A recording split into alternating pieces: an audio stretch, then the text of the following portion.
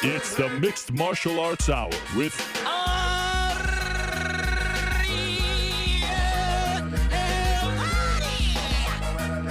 the Mixed Martial Arts Hour back in your life on this Monday, March 27th, 2017.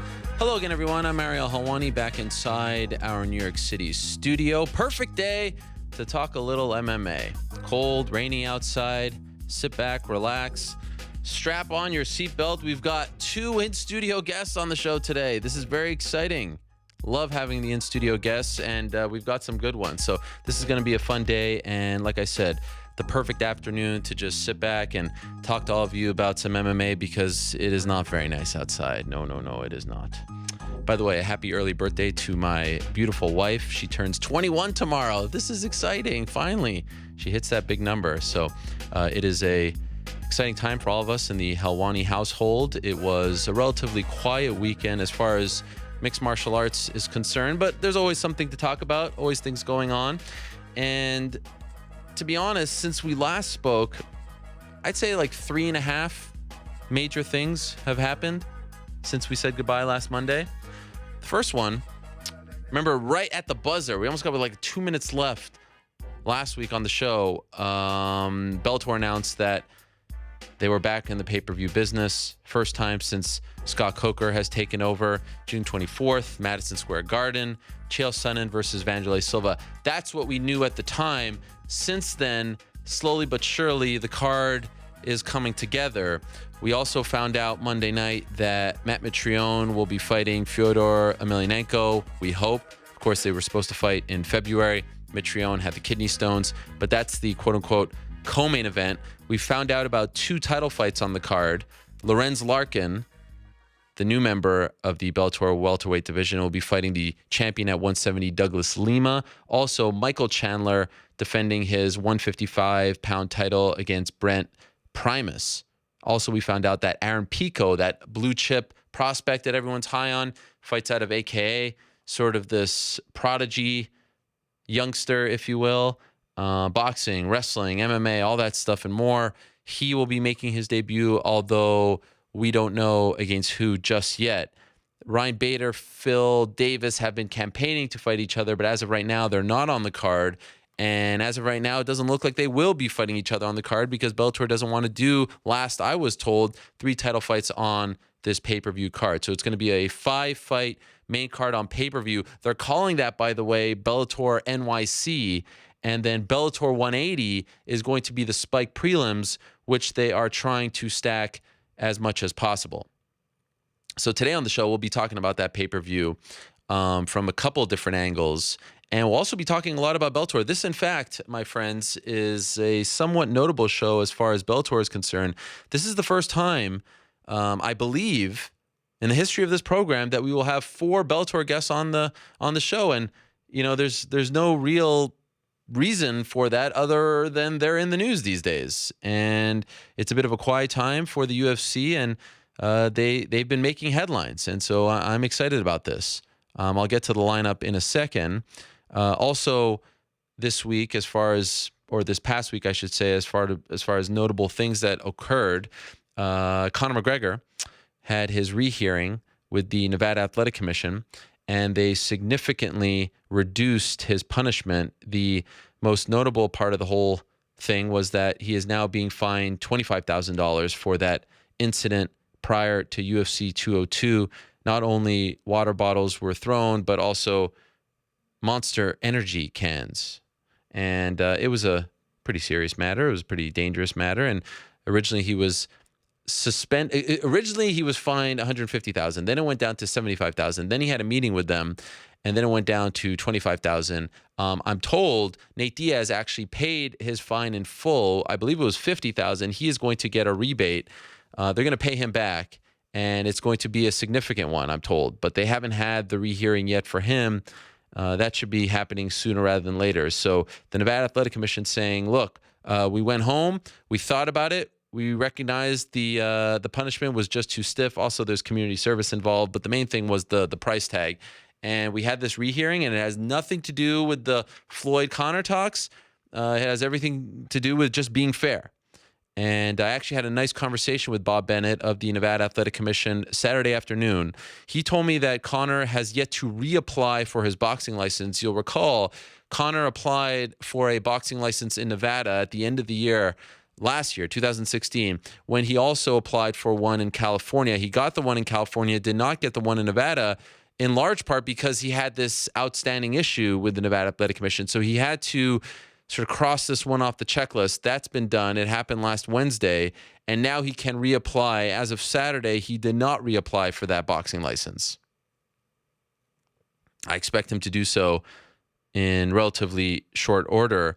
I also asked Bob Bennett if there were any significant talks as far as he was concerned about Floyd fighting Conor in September. He said he has not been told anything of that sort just yet, although he did say, and this is a direct quote from Bob Bennett, "I truly believe that this is an approvable fight from what I've seen so far." And what he means by that is, and that's the end quote, what he means by that is he's looked at some of Conor's sparring. He's looked at his striking.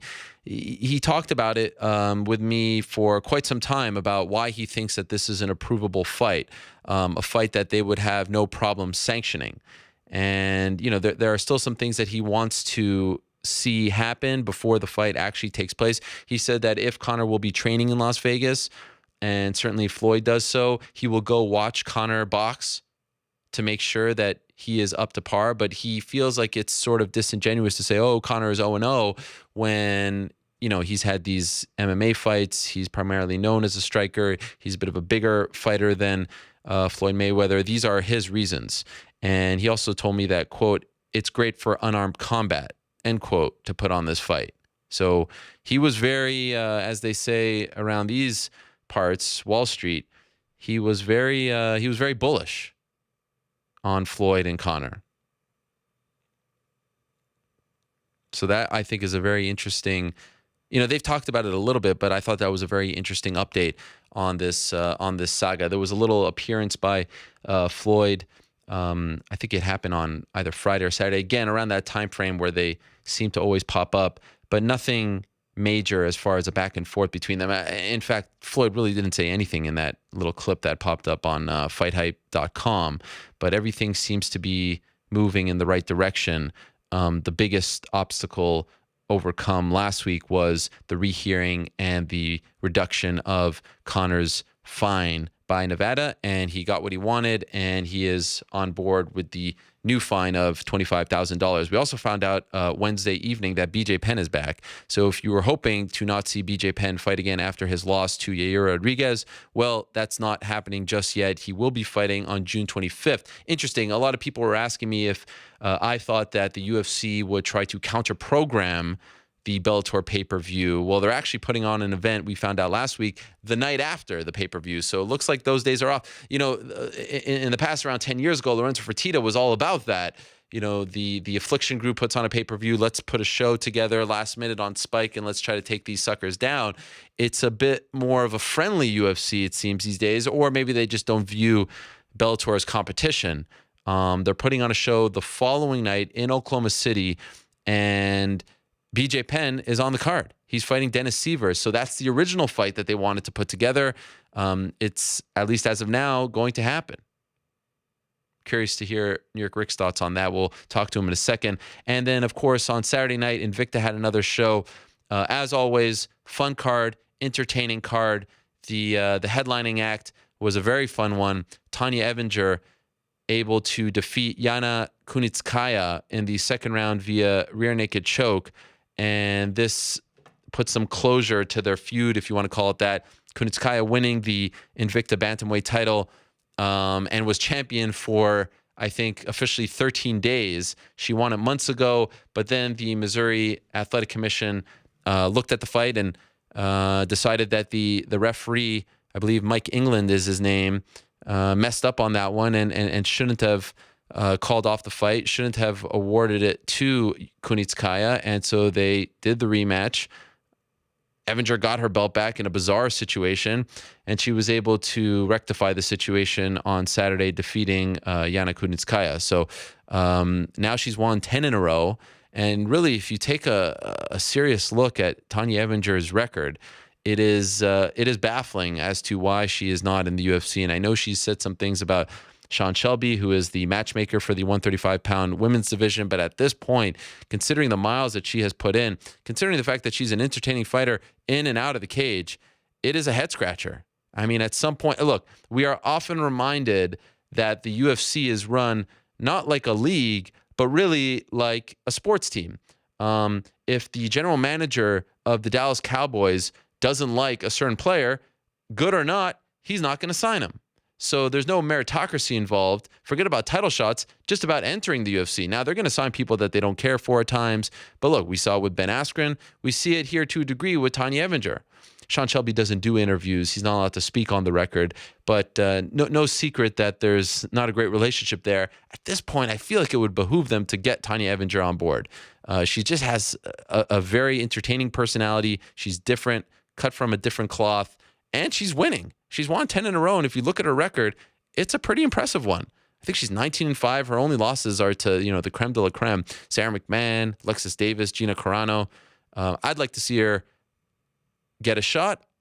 I will also say that her sticking around at Invicta gives them some sense of, I don't know, it's always good to have a dominant champion. And it's always good to have someone who's familiar, stick around from event to event, show up every 3-4 months, defend that title. That's good for the brand. Right now, 115, the title is vacant. Cyborg also somewhat notably vacated the title Friday night at 145. So now Megan Anderson is the champion there. It's good to have these names, but also we can't deny that Invicta is somewhat of a AAA farm system for these 115-pound and 135-pound, and hopefully we're assuming the 145-pound division. So they're kind of, I don't know, they play this dual role of, feeding talent to the UFC, but also trying to sustain their own organization. So it's good for them that Evinger is around, but I think people who have been watching Evinger for quite some time would like to see her get a shot in the UFC as well. So that was notable. Let me run down today's lineup, and we'll get some thoughts from Mr. New York Rick, who is also joining us. I'm very excited about today's show. As I said last week, a lot of you were very upset that Marc Diakiese wasn't on the program after his win at UFC Fight Night London. Well, I have always tried to be a man of the people. You asked for him, now you're going to get him. He'll join us at 125. The Bone Crusher, now 3-0 in the UFC, and he had a little bit of a back and forth with Mr. Paul Felder last week, so we'll hear from him. He is turning some heads in the UFC's lightweight division. At 145, we will talk to the aforementioned Tonya Evinger. She has never been on this show before. First time I spoke to her was back in 2008 in Stockton, California for that Elite XC show on CBS. Remember, Nick Diaz fought Thomas Denny, Shayna Baszler against Chris Cyborg, Robbie Lawler against Scott Smith, Nick Thompson was on the card. It was a very fun card to cover. She was there doing post-fight interviews for EliteXC.com or ProElite.com, I think it was. She was definitely drunk at the time, and that was the first time I talked to her. I went back and looked at that interview, and we have come a long way since. We've certainly grown up. These things happen when 9 years has passed. So I'm looking forward to talking to Tonya Evinger at 145. At 205, we'll talk to Marlon Moraes. It seems like every few days people ask me, what's up with Marlon? What's up with Marlon? So let's hear from the man himself, the now former WSOF bantamweight champion. When's he going to the UFC? It seems inevitable. What's going on? When will he debut against who, et cetera, et cetera. 205, we'll talk to King Mo. Always love having Muhammed Lawal on. As I mentioned, Bellator very much in the news these days. He's headlining their show on March 31st. That's this Friday in Chicago against Rampage Jackson. Interesting comments from Rampage Jackson to ESPN last week saying his biggest regret in the sport was even getting into the sport to begin with. Talked about missing his family back home in Memphis. Kind of made me sad a little bit. Made me sad. And this appears to be Rampage's last fight. He told us on the show back in January he has to go back to the UFC if he wants to continue fighting per the terms of that contract he signed when he tried to leave Bellator. So a very interesting spot there for Bellator. Anyhow, I'm looking forward to that fight. Dillon Danis will stop by, one of the newest members of the Bellator roster. Of course, the jiu-jitsu whiz and good friend of one, Conor McGregor. He'll stop by at 245, talk to him about his debut. And he's in the news this morning. Neiman Gracie calling him out on Twitter. 305 will be joined by Chael Sonnen in studio. How about that? Chael Sonnen in studio. That's never happened before. I'm looking forward to that, seeing the American Gangster. And we have a lot to discuss coming off his loss to Tito Ortiz. the upcoming main event at MSG against Vanderlei Silva. Always a pleasure to talk to Chael Sonnen. Never been done in studio. Can't wait for that. And then 405 will be joined by the Bellator CEO, Scott Coker. Scott Coker in studio as well. Back-to-back in studio guests. Love talking to people in studio, face-to-face, mano-y-mano, nose-to-nose. And that's going down at 405. Certainly a lot to talk to Scott about as well. Mr. New York Rick, are you there? I'm here. Oh, there he is. You Hello. were in Kansas City, Missouri, right? I was. Or Missouri, as they say. I was. Any tales from the road? Any good things happen? Yeah, it was a great event. Would you have said if it was a bad event, though? Of course I would have. Come on. No, you wouldn't have. But yeah, the fan base in Kansas City is responding, and it was a really good show. I know you watched at least some of it. I did, yes. I always enjoy. It's always fun to see a different product, Yeah. change pace. Also, the fight pass cards are great. Where do you fall in line in this whole Tonya Evinger thing? 10 in a row. She's beaten everyone. I mean, is there anyone, you know the product better than anyone at this point. Is there like a number one contender at 135 that people are clamoring for? Not necessarily, but I also think on the merit of just the fact that Tonya's has been, and this fight was not the one that proved that she was likely good enough to be in the UFC. That's already been established. So if the question is whether she's ready, could compete in the top 10 of those rankings, there's no doubt about it in my mind. She's a really, really good fighter, and this wasn't, this was a good performance. She gets her revenge. I wouldn't say it was one of her best. I mean, she was almost submitted in the first round. It was a bit of a sloppy affair. Even in the post-fight interview, she said she didn't like her performance. Yeah, she said she started slow, and sometimes that happens with fighters. Sometimes that happens with her, that she started slow, but ultimately she got the job done and got it done by submission in a fitting twist. Yeah. But this was not the performance that you go, Tonya Evinger belongs in the UFC, because she already belonged. This was just another win to continue her streak. But Invicta's happy to have her. She's a great champion, entertaining, on and off the mic. So if she doesn't end up there, she's happy in Invicta, so it's a good relationship. She's got that Stone Cold thing going where she, flips people off. She walks out with a T-shirt that has, the middle finger on it, and she kind of appeals to a certain sector of the audience. The beer drinking redneck kind of crowd. You know what I'm talking about. The people from the South. I mean, look, let's call it what it is. I mean, she's that kind of, people like her because she is very sort of, I don't know. She's woman. I don't know about every woman, but she's not polished, and that's a compliment. She's not someone who's just going to give you canned answers. Tonya's not going to bullshit you. Yeah, she's not going to bullshit you, and she's just sort of a person who shoots from the hip and all these kind of things you want to say. But if you look at her record, I mean, her last loss was to Sarah McMahon in 2011. And if you actually go up and down, I mean, there are some people like Cindy Dandois, Irene Aldana. These people have been signed to the UFC, and they were in the midst of that winning streak. She's had wins since beating those people. So I'd like to just see at this point, I mean, she's been doing this long enough. She's 35 years old. She's been fighting since, I mean, when is it? 2006 or so. It would be nice for one of these people who's been, bouncing around from the Elite XC days, tough enough. I mean, she's been all over the place, to finally get that shot. And this is one of those times where I wish Sean Shelby could do interviews and we could just ask him, like, okay, what's going on here? Why don't you give her that shot? Why are you giving other people that shot and not her? But I do know that Invicta is very happy to have her around. And so we'll see what happens next for her. I'm excited to talk to her. Now, what about this BJ Penn thing? That's the main thing I wanted to ask you. It was fascinating to me that the news was met with such indifference. I mean, it really wasn't that big of a deal. And to me, I mean, that's sad in one regard because, like, I mean, this is BJ Penn. He is who he is. He is still a legend Hall of Famer. But do you feel like people are just kind of blocking it out at this point? Do they just not care? I mean, I'll say this, and maybe it's because of my vocal support of BJ Penn. People have been talking to me about it and asking me about it. So how do you feel about it? I don't think people are quite ignoring it, but I mean, I feel the same way I felt right after The last one, I can't watch it anymore. I can't do it. Now, you said this after the Yair fight, right? Yeah. Not going to watch. I don't buy that. Come June 25th, that morning. Come June 25th, this may be a different story. But right now. Because you're the one who talked about, the levels of accepting a BJ Penn fight. I'm still very early in that process. I'm still at the let's not get excited portion. That may change, but I'm hoping to keep the resolve. I just don't.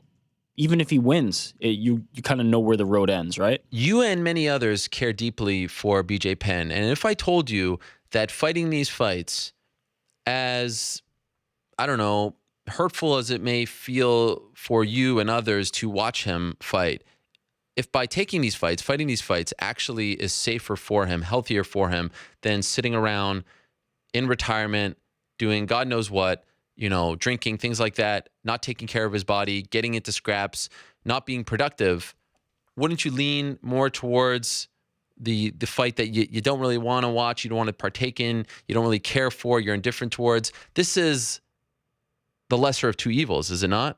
Maybe. And that's I honestly think that's what we're dealing with here. That ride is going to come to an end at some point, and then he's going to have to face that at some point.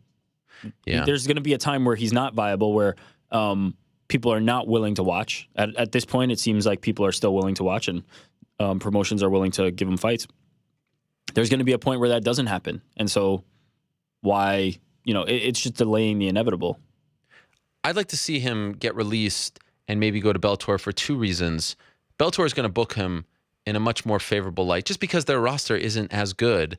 And they kind of get away with, giving guys fights where, Luke brought up a great point last week, like CM Punk, the better home for him would have been Bellator. They would have tried to given him a much more favorable matchup like they did with Herschel Walker back in the day. And BJ would get that same kind of treatment. Also, Rich Chow is a very good friend of his. He's the matchmaker. He's not going to put him in these, tough situations. Now, I'm not going to say that if you can't beat Dennis Seaver at this point, that should be the end. But I wish that Dana White and company would have stuck to their word that he said in 2014, I believe, I don't want to make a single dollar off of BJ Penn anymore. Why did things change? Because he still wants to fight? Well, then let him go fight elsewhere. Are you really breaking the bank at this point? You know what I mean? Yeah. By putting him on this card in Oklahoma City? I'd rather him just go fight in an organization that has lesser talent, that can give him more favorable matchups, and he can be in, if he has to fight to keep himself healthy, then let's do it against, lesser competition. Let's not do it against the best of the best. Yeah. And it just kind of, the whole thing, I'm surprised, he's back so soon, but I know, it's just better for him, for his psyche. He's talked about this on this show. I know it's better for him to just be an active fighter.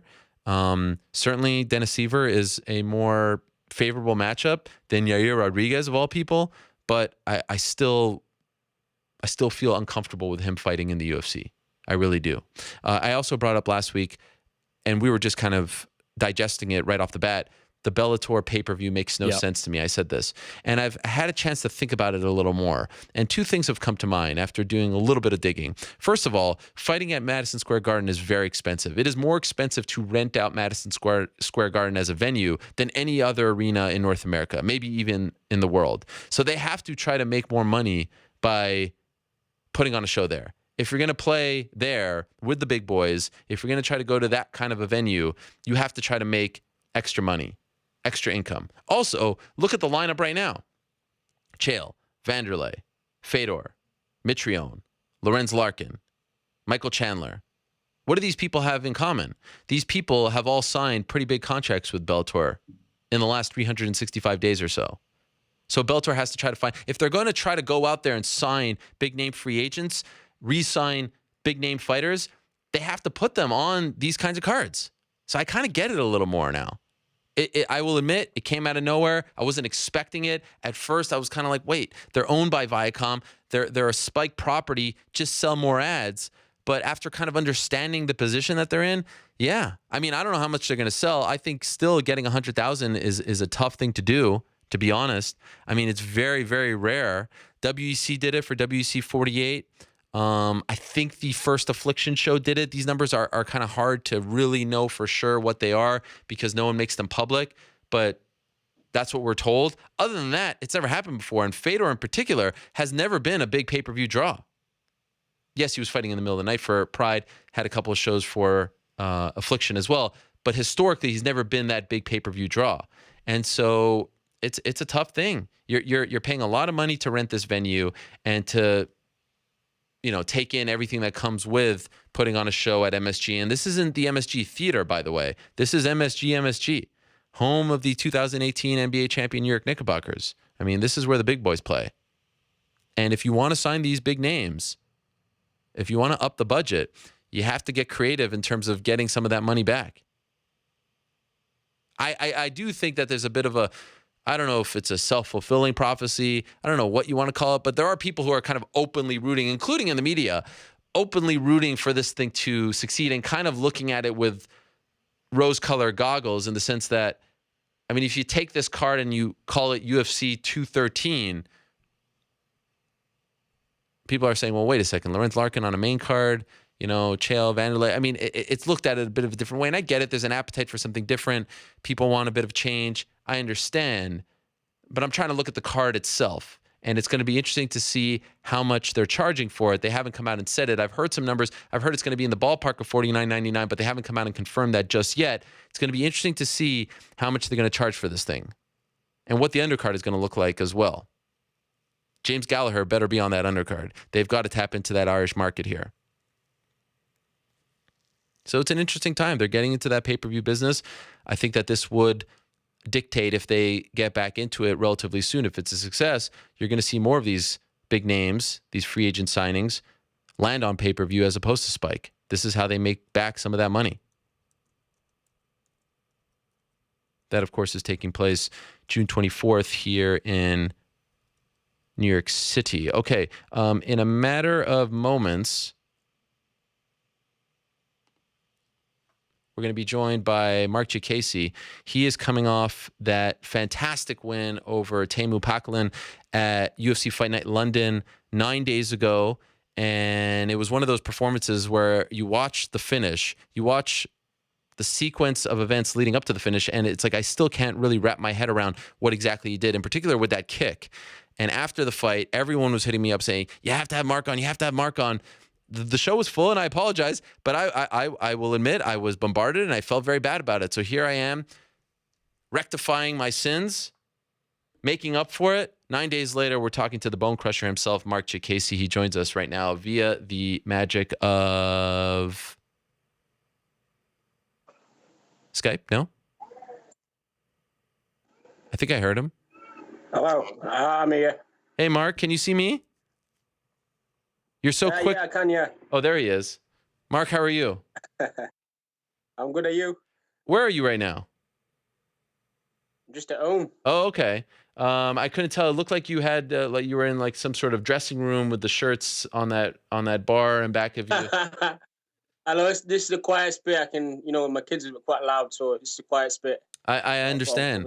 I appreciate you doing it later on in the evening in the UK. So I don't know if you saw this, but a lot of people are hitting me up saying that you had to be on the show last week, and someone sent me a screen grab of a Reddit forum, and they said it was you, and you wrote that this podcast was lacking the Bone Crusher. Was that in fact you that went on there? Which one? Oh, you went on a few. No, it's not me. I don't really do stuff like that. Okay. I was like, wow, that's kind of ballsy, but I appreciate it. People really, they've taken, go ahead. There's fans out there doing it, so I think you should apologize to them. Oh, no. Okay, fair enough. But they're definitely, behind you, and they've taken a liking to you. And it's happened in a relatively short amount of time. You made your debut, of course, back in October. Did you think that you would pick up this amount of steam in such a short amount of time? Or are you not surprised? Did you think that you would be further along, 5 months later? I think just the beginning. I think obviously I'm still progressing. This is just a bit of a scene. I mean, I've moved to an American top team now, so I'm getting a better feeling of the guys that I'll be fighting. So it's just the beginning. I'm willing to push a bit more. So we'll see. So you're training out of the Coconut Creek gym for American Top Team? Yeah. Was this your first training camp with them? I'm training that. Pardon? Was this your first training camp with them? Yeah, that was my first. Yeah, I did 9 weeks there, and I go back here, and obviously a week before the fight to get used to the timing, and that was it. But I think that's the thing I'll be doing, going there often for my camps. So Why did you decide to make that switch? I just felt like my fight with Frankie Perez, it went the type of fight that I usually give, because I'm excited. I know what I can give, and I felt like I wasn't giving enough, and just the way I was training as well. I just felt like I should have a lot of sparring partners that I needed to get me where I needed to be, and so I thought, all the guys that have been successful, like Brad Pickett, G Manua, a lot of other guys, they seem to travel, go out and get something out there. And I thought, use that example, give it a shot. And it worked out for me. So I thought, it's best for me to just get out there and get what I need to do. And why specifically ATT? Why did you choose them? I did a bit of research. Okay. I did looked at a few gyms to go to. I looked at Rufus, I think Sports or something. Yep. I looked at Alpha Male, but personally, I just think 82 were the best one because they got a few champions out there, and I looked at the amount of lightweights that they have, so I thought it just made sense for me to be out there. What was it like being away from your family for 9 weeks? Well, I want to be the best, and that's what my sacrifice. That's what I've got to do. So, yeah, it was tough, but I'm getting used to it. I know my missus knows what I've got to do, and that is to go out there and get what I need to get. So it's part of the job. Yeah. And so, like I said, that was your third fight, and you're 3-0. Great finish in the first, great finish in the third. You had the kind of grinder fight against Frankie Perez, but in this fight against Teemu Packalén, I think you did an interview with Metro out there in the UK. That kick, which I don't really know what would you call that kick that led to the finish? What would be the technical name for that? Is there even a technical name for that? If I'm honest with you, I don't know the kick. I can get my coach involved there, ring him, and tell you. I learned that kick. Yeah. Like I sat there before I got in. I go back to UK. I got in and I asked him. Obviously, I do this kick, but I do it a different way. And he showed me that's the best way to do it, to set it up with the push kick. And that's what I did. So I learned it for about a week. So I did it. A week before you did it, where did you see it? I didn't see it, but I seem to do it all the time. Like kicks, like I just fling it. Well, I get it wrong. So this time we're more of being confident, been practicing it. So I thought, give it a go. It was a week before. It was unbelievable. I mean, every time I watch it, it's like a video game kick. The way you do that, the athleticism involved is just outstanding. And then, of course, you finished him, with your hands. It felt to me like, okay, after this, you've had 3 fights in the UFC. You want a bit of a push now. Like you said, I saw a quote from you. I don't want to be on the undercard anymore. I don't want to be on the prelims. I'm a main card fighter. Let's go. We've done 3 now. Let's move this along. Is that accurate? Like, are you a bit anxious now to kind of get a bigger challenge? No, I just feel like my name is not being respected here. I feel like I'm one of the best guys. So I want to be pushing to prove a point that I am going to be, running through these guys. Because me moving to ATT gave me that sort of understanding just where I am. So I know where I stand. So I want to prove it. And for me to prove it, I got to fight these guys. So I just want to get given that chance, to start running through these guys. Who do you think is not respecting you? Is it the matchmakers? Is it the fans? Is it the fellow fighters? The fellow fighters, just in general. I think they should know who I am. And they're starting to know that, that was my statement. I need to show them how I fight. And that was just a bit of it. So, the next guy, I hope he's ranked because I want to, put a show again, make it look easy and keep running through him. Because I believe soon enough, I'll be close to that title contender. So, I'm ready. By the way, a part of your package is your very recognizable hair, but you're selling us short here. Can we see the hair? What's going on? Or are you cutting it off on purpose? Can you not see it? No, we can't see it. There it is. Red, I've got it red. All right, all right. Yeah. Wow, red. Why? How do you decide what color to go with? It was just I had obviously blonde before. Yeah.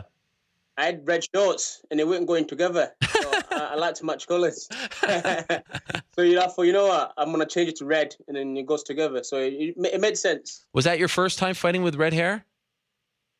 Yeah, that's my first time, yeah. Are we going to stick with that? Pretty good feedback from it, though. Yeah. Pardon? Are you going to stick with it? Yeah, I'm going to stick with it, yeah. It looks the part of it now, so I'm going to stick with it. Plus, I had a bet with Danadi. He said if I got a knockout within 60 seconds, I take it. I said fair enough. Huh. So we shook hands and said I'll get a knockout, and I did. Wow. That's amazing. Oh, with Dan Hardy. I beat him to it. How much? Yeah, I beat him to it. So How much was on the line? how much? The hair. He needed it. The hair was in the line, so I told him I'll beat him. I beat his record, and I did. So now I'm in charge of it. Almost as impressive as the knockout itself was the post-fight celebration with the breakdancing. That was something else. Yeah. Yeah, I keep hearing guys thinks I'm a breakdancer. I've never done a breakdance. I used to do a bit of free running with my brother when I was young, running up through walls and stuff. But I've never really done anything like breakdance or anything. It's just the stuff that I just do. You know, at the moment, I just do. I can't even do splits when I'm normal. I just do it now and then. But, you know, I ain't done no breakdancing. That's insane. You've never done, so you've never even like actually taken a class or even tried to say, okay, today I'm going to. No, I've never. What? In my entire life, I've never taken a breakdancing class. It was just the things that I see and then give it a go. And that's just a spur of the moment celebration. Like you didn't plan on doing that in the middle of the cage. No, I didn't plan on doing it. It just happens. Damn. My celebration was a send-off to Brad Pickett because he was retiring. But for some reason, that adrenaline, I just do just crazy stuff. What did you want to do for Brad? Dude, his little dance that he does. Oh, okay. You have to do it. Yeah, I was doing that for him, but, you know, I forgot about it, and then I went crazy. Yeah, no, that was super impressive. I feel like if you stood on the street somewhere in London, I don't know, a very busy intersection, I feel like you can make a lot of money in one afternoon just doing that stuff. Putting on one of those shows. Nah. But you're doing fine. Well, it's a good job that I'm doing in the cage. Yeah, that's right. That's right. And you felt like, based on what I read, you didn't feel like Teemu Packalén was on your level, right? Like you felt like you would be disappointing yourself if you let this fight go, a little longer than a couple minutes, right? Yeah, different. The main reason, like, I never underestimate my opponents. I respect everybody that I fight with. So, like, through camp, I'm worried. I'm training hard, knowing what I'm going to fight. But the guys that I was sparring with, I just felt like Teemu went on that level, and I was doing pretty well. So I just thought, Teemu is no way is on that level. These guys I'm fighting, so there's no way he's going to beat me. I need to make a statement, like to prove a point, saying, listen, these guys are not on my level, and that's what I had to do. And then pretty quick. On I think Tuesday afternoon, you and Paul Felder started to go back and forth on Twitter. What's the root of this? Where did this all start? He's just some low Irish wannabe, because I don't even know where he is. He's just talking crap. The guy, I thought his teammate, they seem better or hated or something. I beat his teammate, Frankie. Now he's coming forward. Like I said, I don't mind. I'll fight anybody, but he's one of these guys. He's experienced. He's a veteran. If I'm gonna beat him, I want to look good. It's either when I come my country in America, I want him to do that so I can smash his face in front of his own people. That's my plan. Did he approach you first, or did you talk to him? He approached me straight after my fight. He approached me saying he wanted to fight me. Okay. But now my plan is, because I'm gonna get ready and try and get through America in Vegas or something, smashing from his own people. That would make sense. Okay. Have there been any talks of this now since, it happened around 6 or so days ago and it seemed to pick up some steam? Yeah. Well, straight away, as soon as he started calling me out, I wasn't straight to my manager. I told him that that's the fight I won, but obviously, I think UFC won it, not in it, but we won in America. And I think it makes sense, Yeah. So we'll see. I was going to ask you about that because it seems like after a few fights with the European fighters, they'll bring them over to Vegas, and they've got the big Vegas weekend coming up, the 3 fights in a row in July. It seems like that's the perfect platform for you to take that next step. Do you agree? Yeah, I agree with that, yeah. And I think it would be a great matchup for me to get out there and, look good in front of his own town. Look good, beat him up badly, and then, and I'll come back nicely. Does he impress you in any facet of the game? It don't impress me. His style is standard, Thai style, where arms up, you hit back. He's trying to be like toughness, trying to act tough. I move around. I know how to win. If it means me taking you down for 3 rounds, I will. But I know how to win. Simple as that. And I can't see him beating me anywhere. Off the top of my head, I don't think he's a top 10 ranked fighter right now in the lightweight division, right? He's not. I don't even know where he is, to be honest. I've not looked. I don't know where he is. That's the problem. He's trying to call me out. Like I said, he's trying to get a bit of hype, but my hype I earned. I had to beat people up to get in it. I didn't just get here, and I think he's trying to steal it. But I don't mind giving a beating, no problem. So I'm just waiting for it. When it's ready, I'll be there. But a few minutes ago, you said that you wanted to fight a ranked guy. Why even entertain this? Like, do you feel like this is an appropriate step after the 3 fights that you've had thus far? If I'm honest, I don't know where he's ranked. Is he ranked? Because I don't think he's ranked or something. Whatever. I don't know. I will find out. But even so, like, let's say he's ranked 14 or something. Is this, after beating Packlin, was this the kind of step, or were you thinking, okay, maybe I'll get a top 6 or top 7 guy, really get that push? If I'm honest, I just think, like, right now, people want to fight me, so they should be calling me out. I don't call it anybody. I've got my own hype, you know what I mean? I'm one of the best, so they should be calling the best out. I shouldn't be calling them. So we'll see. But I'm not calling anybody out. They should be calling me because, I'm the name now. They want to fight me, come and call me out. And then if you think you're a good fight, we'll fight. And by the way, according to the UFC, go ahead. I think Paul Phil will be the great fight because he likes to stand up and his style is just average. He don't do much, you know what I mean? So I'll like that fight to show him off in front of his own people. According to the UFC rankings, he is not currently ranked in their top 15. He's not even ranked. So if he's watching, he better watch. No, he's not even ranked. You know what I mean? He's not good to me. So it's even, for me, it's stupid of me responding to him. So, you know what I mean? I thought he was ranked, but he's not. You took the bait. Stupid, you took the bait. He wanted you to respond. It's all right. It's all right. I don't mind giving beating. It's fine. Have you noticed, since coming back, because your second fight was in New York, Albany, New York, and then you came back and fought in London, did you notice a difference in the way the fans reacted towards you? Do you feel like more people are recognizing you now, getting behind you over there in England? Yeah, I do feel like a lot of people now, I can't go anywhere now. Oh. A lot of people know I am. Especially with this, I think I need to shave it off. Because that's what we're noticing, that red there. So I'm going to try and shave it off for a bit. So you'll shave it off and then regrow it? Regrow it, yeah. Then I'm free for a little bit. In New York, it was different because I'll find a guy from the hometown, Frankie. So I got booed in there, but I didn't mind, as long as I got the job done, that's what matters the most. Yeah. But hometown crowd here in UK, people support me a lot, and I'm starting to see it now. So that's just pushing me to push a bit more harder than I have been. So that's the move that I did. Move to American top team just made sense, and I'm just happy at the moment. How did your now former team react to you leaving? Well, how it happens when you leave a team. No one's really happy, but I'm starting to see this. It's about me.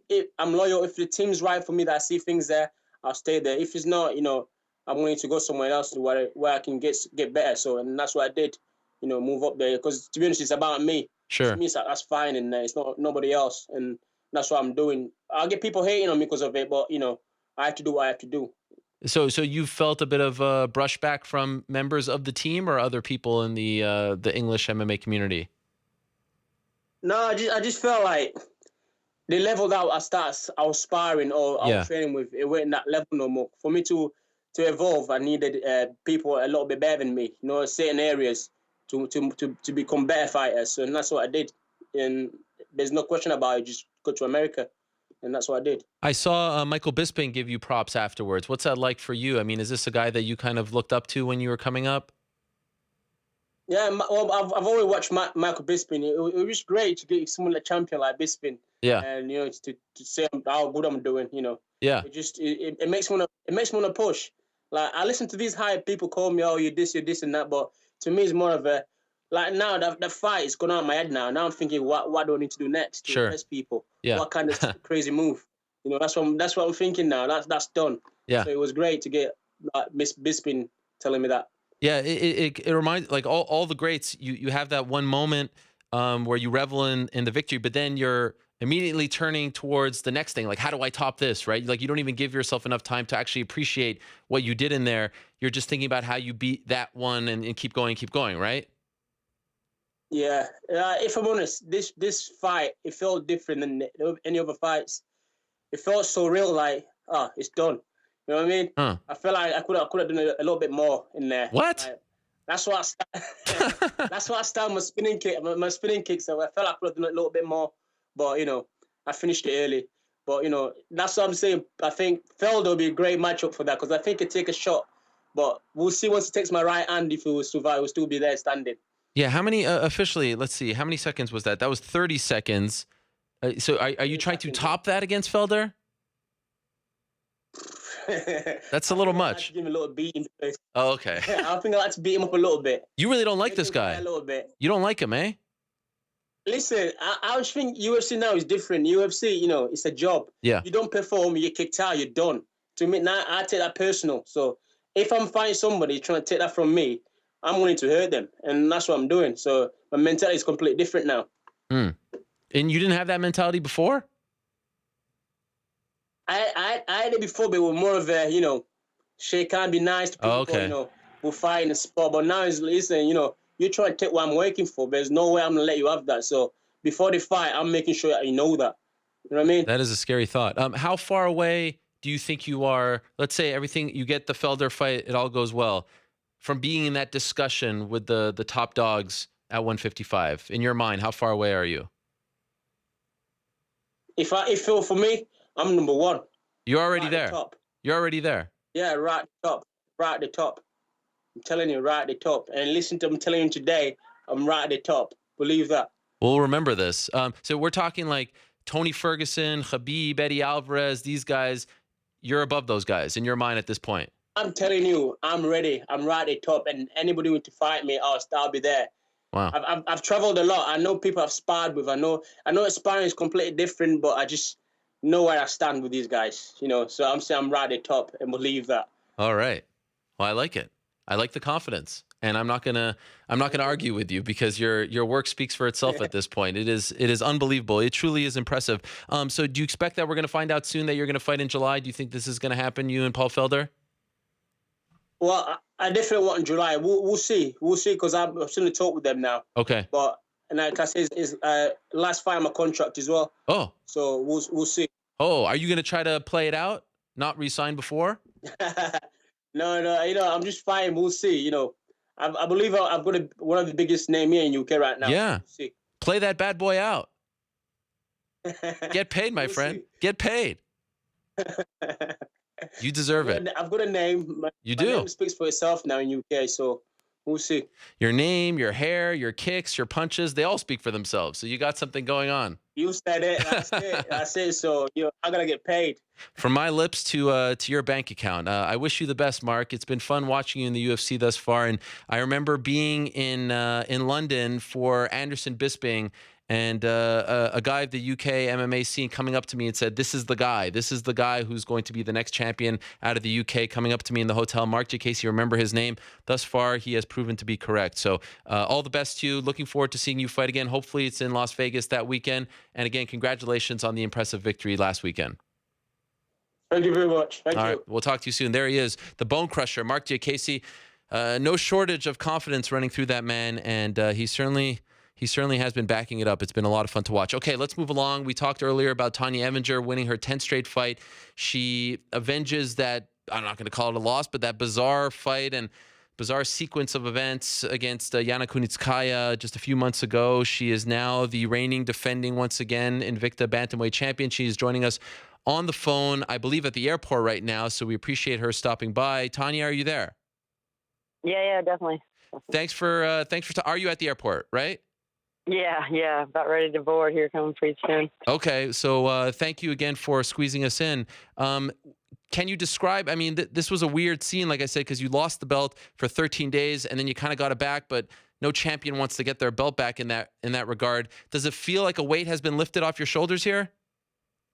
Yeah, I definitely was waiting for this fight. I think that they're just a little unfinished business, and it took long enough. We wanted to get on the last card, but I know Invicta wasn't prepared to put us on there. They didn't plan on an outcome like that. So I'm just happy to be back in action so soon and be able to take care of this before it got too much. There's too much talk going on. What kind of talk was bothering you? None of it was bothering me. I just got tired of her fans and her coaches and her team, just all the stuff they were saying. So, it's just always good to shut some people up, Did they actually physically send you the belt back? How did you get it back? Well, obviously we have our own belts. It's not like when I lose my belt's going to go to someone else. That's just going to go home and sit on my shelf until it, memories. But, so she actually got another belt, and I think that I think maybe she has to return that one or something because she wasn't actually champion. So, Wow. I obviously don't want another belt running around, Invicta World title running around, in somebody's hands that I don't think that truly want it. So, I would hope that everybody would feel the same on that. But, it is what it is. I know you said afterwards in the cage with Laura Sanko that you can hold your breath longer than she can hold on to a guillotine. But honestly now, I mean, how tight was that? It looked pretty tight. I mean, it looked like this thing was going to come to an end in like 30 seconds. Were you ever considering tapping? No, I don't. She wasn't choking me enough to tap. She didn't have. I think her submission attempts throughout the whole fight were, mediocre at best. I knew she just didn't have the actual right technique to finish any of them. So, it's just one of them things where I have to scramble until we get out of that weird scissor position, and I think neither one of us wanted to give up the position, so nobody was willing to let go, and it was awkward for a while. Yeah. But it was entertaining as well. I mean, it was kind of like this chess match going on. Yeah. You didn't seem very happy, though, with your performance. Have you changed your tune 48 hours later or so? Well, I think I say this every time I fight, that I don't feel like I performed as well as I should. But that, I'm talking about I go in the gym day in, day out and perform at a certain level. And then when the fight comes around, obviously there's a ton of things that come into play, the weight cut, the nerves, everything that comes into play, maybe you ate something bad or something, but, it's just one of them things where I see myself performing at a much better pace and a much better level. And then not feeling like I got to execute everything I want to do, so I think I kind of say this every time I fight, but, just going back and watching it every time and then like, how it went down in my head and how it actually went down, and, are two different things. So. Okay, so you mentioned the nerves, and you also mentioned, eating things. I remember a few fights ago, you actually threw up in the cage, and you did say after this fight that you ate some bad Mexican food and that made you feel a little sick. Do you think it was the food, or are you just the kind of fighter that, because even afterwards, I think Laura was saying, or someone was saying to you, don't throw up again. So is that like a common thing for you? I've actually never thrown up in the cage. I've dry heaved a little, but okay. I mean, who's adrenaline? We're talking about fighting, 15, 25 minutes, and whose adrenaline doesn't make them sick. So I think my adrenaline makes me sick every time. But this time, yeah, man, I just definitely didn't eat the right thing. I think that was just sitting different. But other than that, same as always. So in the cage, you're actually thinking to yourself, right? You're thinking like, oh man, something's not sitting well with me right now, and that threw you off a bit? Yeah, no, I just felt like I was a little more sluggish than I should have been. And, like you said, going back here and looking at the tape days later, obviously I think I performed better than I thought I did in my head. I'm like my worst critic, so is myself. So other than that, I mean, I thought it was good. I would have liked to hit her a lot more, but when you got some kind of scramble going on like that, it's hard to get more than one or two good ones in before, it's formed to a different position. So I have a lot of respect for you, Tonya, for what you've done thus far in your career, and also for what you've said every time that you're asked about the UFC. I mean, you seem to be very proud of being the Invicta champion, and you're not one of these people who says, yeah, this is great, but, I really want to go on to the UFC. Now that you've won 10 in a row, now that you've defended the title a few times, you're 35. I mean, you can't fight forever. There's no part of you that just wants to see what it's like over there? I mean, I've been wanting to fight top talent since I started. It's never happened. So, I mean, for me, obviously, I think, I want to go as high as I possibly can. I think that every fighter does, but at the end of the day, I can't make anything happen. I just can keep winning fights, and they'll bring me over when they feel like I'm ready, or if they feel like I'm a sellable enough fight for them or a good enough fighter. I don't know what necessarily the circumstances have to be, but right now I can just do nothing but win fights and go from there. I would imagine you're ready because you've beaten people who have later been signed to the UFC, if MMA math means anything. Do you feel like politics or relationships are keeping you out of the promotion? Yeah, I don't know what it is. It just seems like a prerequisite. You lose to me and then you get signed. So maybe everybody just wants to fight me for that. Win or lose, they're going UFC. You have said, a few things, I think in jest, about Sean Shelby, who's the matchmaker. Do you regret saying any of these things? I mean, I never said anything that wasn't true, just vice versa for him. You know, we had a conversation and he said certain things about the way my performance, he thought the fighting style was, and I didn't agree. But other than that, I mean, what's there to really take back? I mean, there was a real occasion that happened. So, you know, I'm not saying it helped or didn't help my career, but it obviously lit a fire under my ass because I've done nothing but win since, you know, so. Could for those that don't know, could you tell us what you're talking about? I think it's just old news. Back in the day, we're trying to get signed or whatever. I've had conversations with them where obviously I reached out to them to try to get signed and didn't understand why. And, you know, some statements were saying that I was what was it? Shoot, I can't even hardly remember. That I didn't finish fights or I wasn't a great performance or something.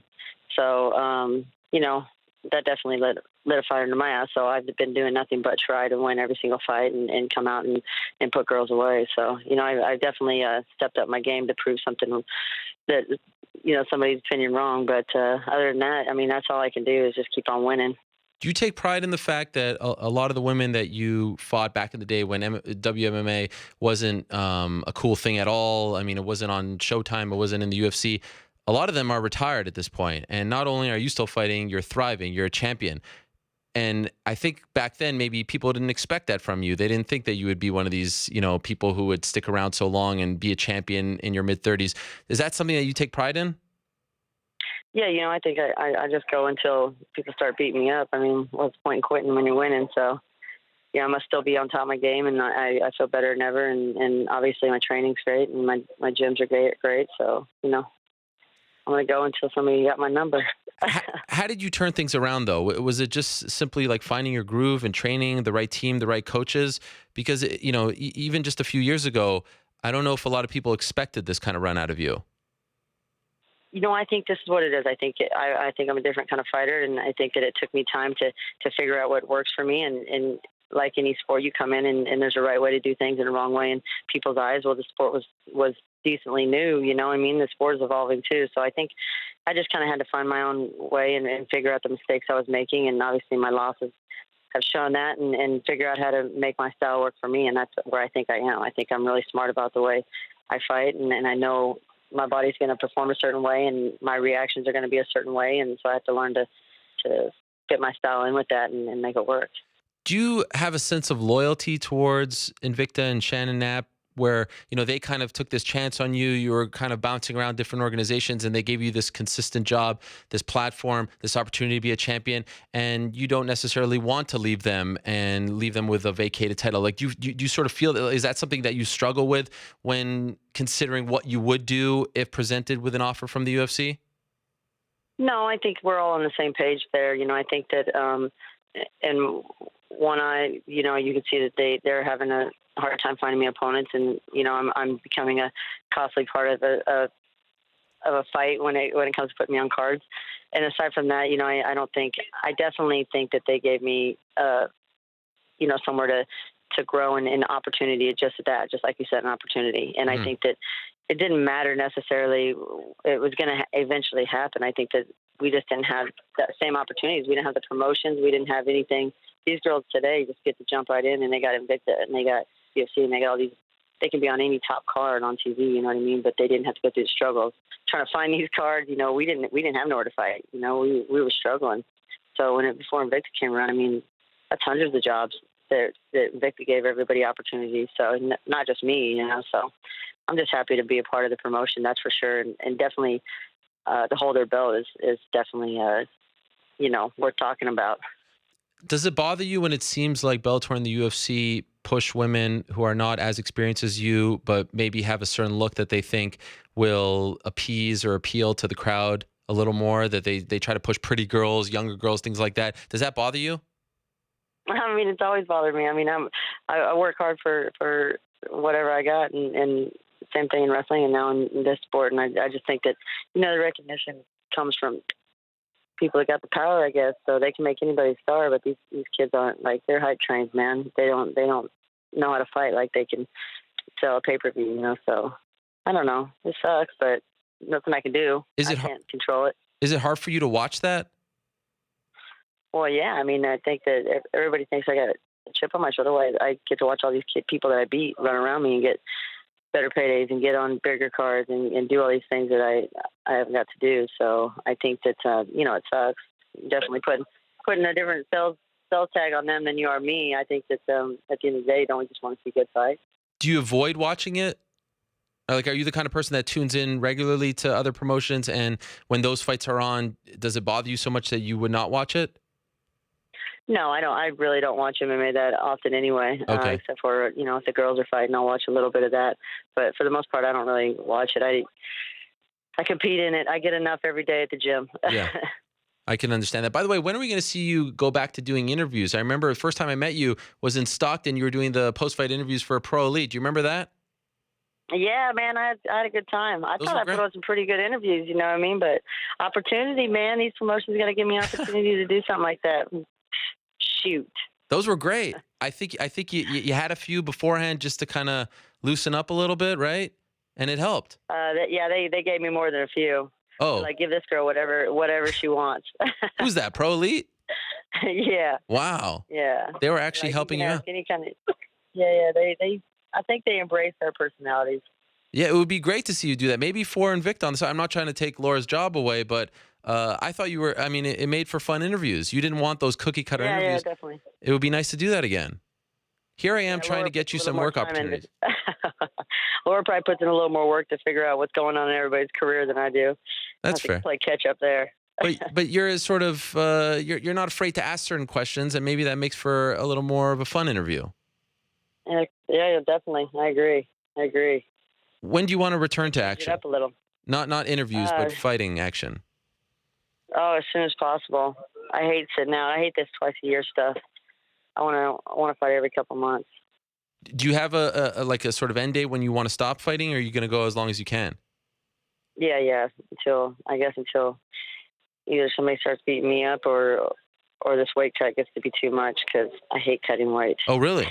Well, 145 is sort of the weight class du jour. Would you rather fight at 145 if you could? No, definitely. I think that 135 is where I'm at. I just like to eat and get fat, so Sure. you can't change that. What's the favorite post-fight meal that you like to have? Post-fight. I don't know. I'm a sandwich person, so I like cold sandwiches. That's your exciting meal that you get fat on? Cold sandwiches? Not even warm? Yes. Not even panini? Yes, it's super yummy. Super yummy. No, I'm not a panini person, really. Just a cold sandwich? Yeah. That's more my style. Okay. Yesterday, did your brother compete in a wrestling tournament? Oh, my nephew did. Your nephew. How'd he do? Yeah. He got second in state. Wow. He did good. How old is He he? did amazing. He's 14. Wow. Okay. And when you go to these tournaments, do people recognize you? No. I got this weird group of fans that follows me all over where doesn't matter where I fight. You like that, right? Yeah. I like my fans. They're definitely unique. I have a good group. Everybody's down to earth. Gets my humor. Yeah.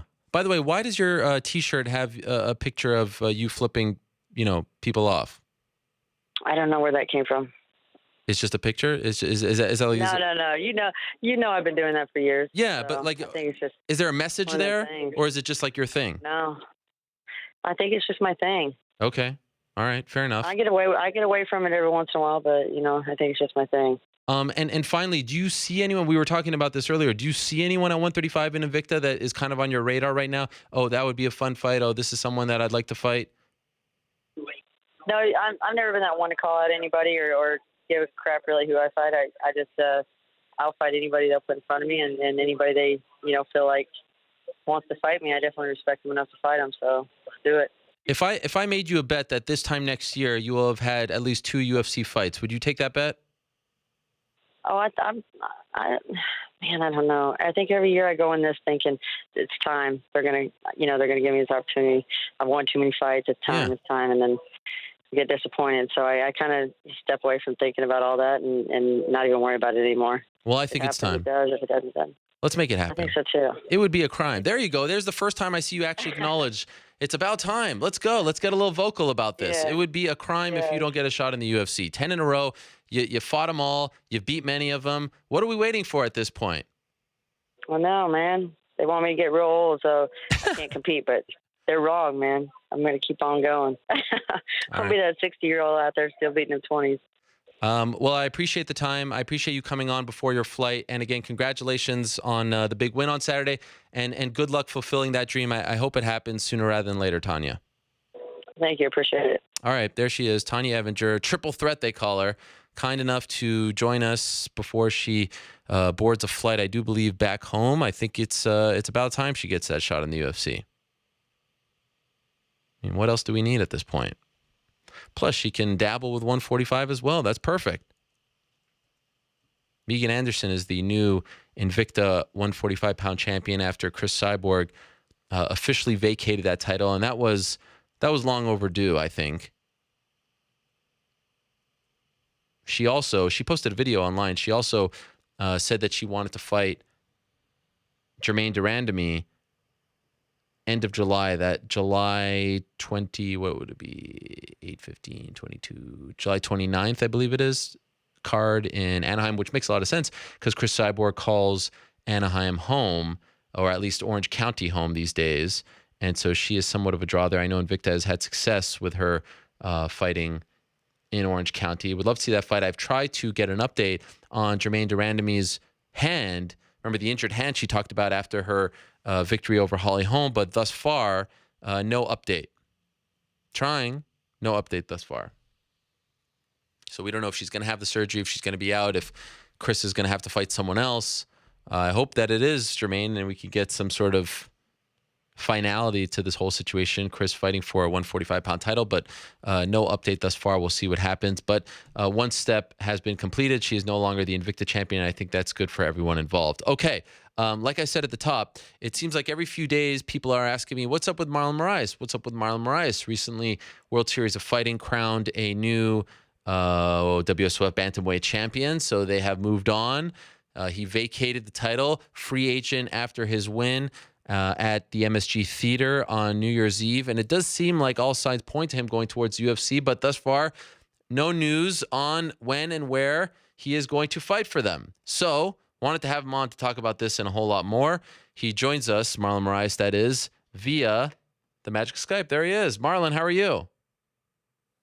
Very good, man. Pleasure always be here. Yes, great to talk to you. So I was told, Marlon, and correct me if I'm wrong, that today we're going to see a different Marlon Moraes on the show, that you are a little ticked off, that you have some things that you want to get off your chest. Enough is enough. Marlon has something to say. Is that accurate? I don't know. Depend what you're going to ask me. Okay, so the ball is in my court. Yes. Okay. Have you signed with the UFC, Marlon? Man, looks like, but we're working on, Ali, I believe in him so much, and we're trying to get the right thing, everything right. But of course, I want to go to UFC. Yeah. It's a dream. And we're working, man. And I'm training like I have a fight. And I'm getting better every day. And it's just a matter of time, man. A matter of time to have the right date.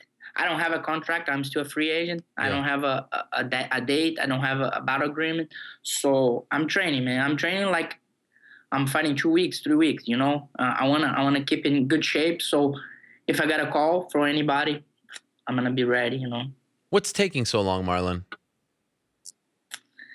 It's hard, when you come from other organization and you kind of make good money, and you don't want to let go a lot of stuff. So it's hard. And I really understand. And I know when it comes to a term, yes or no, it's going to be good for me, The money that we're talking about here, is it comparable to what you were making in World Series of Fighting, or initially are you going to have to take a pay cut? Yeah, of course, man. I'm one of the best fighters. Yeah. I'm not saying outside UFC. I would say no all MMA, in the bantamweight division, one of the top 5. And everybody know I can be the champion. I can hang with the champion. And today we can say the UFC champion, Corey, he's the best out there. He's the champion. He holds the belt. But that he makes a lot of money. If I can hang with him, I also want to make a lot of money like all those champions. Sure. Let's see what's gonna happen. I'm very excited, man. Very excited, and I believe my coaches, my manager, and I know everything's gonna come in the right time. So I remember the last time we spoke, you had signed this sort of unique deal with World Series of Fighting. You'd fight one more time that MSG show, and that was a cool opportunity for you to fight at the MSG Theater, but also on NBC. And then you kind of just left, but it was kind of done a little bit quietly, and they put out this press release that they were going to have, a bantamweight title fight. You weren't involved. Ultimately, why did you decide to leave? Why did you seemed relatively happy when we spoke. Why did you decide to become a free agent? I think that was time, I'm a fighter, I know fighters, they are in that prime, maybe for 1 year, maybe for 2 years, maybe for 3 years. I feel like now I'm on my prime. I was on my prime last year, but we had the opportunity to fight one more time, and we took that fight, man. We knew we could make a statement and do against whatever they put in front of me a good fight, and it was a good fight, and that fight was good for me. It was in the city, near home, very good money, and a lot of viewers, I think close to 1 million viewers. Yeah. The WSOF 34, and man, that was good for me, Sure. I didn't lose anything, only again, and only add more to Marlon Moraes. And so now we are here, man. We are free agent. A lot of people want to see me fighting. A lot of people worry about me, but who has to be worried about myself is myself, and that's it. What do you mean a lot of people worrying about you? Who are these people? I don't know, man. I just feel like the fighters now, they start to get nervous, They see it's getting close, It's getting closer to see that name and the date. And I don't know. I feel like I start to bother some guys and guys in the UFC. I'm not even in UFC, man. Huh. Like who? Who are we talking about here? Who are we talking about here? I'm not exclusively talking about anybody. I just feel like some of the guys, if you're in a major promotion like the UFC, you should be able to fight whatever they offer to you. Right. I'm never gonna pick opponent. Whatever UFC says or either promotion says, I'm gonna say yes. If you're there, you gotta fight whatever they think you have to fight. Yeah. Is there a fight on the table right now? Because I heard that there was. Man, I think that's proposals, and yeah.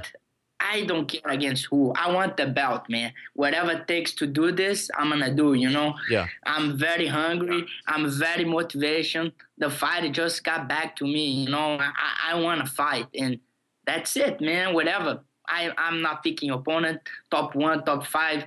If I have to fight all top 15 fights in a row, I'll fight, man. Doesn't matter, Oh. I'm not that kind of guy, Sure. I'm humble enough to know that I have to step by step get what I want, So let me ask you about 2 names in particular. When I say Jimmy Rivera, what do you think? Jimmy Rivera, he's a tough guy, man. He's a top 5 guy, He been saying my name a couple times. Yeah. But when you talk about somebody, it's because that they know, everybody know who is who. If I drive a car, my car goes 100 miles per hour, and that's a car on my side that I know that car only goes 90, I'm gonna be fine. But if I'm 100 and I know that car can go 120, I'm gonna start to worry, Uh-huh. This is what I think is happening. With him? Maybe yes. You don't want to go all in, huh? You don't want to actually say, what's bugging you here. I got a lot of respect, but I'll fight anybody. Yeah. And get that belt, I'm gonna fight anybody. I got a lot of friends. I got a lot of guys I like, but to get to that belt, I'm gonna fight anybody. And what about Rafael Sunsao? Yeah, it's another top 5 guy. Tough fight, and tough fight never backs down a fight, and it's another guy, another name. I don't care. I'll fight anybody. Yeah, okay. And the UFC is returning to Rio in June. Is that the perfect place for you? I mean, if you had your way, would you like the opportunity to fight back home in Brazil? Man, it would be a dream, man. Yeah. I'm from Rio, and fight back home. And I'm not kidding, I'm going to have a lot of people there and a lot of support. And I'm going to be giving them back what they've been giving me this many years I've been fighting here in America. I want to give to Brazil one fight. I want to fight there, and this is one more dream. Would be cool, man. Yeah. Go out there, put on a performance, show everybody what I can do, and be cool. It's interesting to hear the words that you're using because you're saying I am going to give, and like so it's like almost like it's happening. You fighting in Rio. It's gonna happen. It's gonna happen, man. Okay. I'm Marlon Moraes. I know in this game now a lot of people trying to be Conor McGregor because Conor's like this, but Conor McGregor, it's Conor McGregor. Mm-hmm. I'm Marlon Moraes. I'm a humble guy. I don't like to talk shit about anybody. I respect everybody. I've been in a lot of gyms. I give so much respect for all the fighters, but it's gonna happen, man. It's just about the time. It's just about the time I fight with these guys and show everybody. And I know what's gonna happen. It's gonna be good for me. Is there a part of you that thinks like, okay, I've been doing this long enough. I have won all these fights in a row. Like I should probably be fighting for the belt right off the bat. I'm good enough, but I'll do whatever they want me to do. Like in your mind, you probably think that you already can hang with the Codys and the TJ Dillashaw's of the world, right? Yes, I'm ready to take the belt. Yeah. But doesn't matter. This one more fact on me that helps me. I'm ready to take the belt. So whatever they want me to fight, I'm gonna be fighting. I'm gonna keep fighting, making more money, more victories. It's good, It's gonna be good for me. I don't understand. Some guys, they win 3-4 fights in a row, and I want the title shot. Man, why? The title shot you should earn, the UFC should come to you. The Bellator should call you and, hey, man, you just earned a title shot and you win this many fights. I can call. I don't work there. I'm a fighter. I fight, you know. This is what fighters do. This is what I think fighters do, Speaking of other promotions, did you or your management team talk to any other promotions since you became a free agent, or has it always been UFC in your mind? Yes, man. Ali's my manager, and he has offers, and we're thinking, man, we're gonna see. I think something good's gonna happen. Oh. I'm very excited, and I can't wait to get that call and let you all guys know. You know. But is there a chance you don't go to the UFC, or would you be disappointed? Like you have to balance, making a lot of money, getting the best offer, but also the competition, right? Yeah, man. You have to understand. I have a family, and I can't do something that's gonna hurt my family. Sure. I have dreams, but I want to put everything together. Were you sad to leave WSOF? Because you've spoken very highly, like they gave you this opportunity, they helped you find, some stability in your career. Were you a little bit sad to leave? No, I'm not sad, man. I'm happy, I'm doing what I love. We had very good relationship. I have nothing bad to say about anybody or about the promotion. Only good things. They make my dream come true, and I was able to buy a house for my family, and thanks for the World Series. They did this for me, and I'll never forget them. And I did some good fights, and I hopefully nobody forget the times I had there. Sure. And one more opportunity, maybe if I did something bad for them, I don't know. I would like to say sorry, but I know I was a good guy and I was a good fighter. And sorry about what? Honor guy with. Sorry about what? I don't know. Maybe something. I don't know. Maybe when sometimes you talk with somebody and you leave and you don't maybe I'm sorry about something.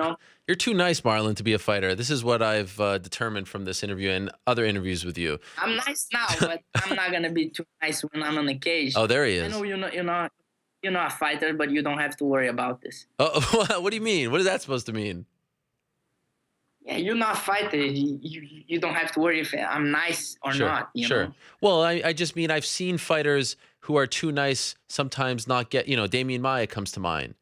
Sometimes the nice guys in MMA don't get what they want or what they deserve, more importantly. Does that worry you ever when you see what's happening in the UFC? The way title shots are being given, things like that? I don't know, man. I have to agree sometimes with Dana, man. You just eat what you kill, If you kill a big fish, you're going to eat a big fish. If you kill a little fish, you're not going to eat that big meal, I don't know, man. I think who's getting the most pay is who deserves. Sure. Who did, So it's part entertainment, part sport. Yeah, it's everything together, man. You have to play and you have to dance like the music, So does that mean if and when you sign with UFC that you'll be talking a little more, you'll be talking some smack and things like that, you'll be changing your demeanor a bit? I don't know, man. You can get the fans in different ways, you know. You have to be yourself, and myself in the cage. I have my way, you know. I like to knock guys out, and I know people like to watch knockouts. I know people like to watch highlights and good fights, and I think I'm gonna get that part, you know. I think you can get there in different ways.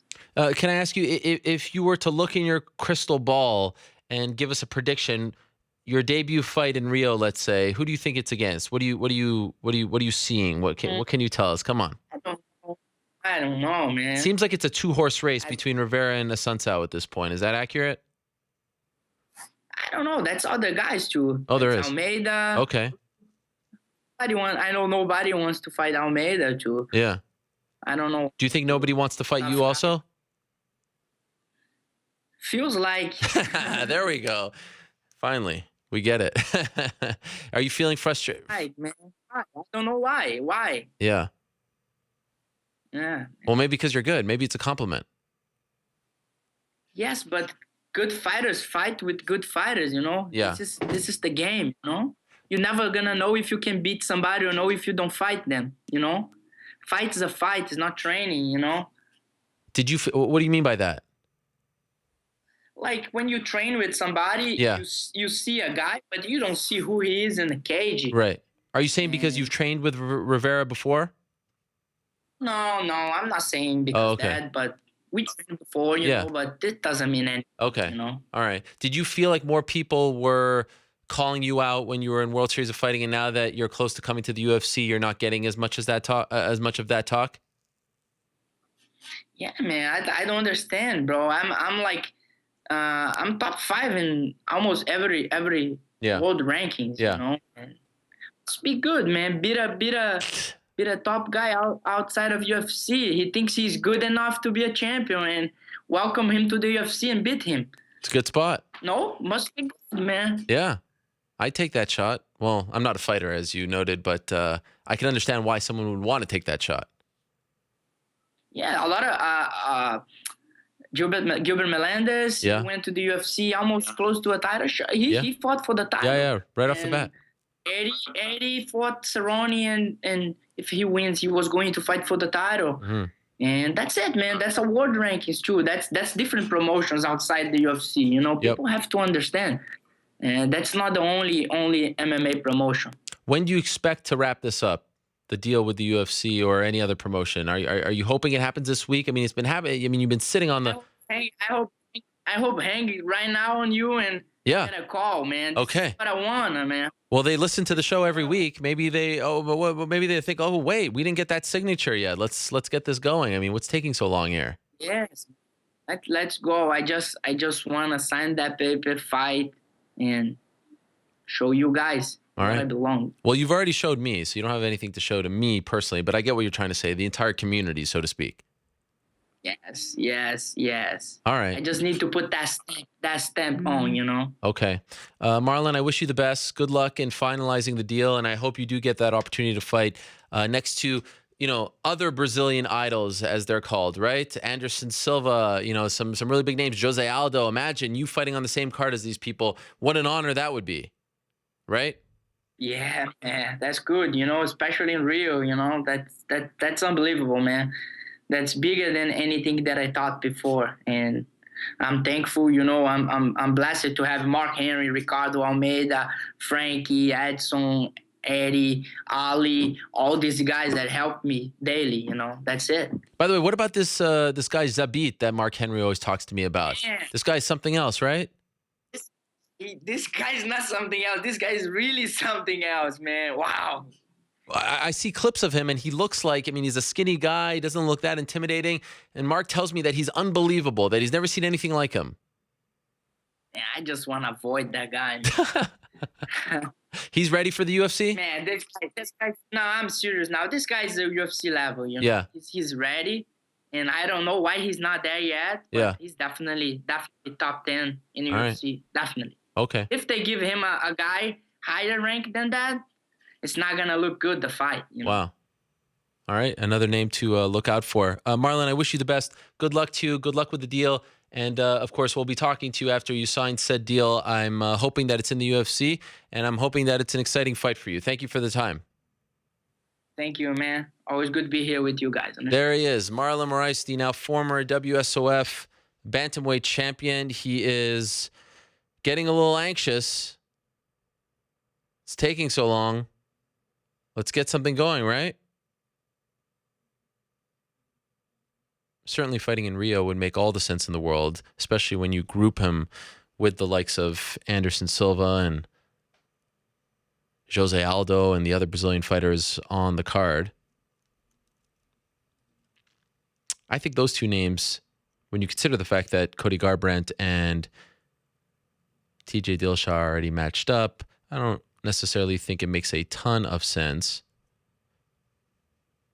to put him in there against the likes of Dominic Cruz. But a fight like him versus Jimmy Rivera or maybe Rafael Sunsao, those two in particular come to mind. So we'll see what happens. Sounds like they're close. Hopefully we'll find out sooner rather than later. Okay, let us move along now. It is a busy weekend coming up for Bellator. They have a show March 31st. That's this Friday. And it's a very unique fight because it's King Mo Lawal, our good friend, against Quinton Rampage Jackson, another friend of the show. And it's unique because, well, it's a rematch. That's not really the unique thing, but it's the last fight on Rampage Jackson's contract. And he told us on the show back in January that if he wants to continue fighting, he probably has to go back to the UFC per the terms of the deal that he signed around 3 years ago when he left Bellator and he had that issue with Bellator, had that one fight in the UFC at UFC 186, and then had to go back to Bellator.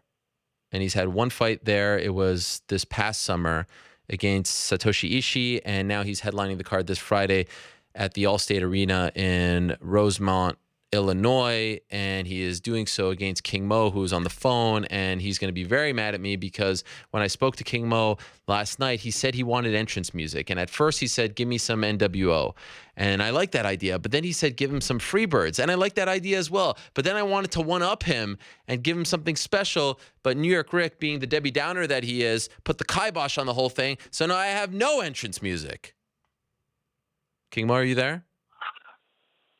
Yeah, man, what was the song you was going to pick? It's some kind of BS, Mo. I had some good music for you. So the music that I wanted to actually introduce you with was the great tune by the West Texas Rednecks, Rap is Crap, because I've always sort of associated... That's my jam.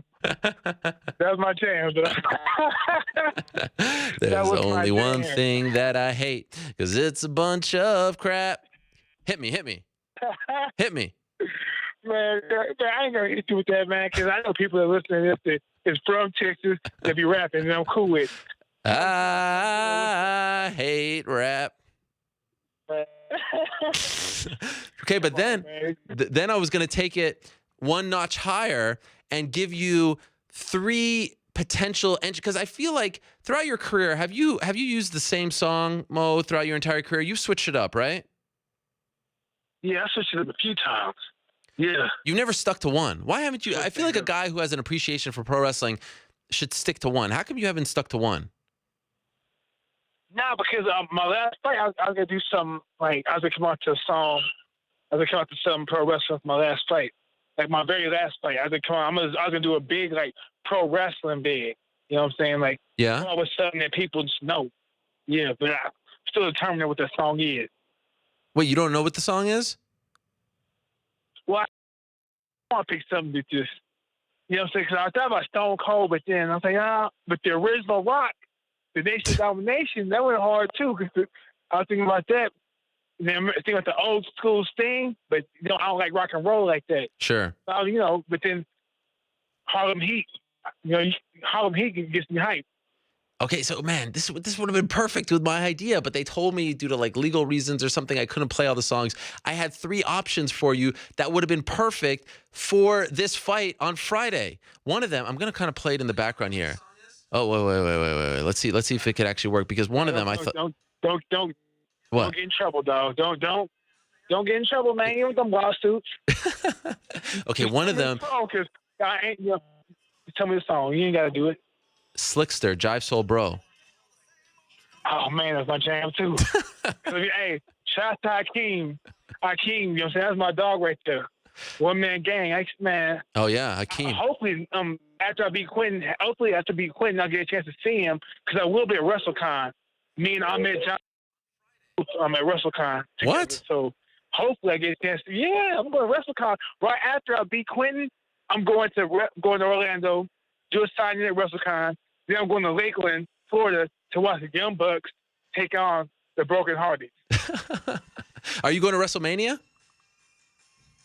I'm a Ring of Honor fan. You know what I'm saying? So I watch Ring of Honor first and foremost. But you're actually going to be in the vicinity. You're going to be there. Yeah, I know. I'm gonna be there, but man, I don't know. I'm not feeling it this year, man. I'm not feeling it. You know, the storyline at Ring of Honor is way better, man. It's better. Yeah. It's better action. Adam Cole, you know what I'm saying? He's doing his thing. You know what I'm saying? Then you got Daniels. He's a champion right now. I just like the way the storyline is. Can we just be honest? I mean, the product's a bit weak these days, right? I mean, I saw this lineup. What is this? I mean, there's nothing special on the card. This is not WrestleMania. This is a run-of-the-mill show. Oh, yeah. That's why I'm watching it. Yeah, you know what? The funny thing is, the same match you see at WrestleMania, you'll see on Monday. Yeah. And Tuesday. Yeah. So I could just, I can just read up on it, and my boys will tell me what happened. But I'm gonna watch Ring of Honor. That's where it's at. Wow. So they're doing a show the night before WrestleMania. Yep. Okay, so this was my other option for you. Do you remember the fabulous Rougeau brothers? Nah. What was it song like? So you're more of a Southern wrestling guy. See, this was a Northern wrestling type of thing. This is Jacques and Raymond Rougeau, and they had a song from Montreal to Memphis, Parlez-vous Français? Oh, yeah. Tell all the boys the Rougeau's on the way. With the Canadians. Yeah. Okay, I remember them now. I remember them, but why I like this song for you was the hook was we're all American boys, and you were an all American. Yeah, you know what? That's too Trump-like for me. That's okay. I can't jam that. Okay, fair enough. Why are you a little embarrassed to be an American these days? Is that what you're saying?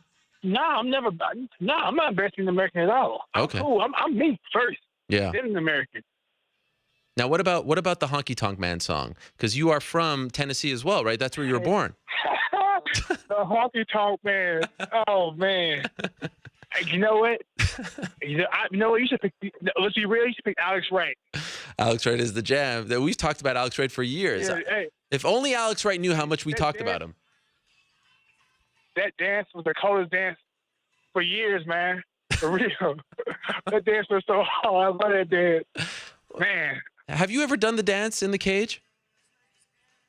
You know what? No, but you know what? I might mess around and do it on Quentin. Oh, my gosh. After I beat him. Okay, I suppose we should actually talk about the fight. Was this something that you asked for? Did you want this fight? Did you know that his run in Bellator was coming to an end? And did you say, let me get one more crack at this guy? No, man, I didn't know anything. What they did was they hit me up and said, Mo, we have a fight for you. I said, who? They said, we can't tell. Oh, this again? On the contract. I was like, all right. Yeah, I was like, well, wait. They're like, well, you can pick 235. I don't do catch weights. Let's do heavyweight. I thought it was Bobby Lashley because I was like, oh, me with Bobby Lashley would be, that's cool. Because he ain't fought in a while. But then it ended up being Quentin. I thought that was Quentin before, right before we went out and they announced the fight. Huh. I found out backstage. Are you kidding? So you just blindly signed a contract? I mean, Mitrione told me the same thing, and I'll be honest, I didn't believe him. Who blindly signs a bout agreement? That doesn't make sense. I do, because it doesn't matter. You know what I'm saying? Fight to fight. You have to fight whoever's in front of you. I'm not going to duck and dodge nobody. Okay. You know what I'm saying? If they came and offered me, like, Godzilla, I'd be like, cool, let's do it. So if anyone wants to fight me, I'm fighting. Yeah. I don't care. So when you found out it was Mo, you must have been super happy, though, right? Excuse me, not Mo, Rampage. You mean? Oh, yeah. I was like, yeah, it's cool, man. I was like, but I seen him. I was like, man, he looks kind of obese. I'm like, what's this boy doing? I was like, but I guess good thing I picked heavyweight because he couldn't make 235 neither. So I did him a favor. So what's going on here? Because last week on the conference call, you guys were going back and forth. He thought it was a catchweight. You said it was heavyweight. What is it? Man, it's always been a heavyweight. Okay. it's always, you know what I'm saying, someone lied to him or he just trying to play dumb, but never been 235. It's always been a heavyweight. It says heavyweight fight, heavyweight event, never catchweight. You don't see catchweight nowhere on the poster. You see heavyweight. So why do you think he said that? Here's the thing, right? Yeah. No, because check this out, right? He was saying there'll be 260, right, when we fight. Well, he was if the fight was at 235, that meant he never meant on making weight. He was never going to attempt to make weight because he said it's going to be 260 come fight time. I couldn't see him cutting weight to make 235. You know what I'm saying? So I just think that he's just saying it to say that. Do you think it's to your advantage that it's a heavyweight fight because maybe he won't, work as hard to lose that extra weight? I have no idea. He says that he's in great shape. He says that he's lifting weights, doing stuff he's never done before. So maybe it's a bigger, stronger Quentin at 260. I really don't care personally. I don't care what he does. I'm just worried about me. Do you I go out there, take care of business, not worried about him at all. Do you talk about the weight stuff to get under his skin? Do you know that it bothers him? I didn't know what bothered him. I was being real with him. I seen him. I was like, man, you look kind of fat. He's like, yeah, I'm out of shape though. I'm like, man, you wearing a bra? He's like, he's kind of shut up. But then when I think about it, he was making fun of that one boy on the TV show, calling him titties and everything. So I'm thinking maybe he touched a nerve. I have no idea. I figured maybe he says he's a thot. I don't believe that. I think he likes to eat. That's all it is. You see, he got to be honest with himself. If you like to eat, just say it. Don't come with no thyroid excuse. Man, you know what I'm saying? He did an interview with ESPN last week, and they asked him what his biggest regret was as far as his career is concerned, and he said getting into MMA altogether. Did you see this? And if so, what do you make of that? Nah, I didn't see it, man. I don't really pay attention to like MMA interviews and stuff like that, bro. I just chill. If I see something at school that pops up, I'll peep it. But with him, like, why am I gonna watch it? Because I know he said same old lame stuff. The breast stink. Hump my leg. I came to like to bang, like to fight. You can try now. You know what I'm saying? And talk about a bunch of nonsense. So the fact that it's like this, he said he regrets getting MMA. Where would he be with that MMA? He wouldn't have no money, no status, nothing. Mm-hmm. So you take the good with the bad, you know what I'm saying? Like, granted, it's a stressful job. You know what I'm saying? You have to train, you have to diet, but at the same time, it pays your bills, and it's brought him to a different type of status. You know what I'm saying? He got a chance to get up out of Memphis, where he could be in Memphis still up to no good. Right. So it's one or the other, you know what I'm saying? You want to be broke, or you want to be paid but working hard to get paid?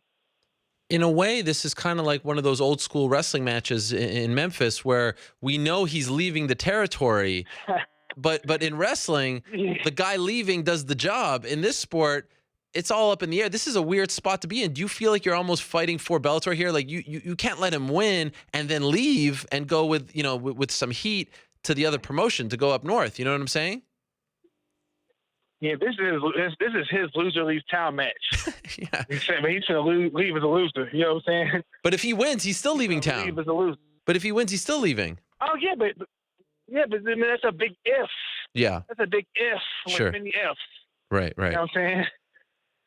Do you regret, Mo, taking that fight against Mirko Cro Cop 13 days after your win over Ishii?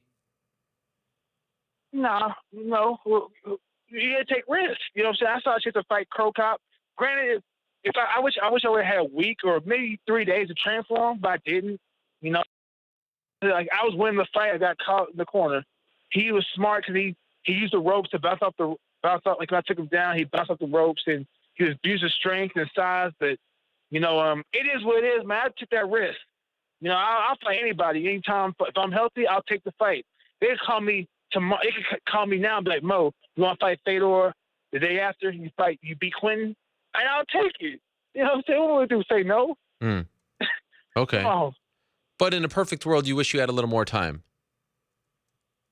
Well, no, 13 days is cool, but I wish I had time to train for him. I wish because my problem was when I came back from England, I had to go get a visa. So I was spending all that time trying to get a visa and all that stuff, and guess what? Couldn't get one. So I called Japan. Like, look, man, I can't get no visa because there ain't no time. y'all find me there early, and now I'll sneak in, and then I'll do my thing. And you find my corners in a few days after that. Okay. Well, I snuck in, but they threw my corners in, and the corners got in the day before weigh-ins. So I really couldn't train, you know what I'm saying, at all. I just kind of just chilled and just ate, you know what I'm saying, fast food, KFC, and met with my boy Cody Hall, Scott Hall's son. You know what I'm saying? Met with him, chopped it up with him. Wait a second. Why are you eating fast food in Japan, though? There's so many better options there. Like what? Like Japanese food.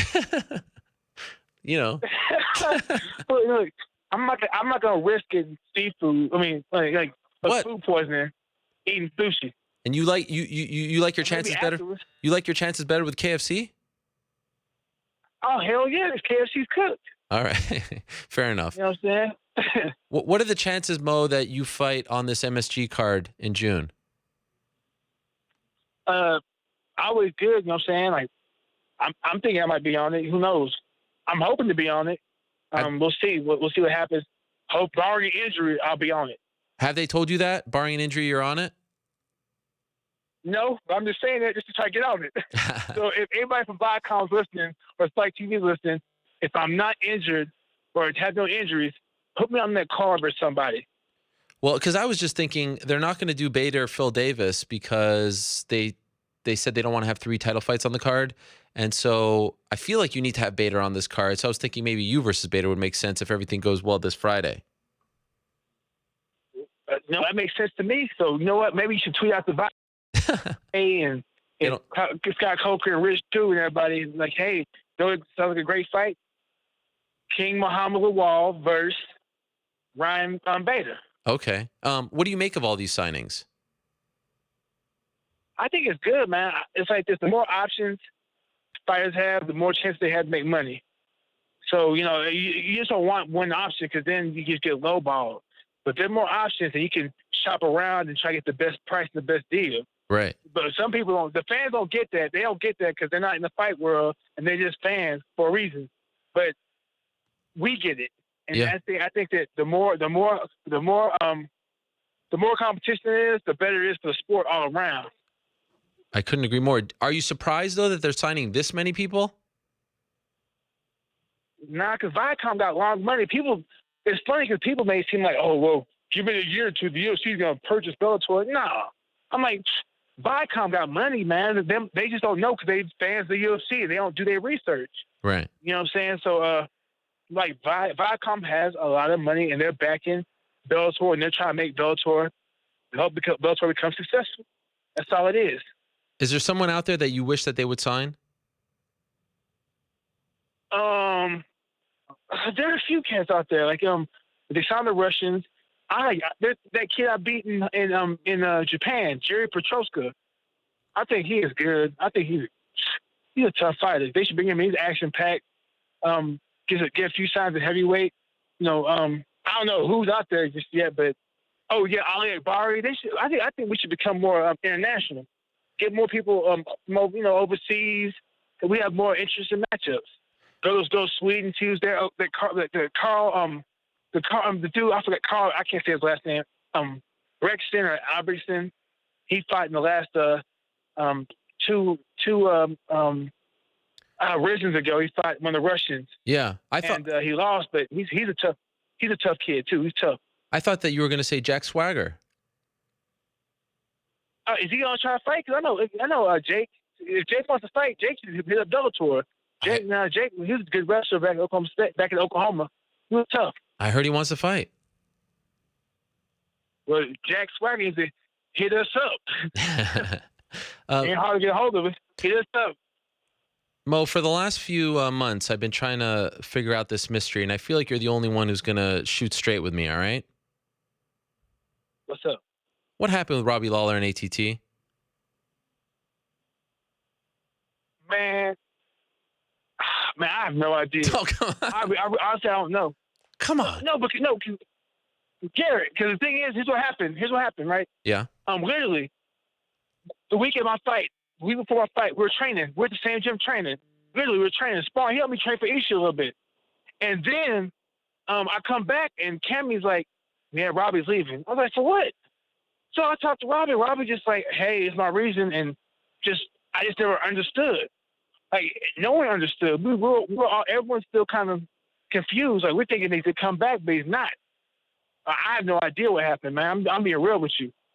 You didn't ask him? Yeah, I asked him, and it just never made no sense.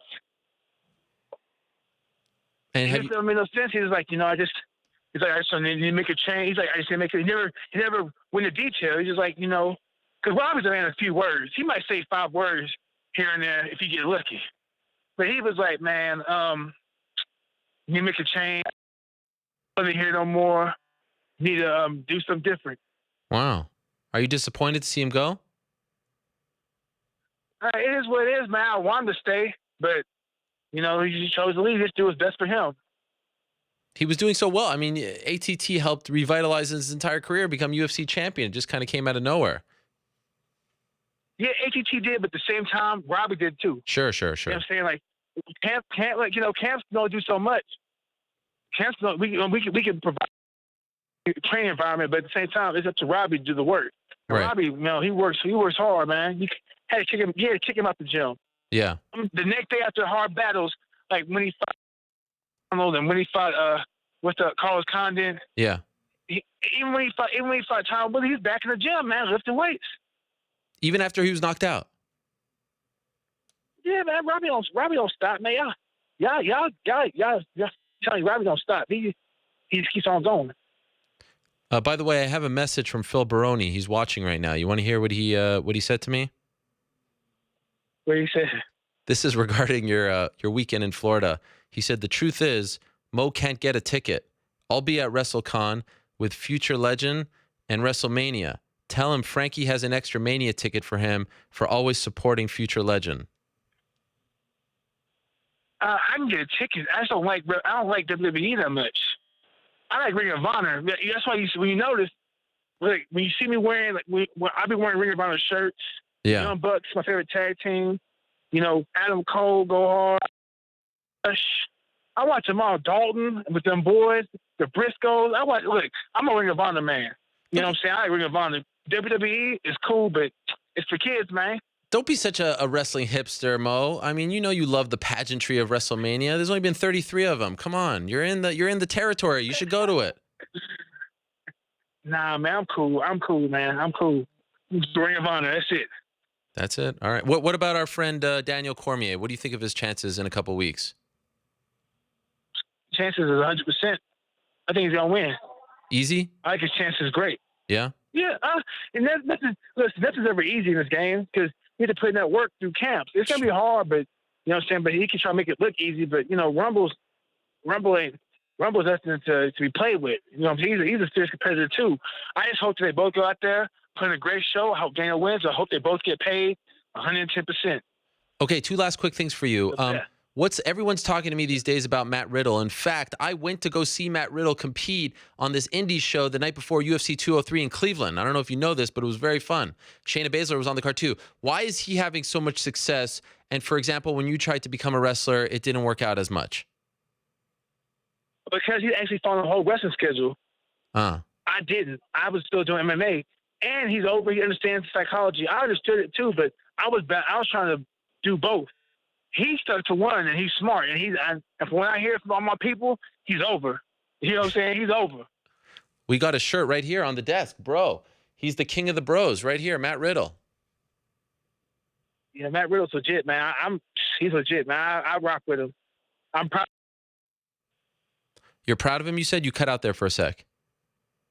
Yeah, I'm proud of him. You know Okay. what I'm saying? To be doing what he's doing, I'm proud of him, man, That's because it's great. not easy. It's a People great- don't understand. Yeah. This wrestling game is hard, man.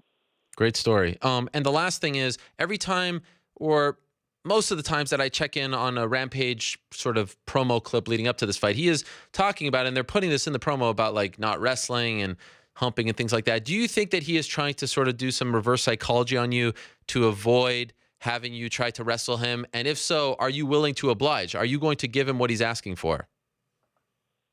Look, man, that reverse psychology stuff is just plain stupidity. Man, I'm gonna tell you why. Hey, this is what I'm gonna tell you because I bet you will stand and bang with me. okay, Quinn, here's my challenge.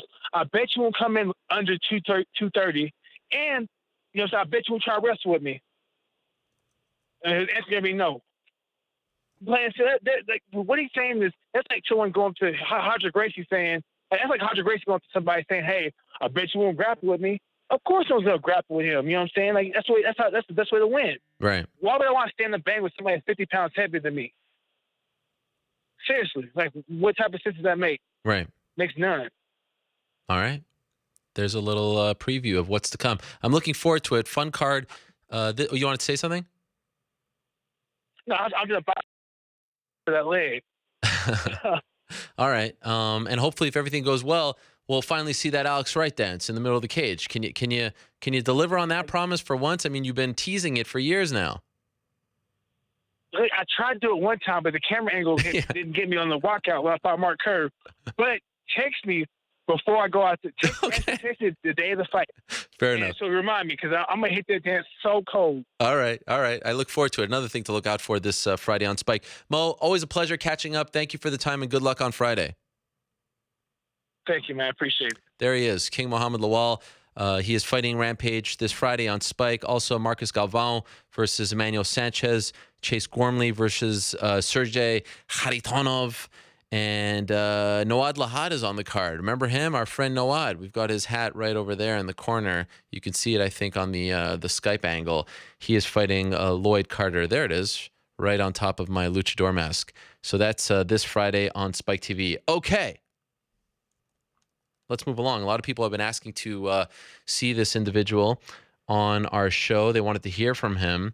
It broke 2 weeks ago that Bellator had signed Dillon Danis, and the internet was in a frenzy afterwards. Dillon Danis, of course, one of the best BJJ practitioners in the entire world, and in MMA circles as of late has received a lot of attention because Conor McGregor brought him in prior to his, second fight against Nate Diaz. And, he has received a lot of buzz since that partnership. And then 2 weeks ago, as I said, Bellator signed him. So people want to know what's going on with New York's own Dillon Danis, by the way. Will he debut at MSG? Why did he sign with Bellator? All these questions and more we want to ask him. So he is joining us now via the magic of Skype. Dillon Danis, there he is. Dillon, how are you, my man? I'm good, bro. How you doing? I'm doing great. Congratulations on the deal. Did this come together quickly? Because I remember when you were on the show the last time, just a couple of months ago, you were talking about maybe CFFC, fighting for a local promotion. And then all of a sudden, 2 weeks ago, out of nowhere, we hear Bellator. So how did this all come about? I think at the end of the day, they call me the money man. So when the money calls, I picked up. So they offered you a deal that you couldn't refuse. Exactly. I mean, that's what I'm looking for is the big money. So, and it was just the right timing. I think the CFFC was good, but the money was good. But, I think I deserve more than that. So I just went with where the money was. Are you happy with the Bellator deal? Yeah, I'm very happy with it. I'm excited, Were you surprised that they came this soon before you've had one amateur or pro fight?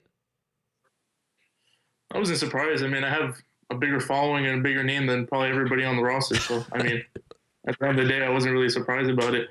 It was a right move for them. I mean, you can put any of those bums against me and then they'll get a name. So.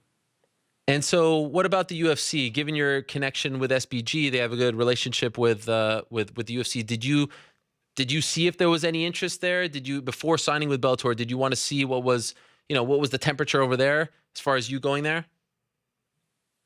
Yeah, I mean, we talked to the UFC. They were, for them, it's hard to sign someone that doesn't have them any fights. But, we were in negotiations. But, Bellator came with the money in the beginning. But in the future, we'll see what happens. But, at this time, it was just right to sign with Bellator. And everything was right. The money was right. And they needed a star, so. I love the subtle. It's great. It's very, I appreciate it very much. How many fights did you sign for? 4 fights. 4 fights. Could you give us a ballpark, like what this big money? I mean, I'm always curious, and I apologize for prying, but what are we talking about here as far as dollars and cents?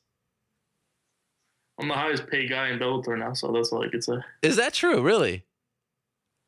Yeah, that's what I hear. All right. Wow. Well, that I'm sure that will ruffle a few feathers. How are you going to approach this now? Because correct me if I'm wrong. Last weekend you competed in a jiu-jitsu tournament, correct? The Pan Ams. Yeah. So I'm still doing jiu-jitsu. So my deal was with them is that I'm going to compete or I'm going to fight for them after ADCC. Right now, I'm just, still doing my goals and I'm just competing in the gi and no gi. I still have my goals that I want to do. And then after, I'll go to MMA. I don't really care what anybody else says, like trying to pressure me into fighting and calling me out. I don't really give a shit. Okay. So ADCC, just for the uninformed, that is, when is that? In September? Yeah, September 19th, I think. Okay. I'm pretty sure that's the date. And then I would probably go into full MMA mode after that. So will you retire from jiu-jitsu afterwards? Or, I mean, is that going to be the end of your jiu-jitsu career? It's hard to say. I mean, I'm not sure. I had to see how I feel with it. But I mean, in my mind, I'm thinking I'm just gonna go all in MMA. But who knows? I mean, I'm gonna be killing everybody anyway, so I might be able to do a jiu-jitsu tournament here and there in between the fights. So we'll see. And so if if you are only planning on going full into MMA in September, why sign now? They just want to lock me in. I mean, when you got someone this big and like this, big of a name, why not lock me in? Because I'm going to go somewhere else.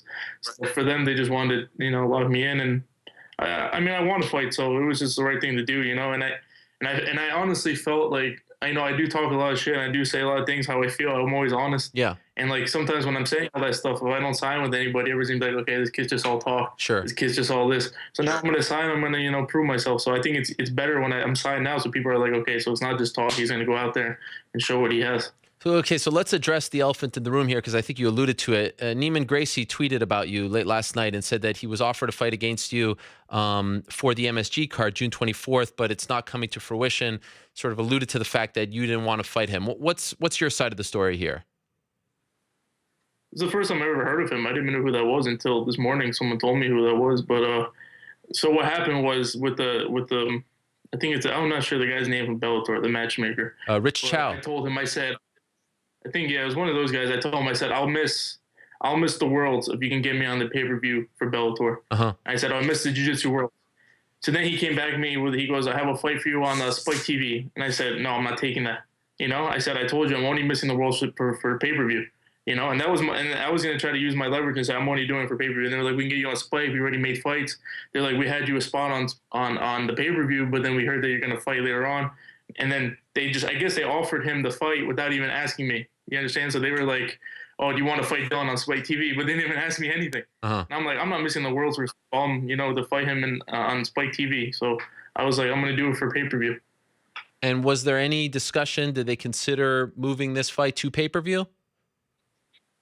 Not that I heard of. So I'm just gonna, my goal is to win the Worlds in the gi. So I'm not gonna stray that for anything else. I thought being on pay-per-view in Madison Square Garden is a big deal. Yeah. There's so many people that fought there with Conor. Like so many legends of boxing fought there. So I was like, that I can miss the Worlds for and maybe compete next year or something. But why go fight on Spike TV? I could do that later on in my life. So I want to win the Worlds. That's my goal. So he could say all the things he wants. I mean, they're just trying to get a name off me. It's understandable. I don't have anything against it, because they're all just trying to get their name out and call me out, and then they get a little bit of media attention. It's cool, Well, shoot straight with me here, Dillon. You've heard of Neiman Gracie before. I mean, I've heard of him. I'm not a jiu-jitsu guy. I know who he is, right? You know this guy. Actually, do you know who he is? Yes, of course. Tell me what he's done. Well, I know what he's done in World Series of Fighting and things like that. Not so much in but I know him. I know his name. I know who he is. I'm sure you know him. You're really, weren't you supposed to fight him like a couple of years ago or compete against him? Wasn't that on the table for one of the tournaments? I don't think so. Maybe an IBJF tournament, But you never crossed paths with him. I mean, it's a pretty small community, right? No, I carry myself cold, so I don't really see anybody. I don't talk to nobody. Okay. No friends in this, so I don't see him. And was there a part of you that thought, there is a good chance, with all due respect, that more people will watch the Spike TV card than the pay-per-view? Like the Spike TV card could get 1 million viewers. It's going to be tough for the pay-per-view to get 1 million. So maybe that's good for your brand, sponsors, and things like that. Yeah, I mean, but let's be honest. I mean, my first fight's going to be on Spike TV anyway, so I'm not really missing out on anything. You know what I mean? If the Worlds to me, the gi Worlds to me, has been something I wanted since I was 15. So for me to miss it, it has to be very enticing, Mm-hmm. So that's just how I felt about it. I just mentioned to them like, okay, hey, put me out. Like it was just like I was just trying to see, like I was trying to feel the water. It wasn't even like anything. Like I'm ready. They already know that I'm coming after ADCC, which is just feel the water. And then they're offering fights to people against me. Yeah. I don't even know about. And then I pulled out. I mean, it is what it is. That's how the game goes. But I mean, it's just BS. Like the people like to kind of bash my name for no reason. Does this rub you the wrong way a little bit? Like, I mean, this is the beginning of your run with them, and you're saying that they're offering you as an opponent to other people when you've told them that you want to go through with this tournament in September. Like, did that bother you a little bit? Yeah, it did. It did bother me. I talked to them. I texted them. And I said, like, don't do that. Don't put my name out there like that to people. And, I mean, we cleared it out and the air is clear. So, I mean, it's cool, I mean, it is what it is, People make mistakes, So, it is what it is. They best not disrespect the king. I mean, they should know better, right? Exactly. No, I have a lot of respect for Bellator. Sure. They're giving me a chance and they're helping me out. They're awesome. It does sort of feel like the stars were aligning for you because you are a New York guy. You're very proud to be from this area. And here we are, MSG, it's 3 months away. How tempting was it? I agree. Right? Oh, man. Trust me, it's tempting. I mean, it's very tempting because I have a lot of favorite boxers that fought there, Mm-hmm. It's really cool. There's a lot of history in that building, and it's like only 3 blocks from my house. So right. It was, but I got to make sure I stay focused on my goals that I had since I was young. Uh-huh. Sometimes you can't get mixed up in the limelight and all these like things coming my way. I need to stick to what I always was focused on and always have my mind set out to. So the tournament last weekend didn't go your way, right? Yeah.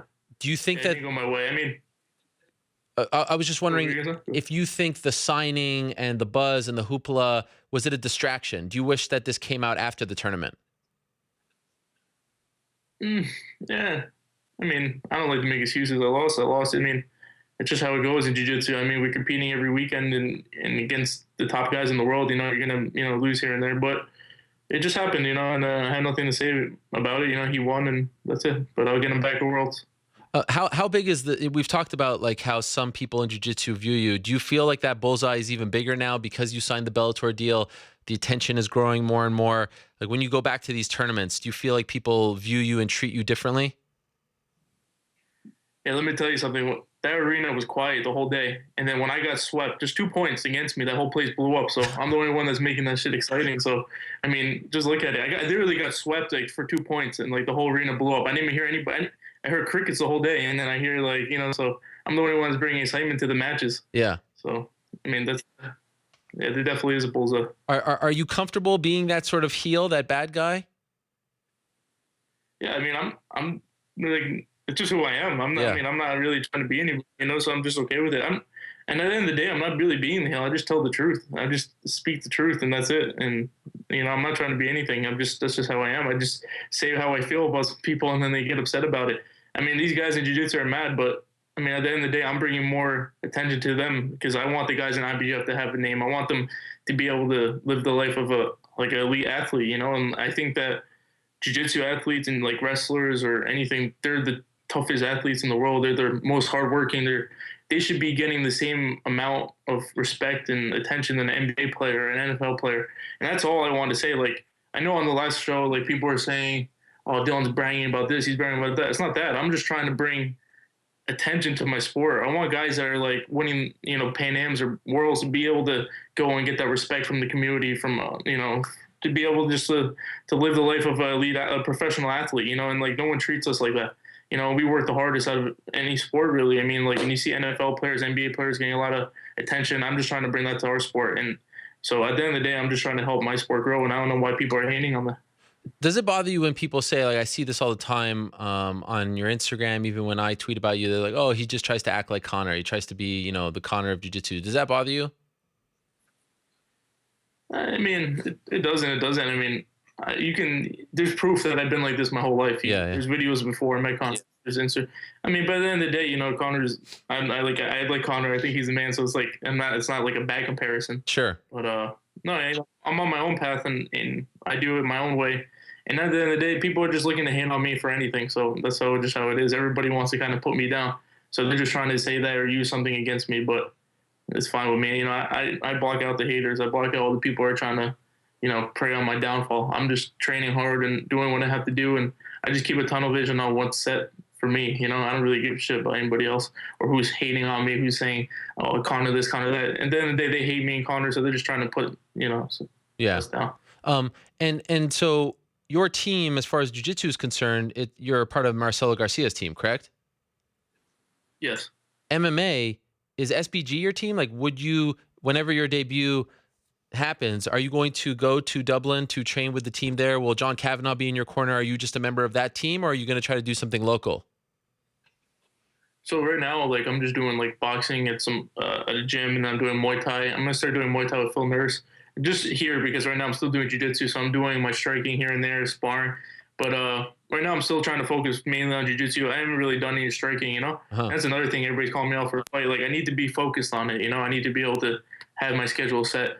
But I think most likely I'll be able to go to like 2 to 3 months in Ireland. Like, I talk to John and Connor every day. Like, I just have to make sure everything's right. And, I'm thinking about maybe going back and forth in the beginning and then just see how I like it, just see how it is, I have a really good relationship with all those guys there. So it's an easy transition for me, I know that you've only done it, just a few times, but like, as far as striking is concerned, because that's not the world that you come from, your whole life has been on the mat. Do you feel comfortable, or do you think it's going to take some time, not only with throwing strikes, but getting hit as well in the face? I'm pretty good with it. I mean, I'm doing it here and there since I was a kid, so I'm aware with the shots. I'm aware with the strikes. It doesn't bother me. I have a big head. I could take a shot. So, I mean, I'm comfortable with it. I'm getting more comfortable too with the boxing and everything, man. I would say I'm confident in my hands, but obviously it's gonna take time, and I'm just doing what I have to do. Everything is coming into place nicely. I'm just taking my time, doing what I have to do, focus, and that's it. Did you think that all this would happen to you at such a young age? Like, having the #2 promotion in the world right now, acquire your services before you're even ready to start training full-time in MMA and all the attention jiu-jitsu. Did you plan on this happening, or is this surprising you a little bit as well? I always planned on it since I was a kid. I remember being in the gym training 3 times a day and like suffering in class, and I knew that it was all going to pay off. I just saw it. I didn't know how fast it would come, but I always knew that I was destined for greatness, and since I was a kid, I kept my head down. I never said anything, and I just worked my ass off, knowing that one day this will happen. And I saw it, and it came true. I mean, it did come a little bit faster than I thought, but it is what it is. I'm ready for it, and I work my ass off for it. So I feel that I deserve it. What weight will you compete in? I'm thinking starting 170 and then maybe going down to 155. Okay. Who knows? Maybe I can go right into 155. I'm gonna have to talk to George Lockhart. I want to use a nutritionist and do it right, but I think 170 or 155, either one. I had to decide. And in your mind, I mean, how far away are you from? And I know this might be a crazy question, but you are a very confident guy. In your mind, like, how long will it take for you to be in that title picture? Man, I don't know. I mean, I want to go for that title, obviously, but I'm going to listen to my coaches, and I want to be smart with this. I'm going to, whatever they say, So yeah. I do. I mean, obviously for me, I want to fight that first fight against the title, but I'm going to listen to my coaches and all the people I have around me. There's no reason. I'm young. I'm 23 years old. I'm just starting in this. There's no reason to be stupid with it. I have a bright future ahead of me. I need to listen to my coaches and do everything right, and then I'll take out every one of those motherfuckers. I love it. By the way, I saw a photo of you and Connor shopping last weekend. How much are we dropping in an outing like this? Can you give us a ballpark? Like 5 figures, probably. Depends on the shop, Combined? Yeah. Well, yeah. It's around there. Wow. Depends on where we're going, though. That's impressive. That's that question. That is impressive. And by the way, say it again. No, you cut out. You cut out. No. Don't take it back. Hold on, let me see. Oh, can you see me? Yeah, I can see you just fine. It's just I was speaking at the same time, so it cut out. I said I was spending all the other guys' Bellator contracts. And UFC contracts. Sure. Highest paid fighter. I have better in the UFC, so. Really? You know that? I think so. I mean, but we're gonna see. You know, I mean, this is just the beginning. I'm planning to make a lot of money, and this is just a start. By the way, are we? And again, I don't mean to pry, but I saw photos, so it led to this question: are we spoken for right now? What's the dating scene like for you? Because I saw there was a photo with, I think, one of the Sports Illustrated models where you were wearing her shirt or she was wearing your shirt. What was going on there? What's happening? Yeah, she was wearing my shirt. Yeah. That's big time. What's that? It's a good life I live. It's a good life. I mean, yeah, it's a good life. That's all I have to say. You know. What's her name? Mia Kane. Yeah, and she trains, right? I saw that she does like Muay Thai. Yeah. Wow. Yeah, she's a Thai boss and she's a model. So yeah, she's cool. She's a badass girl. So she's training you in striking for your debut. Yeah, and I teach her a little bit of jiu-jitsu, you know. But to be to be on the record here, you're not exclusive. No. We're just hanging out, friends, just doing our thing. You know, I'm young. I'm 23 years old. Sure. You know, so it's good to be Dillon Danis. Just living my life. Yeah, exactly. Yeah.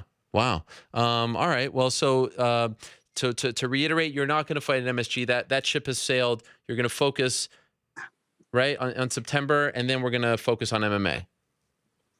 Unless we use this as leverage, and then they put me on the pay-per-view. Who knows? Oh, okay. All right. So Bellator show you the money. I mean, come on. The cheddar makes it better. You want some pay-per-view points. You want to be on the pay-per-view. You're the draw. You're MSG. I mean, who else? Yeah. Come on. Yeah. I mean, did you talk to Chael yet? No, he's coming up next. Oh, okay. Right. Okay. Then I'll let him say. Do you want to say something to him? No, he's gonna say something, and then I thought he was before me, so I was gonna elaborate on what he said. But I guess you guys will hear it first from him then. Oh wow, Chael with some news. Yeah, there's a big grappling match in main event in his Submission Underground. Submission Underground. You versus John Jones. Is it happening? Well, we'll see. He's gonna announce it, maybe. Oh my. MMA fighter though. It's the MMA. He fought for the title in the UFC. Wow. Okay, so we'll ask Chael about that. And by the way, we saw Connor walk out Mick Conlon. Will he walk you out for your debut? I don't know. I haven't talked to him about that, but maybe I don't know if he wants to walk out for Bellator. Who knows? I don't know how that works with the UFC. Why not? Like that, but he can corner whoever he wants. I don't know. Yeah, I'll talk to him about it. Who knows? Okay. We'll see. Maybe. I would think most likely he would if he's not busy. You know. Would be nice. I know he's having the kids soon. Sure. I don't want to. He's a lot on his plate. I don't want to bother him with that. Yeah, but maybe he will. But if you fight later on this year, like September, October, the kid will already be born. Everything will be okay, right? Yeah, 100%. What role will you play in the camp? What's that? I want to go on record too, and then he's gonna knock out Mayweather. Okay, well that was my last question. What role are you gonna play in that training camp? Be the main sparring boxing partner. You'll be the hype man. No, honestly, for that camp, I actually talked to him about it. I wanted to be around it and just watch kind of from the outside and do the drills and stuff, just because it'd be cool for me to be in a straight boxing camp. I think it would be good for me because That's obviously my weak point. I have talked to him about that, and he said that would be cool. And yeah, that's one thing I have been thinking about. But yeah, I just want to say that he's gonna knock him out cold. I think everybody's running him off, but I say that he knocks him out. What round? That's a hard one. I'll say before the 5th. Is that how the boxing? What, they got 12 in boxing? Yeah, they got 12. Yeah, I think before the 5th. Man, I seen him spar with high-level boxers, man. I seen it firsthand, so I think he knocks him out cold. All right. You heard it here first. Dillon, keep it up. Keep doing your thing. Screw the haters. Thank you for having me, Ariel. Yeah, it's a pleasure as always. And I look forward to your debut whenever it comes. I have a feeling we'll be talking before then. And by the way, come in studio. You're in New York. Come visit us in studio one day. Don't play that game with me. I told you I want to come to the studio. Before your debut, I'll reserve the seat for you, all right? Sounds good. All right, there he is. Dillon Danis. We appreciate his time. Great stuff as always from him. You heard it there first. Highest paid fighter in Bellator, Dillon Danis. Wow, who would have thought? All right. Well, you heard him talk about Chael. I believe Chael is actually in the building. Is that true? We have a new camera in our green room. Where is it? Is Chael there? We see his legs. I think that's Chael. See someone's legs. All right. I think that's a sign that someone's there. So let's reconfigure the studio. Let's invite Chael in. We're going to talk a lot to Chael Sonnen. We got a lot of things to talk about. We've got the Vanderlei Silva fight, everything that's going on in his life. There's a lot, and this is the first time that he's ever been in studio. This is very exciting. So let's reconfigure the studio, bring him in. While we do that, let's take a look back at July 1st, 2011. One of my more, I guess, memorable interviews with Mr. Chael Sonnen after he was cleared from the California State Athletic Commission, had that sit down. Remember, it's good to be seen. The bus, the carrot, Vanderlei Silva, it all ties into today. So here's that conversation from 6 years ago, and then we'll be joined in studio by Chael P. Sonnen himself. Don't go anywhere. Chael Sonnen, it is good to see you. It's good to be seen. It's been a while. Yeah. I feel like I'm almost seeing Sasquatch here. You're like this mythical creature, Chael Sonnen, returning. It's almost fitting that you're back in the limelight. It's a UFC weekend, and you just received some good news because you are free to fight. Yeah, that is correct. The suspension has been lifted. I had a suspension, I got another suspension, and all the suspensions, all the red tape is in the past. It's all behind me. Does it feel as though a weight has been lifted off your shoulders here? If you're a professional athlete, you don't have the right to complain about anything. And I hear these guys come out and they're crying and they're whining and it's poor me. And I've always thought, what a wonderful world you must live in if that is a big deal. With all the things that are going on and the adversity that a person has to face, and you've got to learn to deal with that stuff. And just because you get a little negative press or you end up in a little red tape here or there, you got to know how to deal with that if you're going to get anything done in this world. I can't imagine. I mean, I watch just average folks have bigger problems with a day being a good husband or being a good father. Look, I'm a professional athlete. I'm not entitled to do that. I have an opportunity to do it. It's a luxury, and nobody owes that to me. And I've never felt like a victim in this whole thing. It was a nuisance, but that's where it ends. You say it's a luxury, though, but was there a point where you thought you might never get a shot to fight again, another shot? Because it seemed as though for a while, one thing after the next was piling on you. Yeah, well, yeah, probably. It's hard to completely remember all the different emotions that you go through, or, you get a call one day that says one thing and it makes you think, well, it looks like it's the end of the line. And then understanding the rules is tough, too. Somebody tells you you're suspended, you get information from one state, you trust that, and then you learn, oh, that's not exactly right, or maybe that was relayed to me wrong, maybe I interpreted it wrong. So the rules and the process constantly changes, and so does your mentality. So yeah, there was times where I thought, well, this might be the end of the road.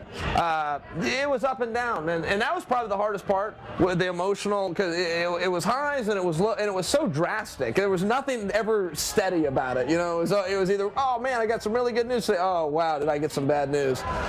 Your name has obviously been in the news this week because your suspension expired and you're free to fight. Also came in the news because people started to link your story to that of Nate Marquardt's because testosterone replacement therapy came up, and you were kind of the first fighter where this really came up and we started to learn more about it.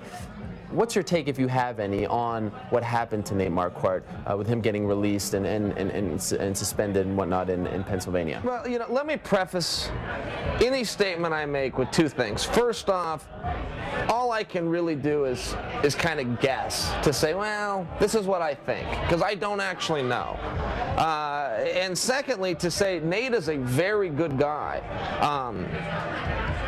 Behind everything you see, he's a good guy. He loves his family. He's good to his wife. If he tells you something, you can trust him. He's a good, nice, kind person. And all I know about it is what I saw on your show.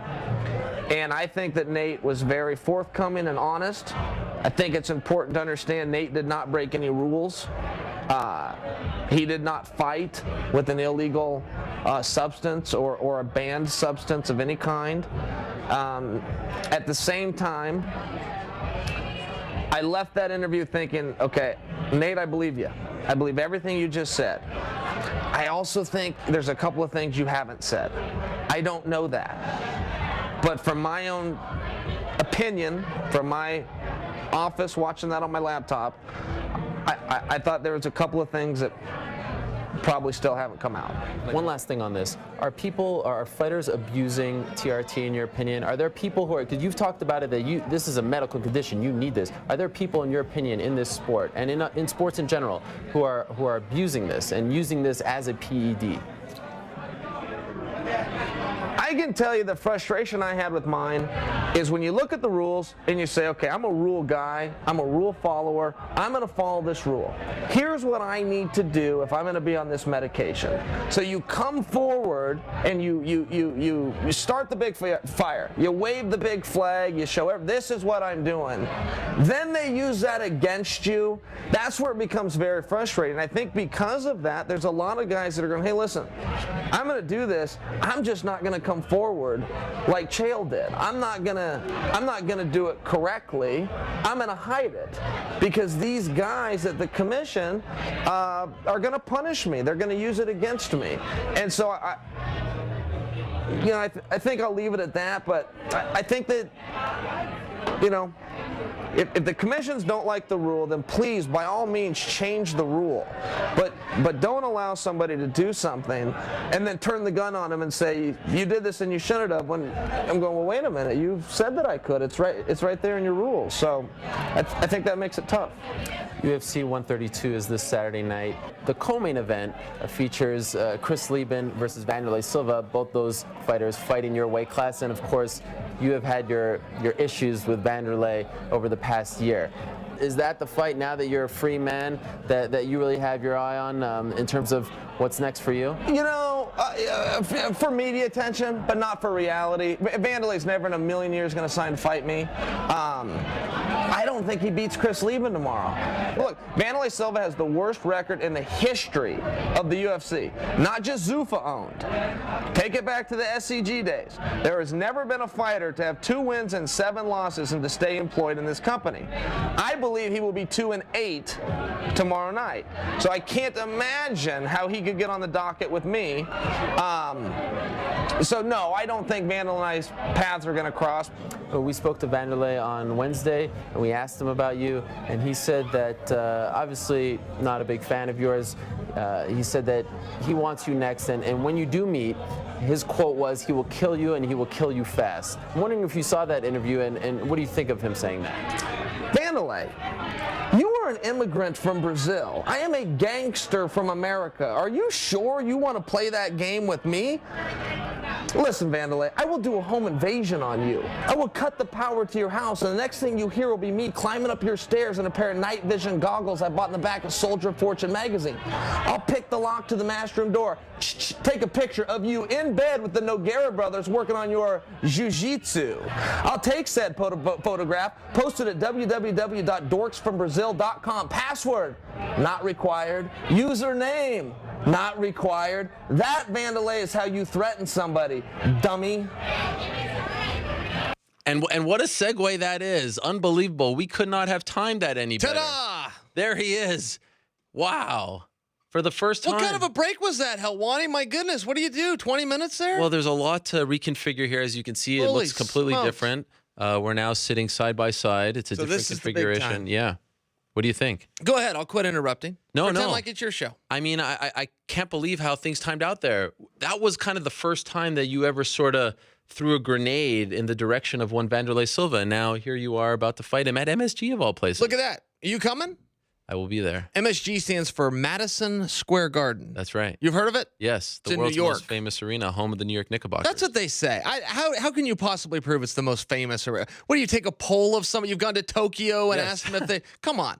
So here you are. Westland High School. That's right. More people know about Westland High School. So you were unimpressed with the fact that you're fighting MSG. It could have been anywhere. Yeah, listen, honestly, yes, but you don't want to sound like that. I mean, that's anticlimactic. You don't want to sound like a dick about it, but it's like, well, what do I care where they put the fight at? I mean, It's a big at deal. some point they're going to set up Ground. a cage and we're going to walk out there and we're going to fight. So I certainly don't want to downplay and take away from my own esteem of getting to headline the Garden. But as to where the fight happens, yeah, man, they could do it wherever they want. Only 2 other people in the history of this great sport have headlined MSG, and it just happened. Is that right? Well, yeah. Because we just got in here. So you had Connor and he Eddie was number Alvarez. Connor and Eddie. Yeah. Oh, that's the two people. One, Yeah, two. All that's right. Usually it takes Yeah, two that's to right. tango, you know. That's right. And I apologize. They just boxed there a week ago. Triple G. Triple G Against, boxed Daniel there. Jacobs. I guess it was awesome. It was a good event, yeah. Pay-per-view flop. 170. But did you go to it? I didn't go. No. I heard it was great. I just met a gal with Sports Illustrated named Maggie. She was there. She Maggie said it was Gray. a scene, man. Yeah, she's Yeah. great. She's smart. Yeah. She knew the sport. Right. You deal with people, and so do I, that are reporters and they cover it, and 5 minutes in, you go, oh, you've never seen this. Oh, you don't know my name's Chael. Yeah. Oh, that's They'll embarrassing. call you Kale or something. All the time, and you just roll with it, and it sucks. And but she knew what was up. She knew what time it was. Are you for feeling sure. a buzz for this? I mean, look, we could talk about whether it's the world's most famous or not. This kind of came out of left field. I don't think anyone thought, A, Bellator was getting back in the pay-per-view business just yet, and B, they were going to MSG. It's expensive to run MSG. Oh, you know man. that as a promoter, Yeah. right? I mean, this thing costs a lot of money. Were you surprised when they told you this was our plan for the fight? Yes, on both. In fact, so here's what I got. You always wonder how Bellator keeps us here. I tried to share this with you privately, but I think you thought I was working you. Sure. The way Bellator keeps a secret, by example, Mitrione versus Fedor, nobody knew till they walked the ramp. Now, I can tell you nobody knew they were going to fight because I was on the broadcast team live on television, and I did not know until Mitrione and then Fedor walked the ramp what was going to happen. I fought Tito. The night I fought Tito, King Mo and Rampage walked out and did a spot to build up their fight. I've been hanging out with King Mo all week. I said, why didn't you tell me you're fighting Rampage? That's a big deal for me. Yeah. He said, man, I didn't know. And this was the same thing that happened with Fedor. They had him sign a blank contract. It's how they keep a secret. So they did that with me. It said New York. It said 205 pounds, and that was it. And it said June 24th. Didn't tell me who the opponent was. I didn't know it was the Garden. And I signed it. I came out of practice, and Luke Thomas had sent me a text. Apparently, Bellator had broke the news. And he said, hey, can you come on and talk about your fight with Vanderlei? And I said, am I fighting Vanderlei? So that's how it stayed a secret. Wow. And then I didn't know it was the Garden. I thought that was a big deal. I thought it was a big deal that they came in, booked the Garden. Yeah. Pay-per-view, always a big deal. And yeah, it's been a good energy, man. People are pumped about it. But Bellator's been doing that. I'm brand new at Bellator. Came in November.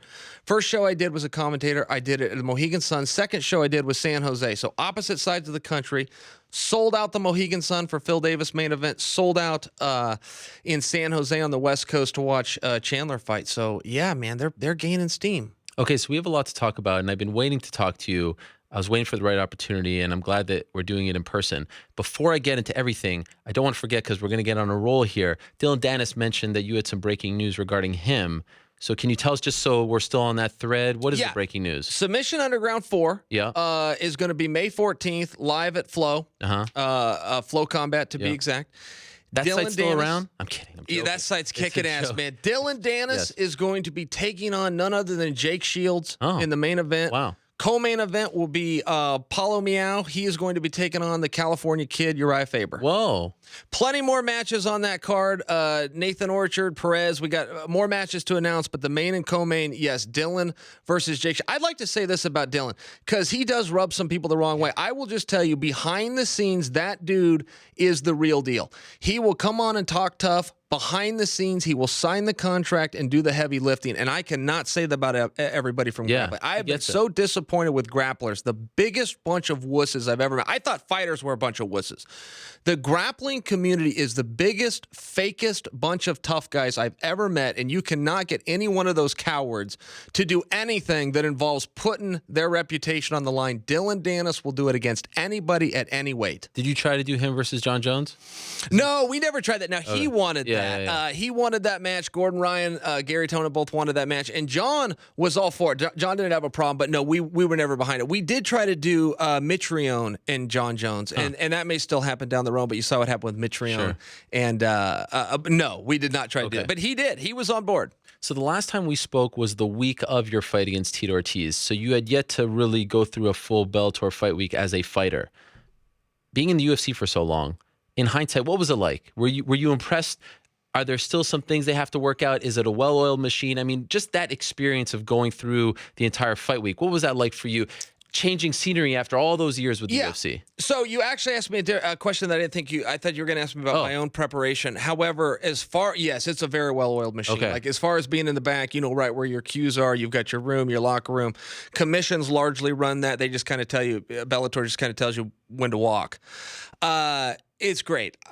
So many people ask me the differences between Bellator and the UFC, and it's a really hard question because, Errol, there's so many similarities. You know, don't forget, Scott Coker. Scott Coker, when they bought Strikeforce and Dana brought it, and Dana's the mastermind of this whole sport, right? Nobody knows more than Dana. Dana saw a problem right out of the gate, and he did his best to put Coker on the shelf because he knew, look, there's no reason to smarten this guy up. This guy's already a smart guy. He's only got X amount a month non-compete. We're going to be seeing him again. That's a tremendous compliment. Dana knew there's no reason to make this guy any wiser than he already is. So, I mean, he really knows the game. He has a lot of similar employees. He's got his own team around him, but they have traded a little bit. And I just saw more similarities than I did differences. Really? Yeah. Okay, so you enjoyed it. You had no issues. Yeah, that's right. Did it And feel like it was your first day at school? So, like the new people, new faces? A little bit. Were you a little more nervous? Yeah, that's right. Yeah, a little bit. And I don't do first day at school any better than anybody else. I can remember going into ESPN for my first day. I didn't have any friends and who to talk to. And I still experience that even as an adult. And so, yeah, there was a little bit of that at Bellator, but it is smaller. So it's easier to meet people quickly. Make name and recognition and shake hands. So, yeah, man, I feel like I've always been at Bellator now. I mean, it's only been 4 or 5 months, but I don't remember any different. I remember saying on the Monday after that fight, perhaps in hindsight, we put a little too much pressure on you. We forgot that you had not fought in 4 years. We forgot that you were fighting for a new promotion. We forgot that, you had been through a lot, both personally and professionally. Fox, ESPN, things with your family. There was a lot of stuff on your shoulders, in your mind going into that fight. This is sort of trying to make sense of what happened in there against Tito Ortiz. Is it fair? I mean, I'm not trying to give you an out or make you say any excuses, but did we expect a little too much after such a long layoff? I don't think so. Okay. Ring rust was a real thing. Yeah. And I didn't know anything about that. I denied it. I've heard other fighters deny it, and then when they come through it, they go, "Oh my goodness!" Can you do me a favor? Can you put your phone, because it's like right on your thing, and I'm like thinking of right on my crotch there. Cancer. I'm sorry. Here, it's let me making me turn very that down. nervous. Really, I appreciate Why? you thinking of me. I'm worried about We don't want you. my testicles to get cancer, do we? Can you put? Thank yes, you, Hawani. thank you. Appreciate that. So let's see here. So yeah, the ring rust was a real thing. I didn't know anything about it. I denied it, but it is a different speed. Tito sucks. I mean, Tito's so bad.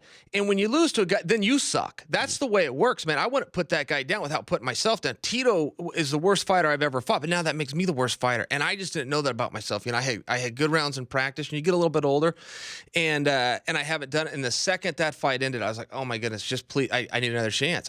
Now I know all the things that I forgot and all the things that I took for granted. I tried to fight Fedor a couple of weeks after that, and it didn't have anything to do with Fedor. I mean, I was trying to help the company and save the show and those type things, but I wanted in there so bad. It's like, wait a minute. It all came back to me. I was walking in the back after Tito, and I'm going, that guy, he was so bad.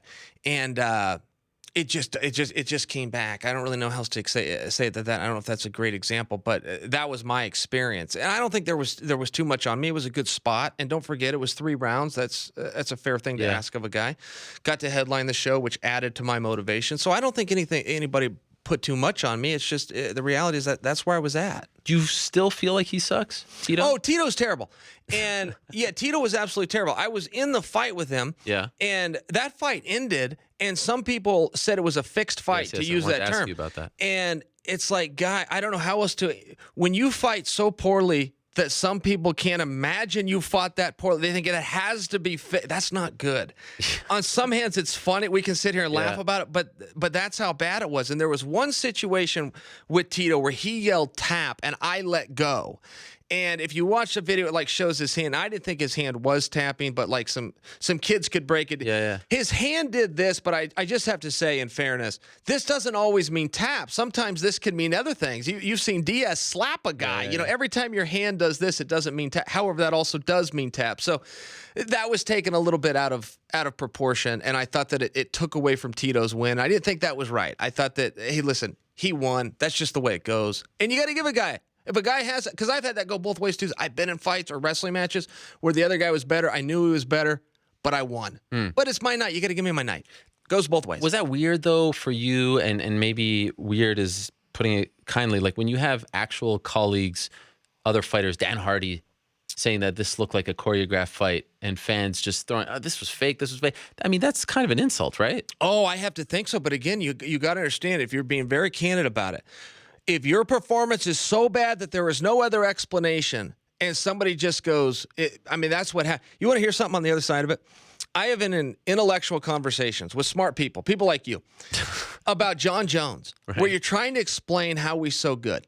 And I can't make sense of it. It's not because he's experienced. It's not because he's worked so hard or paid some price. And I have had people tell me he was just chosen by God. God has just decided to make, and I've accepted. I've been like, yeah, that's what it is. And I go, well, no, wait a second. God doesn't care who's winning a fight. But I have no other explanation for why he's so great. So I'm using the other end of the spectrum. But I have defaulted to divine intervention. Huh. And that's what because sometimes you can't explain it. Sometimes you go, look, I'm watching the same video as you are. I see what you're seeing. That's not what happened, but I get it. Was that the lowest moment of your career as far as athletically? I mean, you've lost to some of the greatest ever, but considering how low you think of his skills. Yeah. So I'm a performance guy. I'm not an outcome guy. Like when I sit and I think about it or have my proud moments, it's where did I perform well? And then if the outcome took care of itself, great, good for me. Or from a wrestling perspective, if I had more points than the other guy, then good for me. But some of my best wrestling matches, I lost them. But boy, I was proud of those. I had really good performance. Then you try to trace it backwards and go, okay, what happened? What did I have for breakfast that day? How much did I sleep the night before? Was there some song I listened to? Why did I have such a good performance? And if you ever lose a match, but you went out and you really performed well, you can sleep easy at night. When you don't bring your skills, it's very tough. And so intrinsically, that's just what I dealt with, where I went, oh, my goodness, I worked so hard for this. I was prepared. I had great coaches and great partners. But you got to go out there and perform, and it's so important to do. And I think of myself as a performance guy sometimes where I haven't felt good, but I've stepped up, and I'm proud of that. And when you go out and you step down, yeah, man, you do some soul searching because you don't want it to happen again. It's very embarrassing, and it's a letdown, not just to you or to your fans, but to your coaches. My coaches put in a lot of time with me for very little thanks. And I do feel that I owe it to them. I owe them a performance, and we don't give it to them.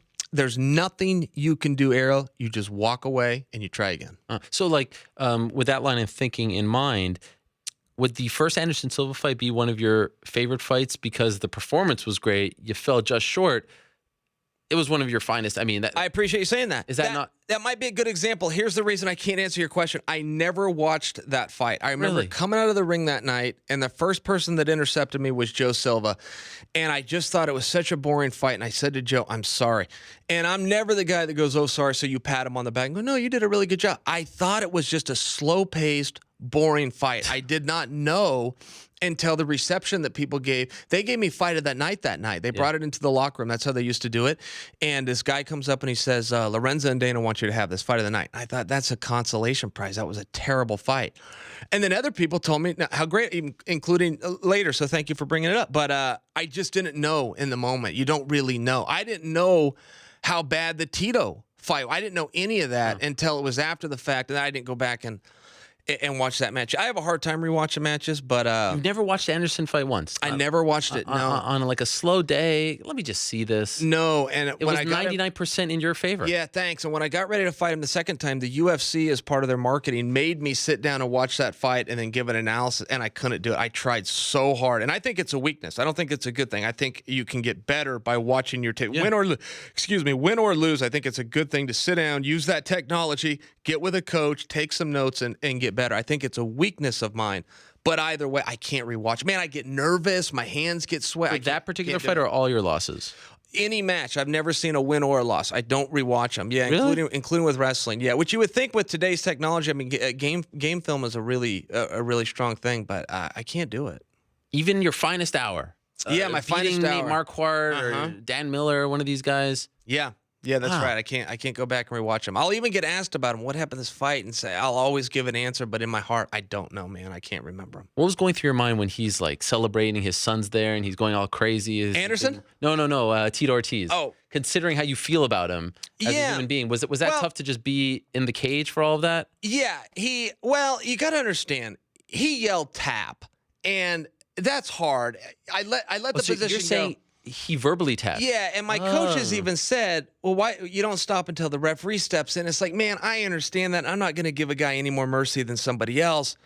But there is still some rules. When a guy says stop, it's one of the only codes we go by. So I don't know that I wouldn't do that again. It's like if a guy says stop, you stop. And you got to understand, Tito has a bad neck. In real life, Tito has a bad neck. I want to beat Tito that night. I do not like Tito. I don't want him to have a bad life. I don't want him to go on with a bad neck. I just don't. So I don't know that I would do that any different. When he did that, with his kid, I got the whole thing. I would have done the same thing. And you take it and it goes on. When we got into the back and he was still a jerk about it, that confused me. It's like, Tito, you're terrible. I'm the name that's going to move this company forward. You got to pass the torch. You know, if you're choosing to step aside, either way, I move forward, and so does the brand. And so there's an etiquette you have to do there. To be a dick in the back after you suck and you beat me. I mean, come on, this is a bad feeling for me. I beat you when we were kids in 40 seconds. I never brought it up, let alone rubbed it in after the fact. I thought that was very bizarre. He then demanded I apologize to him at the press conference. And it's like, Tito, you yell tap, I let go. I physically tapped and you didn't let go. You know, if that would have been my knee, you remember Paul Harris situations, or an arm or something like that, you really could have injured me. And I let go to not injure you. I was tapping and you didn't let go. The commission would sanction him. They would fine him if he wasn't retiring. I told the commission, we're good, man. Things were said. There's some heat here. We're good. And fortunately, because it was a choke and everything ends well, but it's like, Tito, we don't have very many rules, but we have to follow that one. When a guy says, I've had enough, man, he's had enough. Are you surprised that Big John, if you heard him say tap, that he didn't stop it? I mean, of all people. No. Well, so here's the thing. In fairness to the story, because I'm saying he said tap, but in fairness, Tito says I did not say tap. Tito said I said I'm fine. But he could be telling the truth. You know, if you want to be real honest about it, Tito could be telling the truth. He might have said, I'm fine. I thought he said tap. I thought he said tap twice. I thought he said tap, tap. He's saying he said, I'm fine. Well, it's the same amount of syllables. It's my opinion versus his, and I'm not calling him a liar on it. I'm just telling you what I thought happened, so I let the position go. And a lot of people saw it on TV, and it was the same time that he was doing this motion, so they thought he was signaling to me. This is all conspiracy theory, but you and I like conspiracies, right? So let's visit on it. They thought this was a signal to me to let the move go. And it's like, man, you're close. I let the move go because he tapped. And last thing on the fight in particular, that choke that you tapped to, is that something that you tap to usually? So rear naked choke. So I can't totally remember the position, but I remember, not being able to breathe. Okay. It looked like your face was turning red. Yeah, it was. I did not think he had the position. Yeah. And I remember not respecting. There's some things you can do, some basic hand fighting, some place you can put your elbow, try to turn on top. And I remember not respecting the position and just thinking he doesn't have it. And I was right. Like, he didn't have it until he did. And I remember that moment going, oh my goodness, I'm going to have to tap. I was like, please, I'm going out.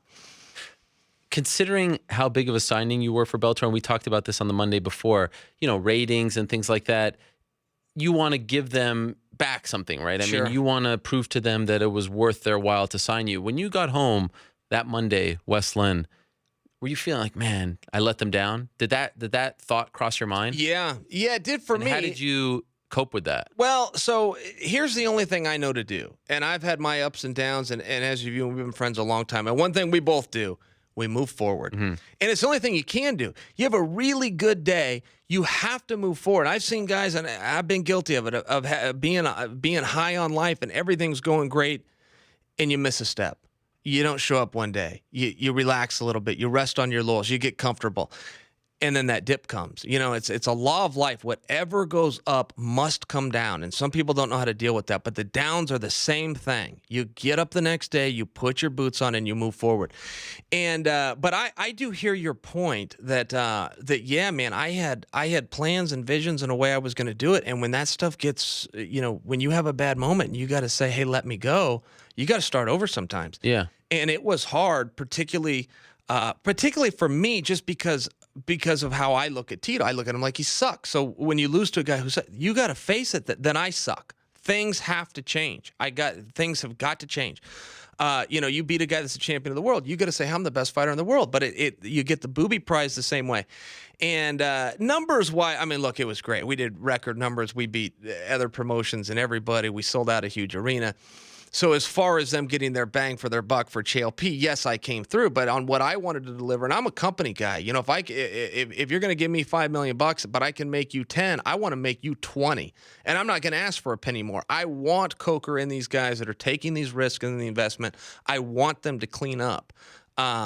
But that's just a different mentality. I'm a company guy. So you say something has to change. What is going to change? Yeah. So, well, I mean, I went crazy as soon as I lost that fight. I went crazy training wise. Okay. And to go back to the night I tried to fight Fedor. Yeah. I was just ready. I was ready mentally. I was ready physically. I went absolutely crazy. I lost to Tito on a Saturday. It was a Saturday night card.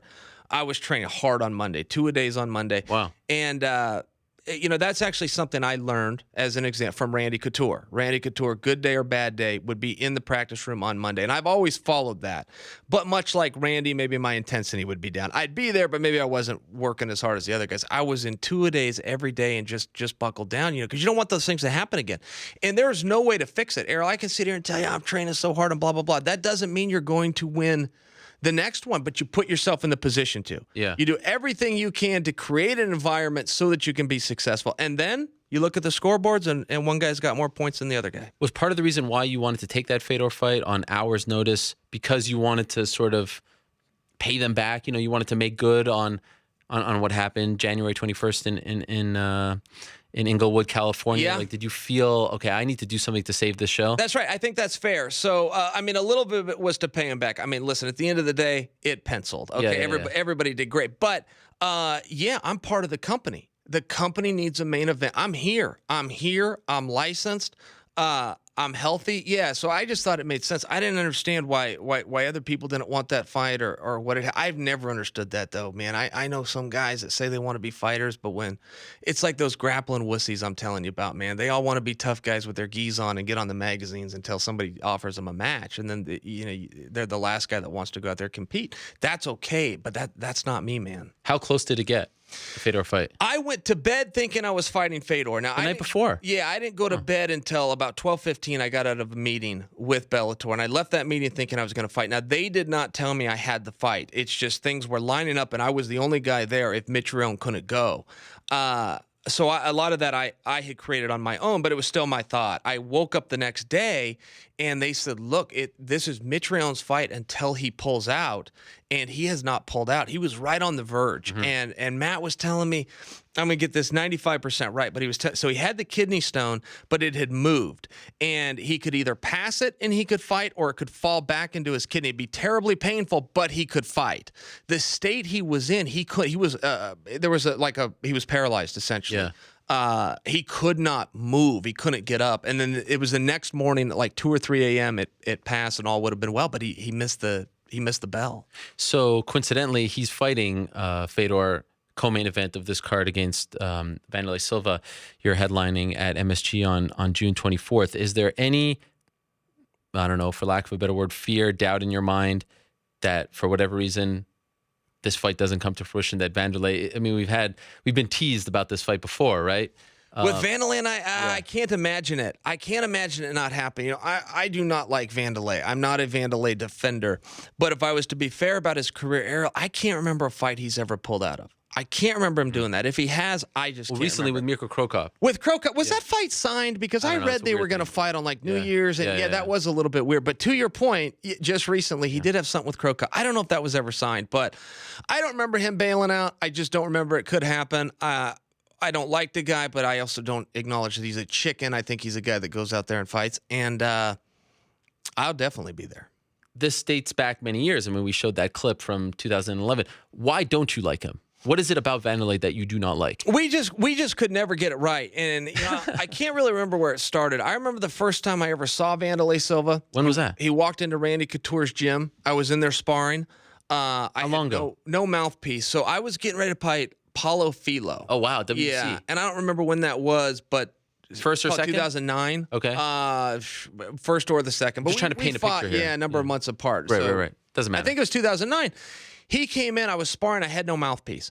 And anytime you're sparring, you don't have a mouthpiece, not a good idea. Right. When you're at a new gym where you don't know the guys and you have no mouthpiece, you just shouldn't spar. But I was there, I had traveled, I had to do the workout. And I told Vanderlei, he came in, and that was Vanderlei Silva, there's an aura about him, if you will. And I didn't know how his English was or mine, so I just smiled real big and pointed to my mouth, and he said, okay. And so we sparred the round.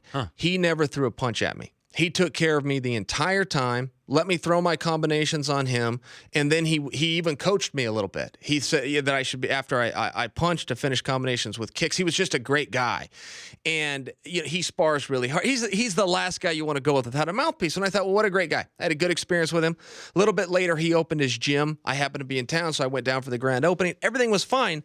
I had my Anderson fight, and I was doing some kind of a press tour with Vanderlei, and we ended up in a van together, and we spent the whole day together, and he had his own videographer with him. And at some point, he cues the guy up, and he cuts like a promo on me, tell me to watch my mouth, and you do these things in Brazil, and you lose your teeth. And he was doing this whole thing, and I just thought, Vanderlei, this is really weird. Because first off, you're telling me off, which is a little bit, that's rude.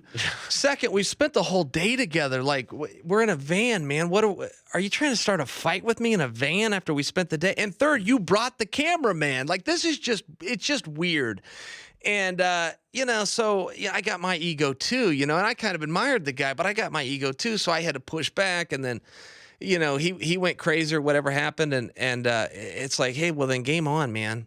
I appreciate you looking after me that one day, but if this is the way you want to go, I'm a fighter too. And so it all started there in that van. I think that was in Austin, Texas. Yeah, that's right. It was in Austin, Jen Texas. Wink was in the car. Jen Wink was in the car. And I just thought it was really inappropriate. It's like, Vanderlei, I get if you're trying to make a name, and I was on top, but hey, you've been on top too. You don't need to get a name off of me. Man, you're still Vanderlei Silva. You headline some big cards, and you're going to keep headlining some cards. And I just thought it was a really weird thing to do, particularly that he brought the video guy. Yeah. And then things just went bad to worse. You're going back a number of years, but I remember we were on the set of The Ultimate Fighter in Brazil. Yeah. And I was persona non grata in Brazil at that time. You're wiping your nose. Is that me? No. That's just me. Oh, your nose itches. Okay. I have a big nose. It gets in the way.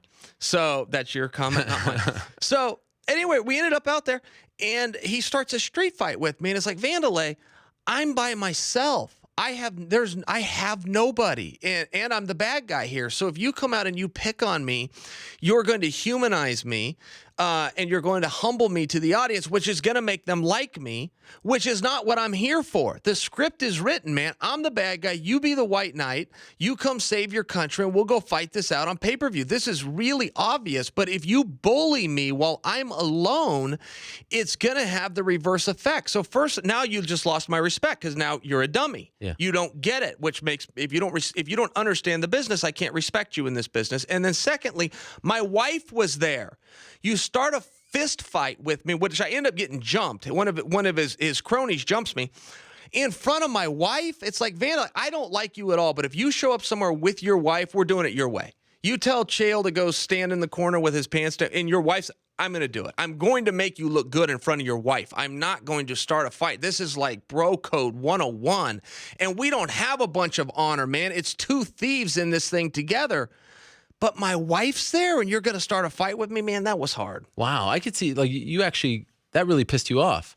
It disappointed me more than anything because it goes back to what I told you at the beginning. When I very first saw the guy, he had like an aura around him, man. It was like the first time I saw Hoist Gracie in person. It was a big deal. I remember that moment.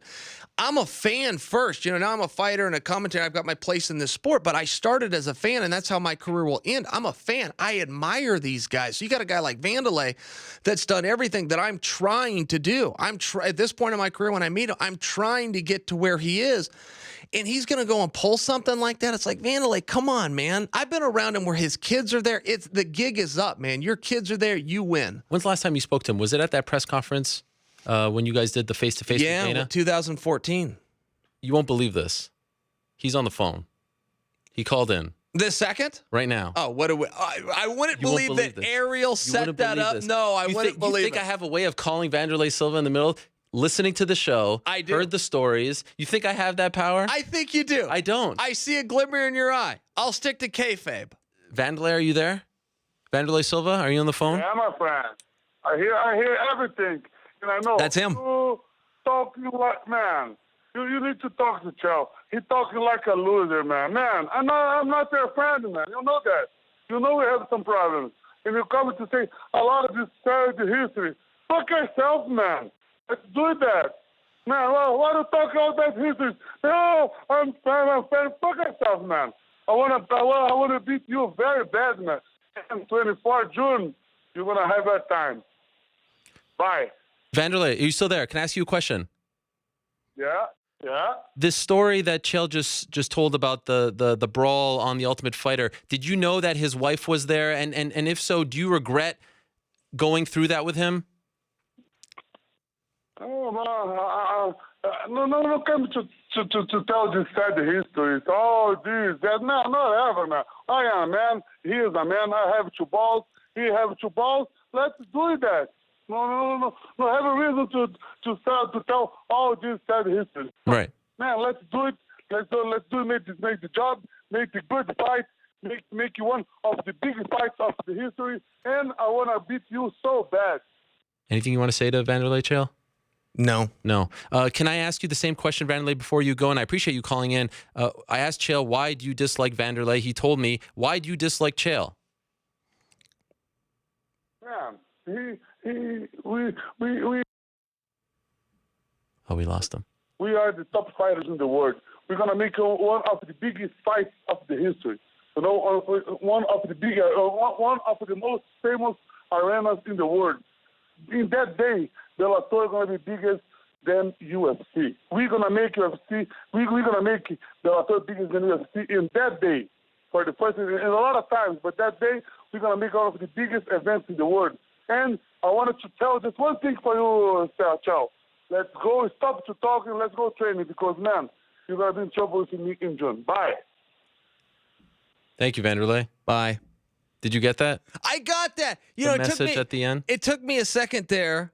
Wow, how about that? I thought because I thought it was a voice. So I was waiting for him to pop up. And okay, what's Ariel pulling? That was Vanderlei. That was. Oh, you thought that whole thing was a rib? No, well, I actually thought it was. I thought this guy's really good. Yes, I thought it was a rib, but I was waiting for his face to pop up, and when it didn't, I was like, oh, Ariel's pulling one. Vanderlei's only been on the show once. I'm not a texting buddy with him. So how do you know it was him? Same way I do. It sounded just like him. No, in my ear they told me, hey, okay, Vanderlei just called in. All right, how about that? Pretty cool. That's something. I'm very happy for you. But you didn't want to talk to him. You know, I don't know what to say. I didn't know what to say that whole time. Are we doing a back and forth? Like, we have a press conference tomorrow, by example, out here in New York, but he's not coming. He's not coming? He's not coming to the press conference. Why? And then this is another reason I thought that was a rib. He's on the list. He's not coming to the press conference. So then I go from here to Chicago, Mo versus Rampage, live, free, and only on Spike TV. That's true, I heard. So I'm going out to Chicago for that, and we're going to do a face-off. Everybody that's on the pay-per-view, everybody that will be at the press conference, will be. Vanderlei's not coming. It's like, Van, what do you mean you're not coming? Who misses a press conference in New York City? Who doesn't go live on Spike TV for some kind of a promo? But he's not coming. But here he is on the MMA Hour. You pulled off what MSG. Finally. And frankly, what Spike, even Friday with Mo and Rampage. And by the way, I didn't pull off anything. 9 p.m., 6 in the West. He listens to the show, clearly tunes in. He's on the show. You pulled it up. How did I time it? How did I time it that we were just talking about him and then there he is calling into the show? But you're a genius. Here's the thing. I'm not taking any credit. Here's the thing. I feel like you're taking the credit. No. I mean, look, the show is the show. It's a good platform. All right. I mean, could Joel pull something like this off? Let's not get into that. Let's not get into Joel. I mean, you talk about a scrub of all scrubs. I mean, the Job Squad. Tell that guy to get my name out of his mouth. Listen, honestly. I will tell him. Honestly. When you come to New York and find out that this guy is not coming to the press conference, this is shades of the Conor McGregor thing. Right. Like, are you saying, I'm out of here? Why should I come from Oregon? Oregon to New York is not quite Brazil to New York, but I mean, it's not next door. I thought it was disheartening. I mean, I would have come either way, but I did think it was disheartening, and I thought it was confusing. It's like, hey, Vanderlei, not for nothing, but again, you've got two veterans of the business. Don't just forget the sport, but we both should know the business, but I feel like only one of us does. We are the main event at MSG. Fedor's got to jerk the curtain. In fairness, Fedor's a legend. Fedor's an absolute legend. You have some title fights going down that night, and we're headlining the whole show. There is an obligation that comes with that. You get on the airplane, you come to the press conference, and I thought that it was surprising that he didn't. So it's quite literal when I tell you, we couldn't pull this off. We couldn't even pull it off for Friday night during the Mo Rampage fight, and you just pull it off on the MMA Hour. So you see why I was a little bit cautious. Like when you said, hey, do you have anything to say to Vanderlei? I said, no, because I was processing in my mind, is this even Vanderlei? Yeah. Is this Vanderlei? But I believe that was Vanderlei. So it's a little deflating because tomorrow you're going to have no dance partner, right? Like you can't do the face-off right? I feel like it's a little bit bizarre, but I also don't know the backstory. I just got here. I got in last night. You know, did you threaten to? No, back? I would never leave. But I have vowed that the next time I see Vanderlei, I will be fighting Vanderlei, and I trust that is true. So they might have just said, "Look, why even get these guys together?" This was your chance to say something to him. You're not going to get a chance tomorrow. Now I'm even more surprised you didn't say anything. Yeah, well, you understand why I was a little apprehensive as to whether it was him. You know, you didn't have that backstory. I didn't know you didn't know that. No. Yeah, he's not coming to the presser. He's not doing any media. So it's like, well, why would he? How would he know? We're live. Some fans may not know this. We're live right now. So he's literally listened to your show and took the time to call in. I don't even know what time it is. I wish I would have had a back and forth with him, but it caught me off guard. Wow. We got you speechless. Yeah, I don't know if you have me speechless, but I did think I wasn't sure it was Vanderlei. You don't want to play a part in what was, in your opinion, a joke. In case it was a joke, in case it was a joke. Think I would do that to you. No, I don't know that you would, but you have to understand. In fairness, when his face didn't pop up, sure, you could have been getting. No. Yeah, I'm not representing our audience that you got, but that was Vanderlei. Sure. But I don't know that either one of us knew at the time. Yeah. Let me ask you, you mentioned something about Golovkin-Jacobs as we kind of move on from that. I'm still kind of a bit jumpy over everything that just occurred. I don't know about you. You seem to be looking at me stone cold face, so I'm going to move on from it. You said 170 was a bit of a bust, pay-per-view buys. Yeah. What's a success for Bellator's second pay-per-view? Oh, for Bellator. So let's see. Well, I mean, I guess it's like anything. You got to move forward. So you look at what their previous numbers were. You know what it was? Yeah, they did. I don't know if we're supposed to disclose this. They did Mo versus Rampage, and I was just given the information. They did 280, and for me that would be a success because for most, I can tell you for the UFC, the break evens about 200 is just kind of the rule of thumb. Yeah. So they did 280. We would expect more. I don't know what a good. I think that I would like to see. I think I would like to see 500,000.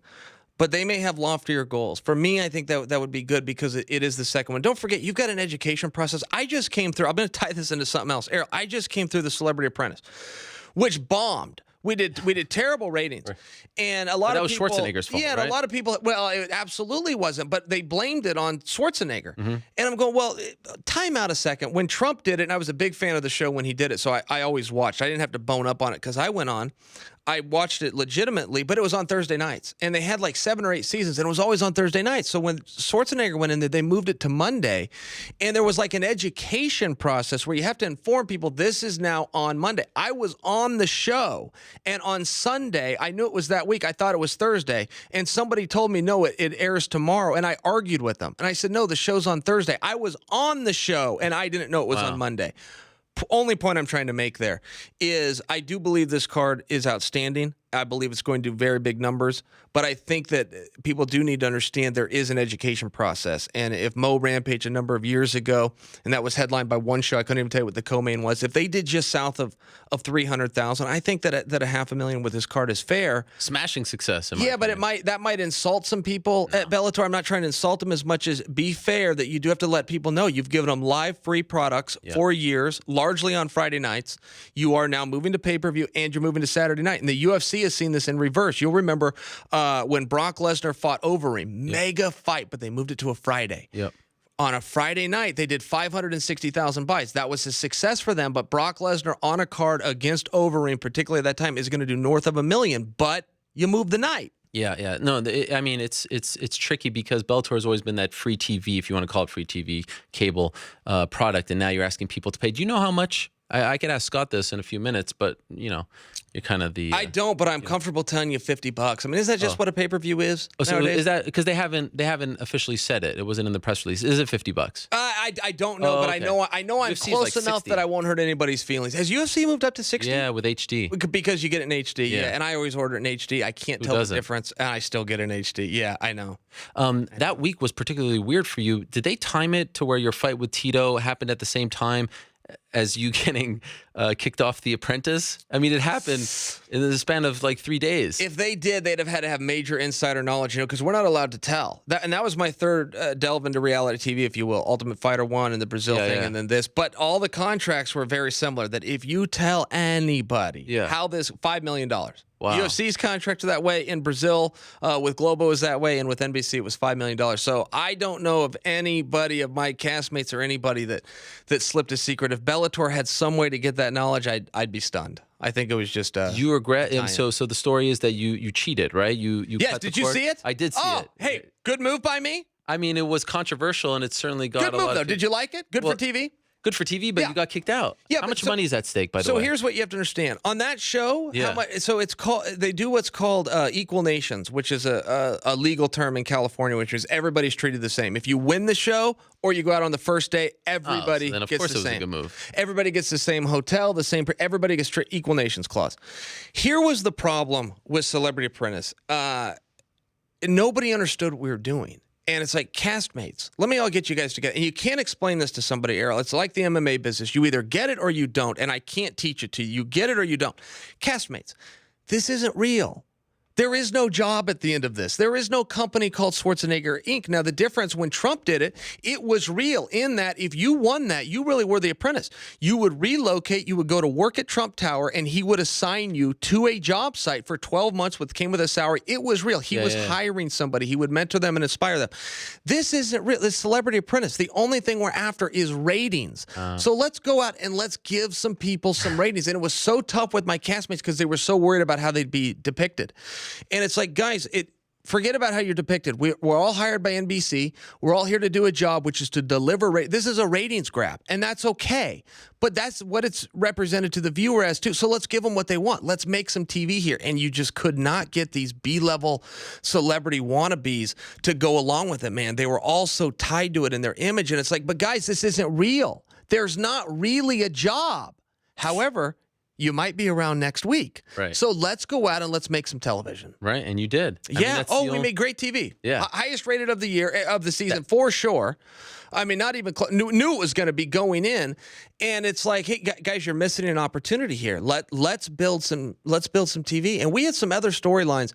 And I don't fault them for it. It's just not how I would have done it. Some other storylines that were buried. I mean, from fights to drinking to drug use to all these storylines that were captured that got buried.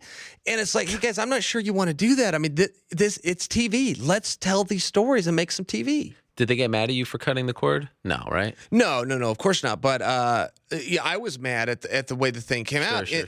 Only in that it's like, hey guys, I know what the ratings are. This is all going to come out. That's the single greatest thing that's happened here because it's so dull. You know, everybody was so dull because they missed the point. This is a ratings grab and it's nothing else. So let's go out and create some TV. So no, they weren't actually mad. Speaking of ratings and things like that, would you be mad at your highest rated show? Of course not. Right, of course, of course not. This has been the best month or so for Bellator in the sense of positive headlines, signing people, and things like that. Are you surprised at all this? Like, did you think this would happen so soon with all these fighters coming on board? I mean, Ryan Bader, Larkin, Danis, Michael McDonald in the span of like 10 days. McDonald, how cool is that? McDonald back out of nowhere. I thought he was just like gone or something. You know, he's a ton of fun. So, no, I don't know if I was surprised, but the way the sport has moved forward, and UFC included, I would include them in this.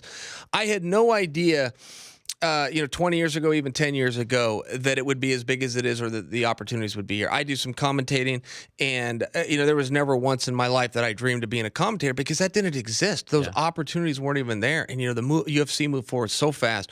Bellator and Spike have moved their company forward so fast. Selling out arenas, as I told you at the beginning of this interview, from the Mohegan Sun to San Jose is really a remarkable thing. I think this Mo Rampage fight, for me, it's a big deal because there's always a spot for Rampage. Always a spot when Rampage is going to go out there. I think that it's at heavyweight. It makes it very intriguing. We saw the first one, but now you're changing the weight class. Is that good for Rampage? Is that bad for Rampage? Historically, that's bad. When a guy comes in that big, it's bad, but he's very cognizant of it, and he thinks it's going to help him. I think you got to take him at his word.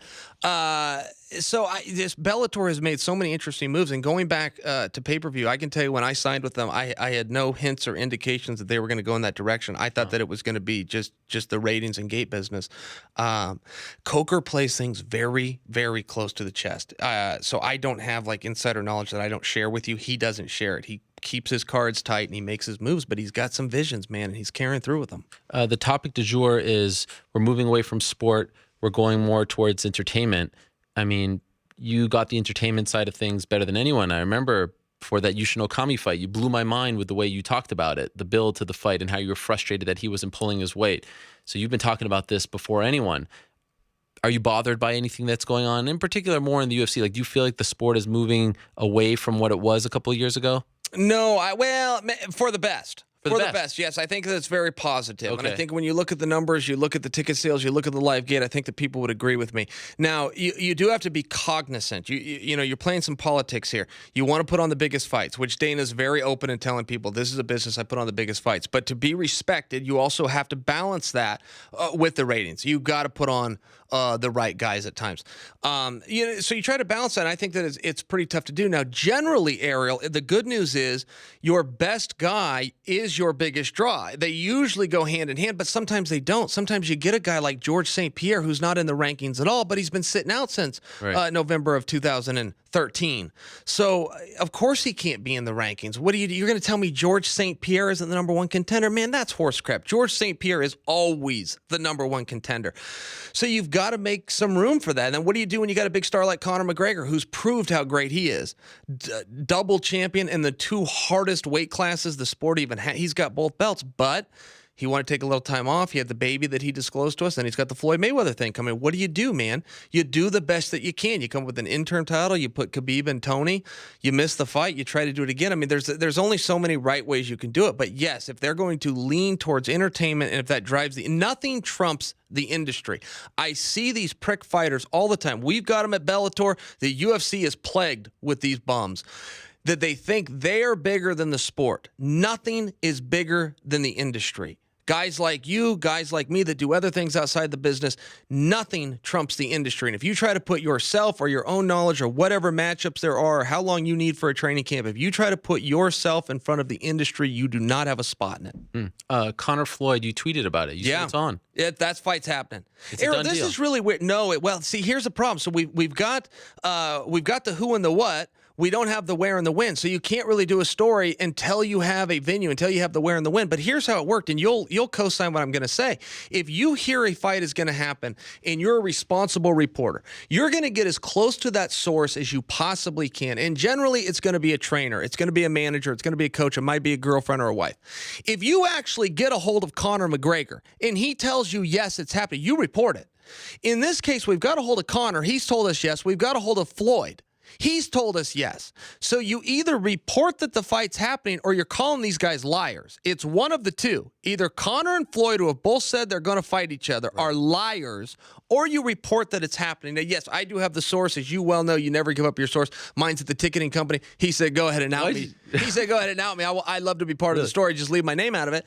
But they were submitted what's called a build. And in promoter talk, that's the first thing that you give to the ticketing company, which is where you get your fire marshals involved, figure out your capacity, show them the layout, where the ring's going to be, where the walkouts are going to be. A build was submitted for that event. That does not make it factual. I have to admit, that does not make it factual, but I believe it. Wow. And on top of that, Ticketmaster, the guy at Ticketmaster, that's not who's going to be doing their tickets, but his counterpart revealed this to him. But I would tell you this, Conor and Floyd said it's happening. Where in history of fighting have the two main principals said yes and a media guy didn't come out and say it's happening? You either announce that fight or you're calling Conor and Floyd liars, which is okay because they both are at times. So, I mean, but those are your options. Do you know when? No, I don't know when. I read a report that it was going to be June 10th, but I don't personally believe that. I don't think it'll be June 10th. Conor came out and said that it would be later in September. And don't forget, the only divisible here that was separating this was Dana White for the longest time. Yeah. Now Dana White's come out and said yes, and people still won't report it. Are you surprised? So we've got Dana that's saying, yeah, go ahead. We've got Conor and Floyd saying it's on, and we don't have a media outlet out there, aside from me, that will come out and put their name behind it and say it's on. But I'm told it's not done yet. I will tell you it's on. That's my reason for not reporting it. Sure. Are you surprised he's saying yes? Well, and if you're going to do it, Ariel, in fairness, you do need a where and when. You do need to have that date signed. So I can understand that. Am I surprised Dana said, yeah, a little bit. I'd like to know the backstory. Is he co-promoting? You don't text anymore? Is he going to be the straight? Well, I haven't asked him about it. What am I going to text him and say? Give me some scoop. Give me some scoop that you get him on your show. You never had him on your show. Right? Should we call him right now? No, I don't think so. Why? I mean, are you on bad terms with him? No, I just don't think he would appreciate that. Are you scared of Dana? Not at all. You sound scared of Dana. You can call him. Huh? Go ahead. Do it. I feel like you check it out. It's your show. I was trying to get you a boost there. You don't want to do it? Go ahead. Huh? What should we ask him? Why did he agree to let this fight happen? I feel like you missed your mark. I feel like maybe you did. I feel like the real miss mark was when you didn't speak to Vanderlei when he called in on the show. I think that was a missed opportunity by me. Yeah, I thought that was a missed opportunity by me. You did have me off guard a little bit. You could see, in fairness, though, if you're sitting in my shoes, where you hear this guy's voice that you haven't seen in years, you find out he's not coming to New York for a press conference. He's not going to Chicago for press, and he calls into the MMA area. In fairness, you could see where I would have been skeptical. Perhaps what we really revealed is how low you think of my show, that of all places he would show up is this little rinky-dink that's operation. not how I meant it, but I think if we were comparing it to, the mega millions they're putting into this, that you think the guy would have got on an airplane. A little bit bizarre. Yeah. Okay, last thing. WrestleMania this weekend, you watching? Yeah, so next weekend, April 2nd. Well, this coming up. Oh, geez, it's already here. You're completely correct. I didn't know it was coming that fast. Yeah, I will absolutely be watching. I love that Shane is back. Yeah. I also love that Shane will do the job. He's the only one in that family whose ego will let him put business first. I think the matchup's great. And then, you got the Relic versus Brock, but I don't know what's going to happen there. Relic? Goldberg. Oh, Goldberg. You got Goldberg versus Brock. And in any normal circumstance, you and I would sit here and go, oh, yeah, Brock's going to go over. And I do agree that Brock's going to go over. But they at least created that I'm not sure in your mind because they had Brock get squash Tyson. And I'll remind you this. When Goldberg signed on, it was to take him through WrestleMania. So when he squashes Brock, the very first time he did it was obvious, okay, he gets his payback. But they're a public company now, so this information's hard to keep quiet. They just signed Goldberg to an extension. So does Brock go over? Yes. Does Brock beat him clean? Yes. Is there enough speculation based on what I just told you that Goldberg got an extension and they love to swerve the fans at WrestleMania? Is there enough there to make us all tune in and buy? Yeah, I think so, man. They do crazy stuff at WrestleMania. It'll be clean. There won't be interference. One guy will win. It should be Brock. But you can't guarantee it at WrestleMania. I love how big of a mark you are for Do you all remember? This. Do you read the Wrestling Observer newsletter and get all this information? No, but he's good. Meltzer's very good. He used to be the main dirt sheet that I did read. Now I just follow it, and Twitter's kind of gotten there. But Meltzer has been the man for a long time. I'll tell you this, Ariel. Yeah. Do you remember when Seth Rollins... Do you have another guest after me? Yeah, Scott Coker. Oh, where the boss is coming in. Okay, well, then I'll go fast in case he's in the back. But do you remember when Seth Rollins cashed in Money in the Bank? Yes. Okay, but why that was so exciting, not only was that a swerve, which WrestleMania loves to give you a swerve, it was a clean finish, which WrestleMania always gives you a clean finish, but Seth had just lost 45 minutes earlier clean to Orton. Yeah. So you would never see that coming. It was brilliant writing. I'm told Pat Patterson came up with that brainchild all on his own, and he deserves credit, even years later. Well, to me, what drove me away from wrestling was it became too predictable. You could see the outcomes a mile away, and that's why I love MMA so much. I mean, perfect example. This is an old school. I'm surprised you didn't make the connection. This is an old school, like Memphis pro wrestling match we're getting Friday on Spike TV. Rampage is leaving. Yeah. His contract's up. Yeah. He has to go back to the UFC. That's right. He's leaving the territory. Or leave and retire, but yeah, you're right. In wrestling, he would do the job, no ifs, ands, or buts. Yep. MMA, he could beat one of the biggest stars and then move on. Yeah. That's kind of a mess. Yeah. That's what I love so much about it. All right, I'm going to split. I didn't know Coker was I'm going to split, but Eric, may I ask you this? Because I'm calling that fight, so I kind of have to stay out of it. Will you give me a prediction on Mo versus Rampage? I don't do predictions. You stay out of predictions. I don't do predictions. Will you agree with me on this, though?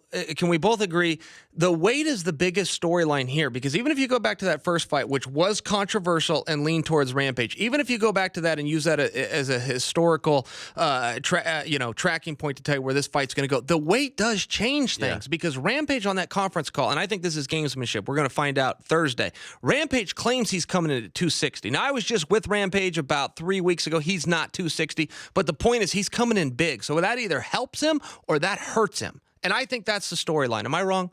No, that's a great. I mean, we talked about that with Mo on the show because sometimes with like BJ Penn, when he fights at 170, he just isn't as motivated. So sometimes people use the extra weight as a chance to lay off the gas. Let me say this one last thing before you go. Friend to friend, one thing that I have always admired, maybe the thing I admired most about you, is your ability to move on from things. I was so impressed with how you moved on from the Tito fight. I know that means a lot. In your personal life, you've been through a lot. In your professional life, you've been through a lot. You show us, and this is a big thing for me, dating back to how Ronda dealt with her losses, Conor dealt with his. Dominic, I thought, was phenomenal. It's very impressive when you're talking about, the stars of the sport, how they deal with things, and in particular adversity publicly. And you do it better than anyone. And people could take shots at you and say you don't really care. I know how much you care. I know how much that loss meant to you. And it was just really impressive to see how you showed up, you faced the music, and now you're moving on to June 24th. So kudos to you. And I don't know how you do it, to be honest, because just being frank, you have been through a lot. Sure, that's a tremendous compliment. I appreciate so kudos that from to you. If I may respond to that, just for your listeners, you have good days and bad days. And what do you do on a good day? You get up, you put your boots on, you go to work. What happens on a bad day? You get up, you put your boots on, and you go to work. My father was a plumber. That's very hard work, particularly in Oregon, where you're outdoor and it's raining and it's snowing and everything else. He never missed work. You get up and you go to work and you move forward to support your family and support yourself and whatever it is. And when I look at our fans that work hard and they pay their hard-earned money to come out to Madison Square Garden and support this event on June 24th, to go out to Chicago and watch Mo and Rampage this Friday, to stay home and order some pizzas and get some beers and get some people. You have to understand, our fans get up and they work hard, and they don't get to offer excuses. And some days go your way and some days don't. And when I watch these prima donna fighters that have to go to work 3 times a year and then they want to hang their head after they got famous and they got notoriety and they got a paycheck and they got all of these opportunities, I don't understand it. If you look at our boss, Scott Coker, you think every show's gone his way, Ariel? It doesn't. But he gets up the next day, he puts his boots on, and he goes to work so that everybody can have an industry. And it's so important to do. That was a tremendous compliment you just gave me. And it is very hard. And there are days I'm an actor. I got to put on my game face, man, but I'm hurting inside bad, professionally, or you're ashamed, or, what I went through with my daughter. It's so bad. But you got to become an actor. And what the great actors in Hollywood do is they become people they're not. A guy will become a cowboy, even though he's not really a cowboy. You become that person. And sometimes, man, I'm faking it until I can make it, and I'm putting that face on. But it does hurt. Tito Ortiz sucks, and it hurt so bad to lose to that guy. But what are you going to do? You're going to get up, and you're going to go to practice, and you're going to try to get better, and you're going to try to put yourself in the best opportunity for success in the future. That's all you can do. Well said. Great Boom. Words to end with. Do you want me to call? Should I call Dana to do that? Be nice. I feel like, Maybe we could do because you brought in Vanderlei. Vanderlei, Dana, Call you. Dana White. Let's see what happens here. Scott, what a great introduction for Scott Coker to come in on. Coker wouldn't be mad in the least. Coker go, hey, Chael, what Dana say? Is that boxing fight's going to... Coker will buy tickets and go to the fight, man. Coker's a fan. He's probably listening right now. Oh, here we go.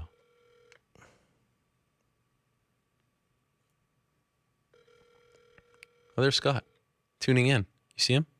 We're gonna find out if this fight's happening. Scott's right there. Oh, he just moved back. Apparently, you and Dana.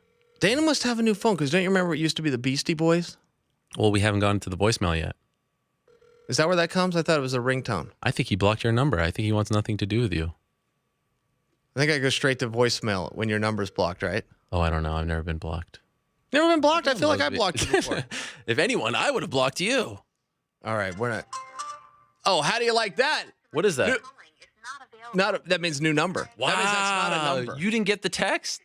Even I got the text. You got a text that he's got a new number? I have 2 in my phone for him. But I was banned from the arena and still got the text. Well, then you should be calling him. What am I calling him for? All right, Errol, I've had it with you. Enjoy Coker. What do? I get up and leave now? No, we're going to take a quick break. Thank you to Chael. June 24th, Madison Square Garden, Chael Sonnen versus Vanderlei Silva. And yes, that was Vanderlei. And yes, he dropped the ball on that. They were going to use it on the Countdown show, and now we can't use it anymore.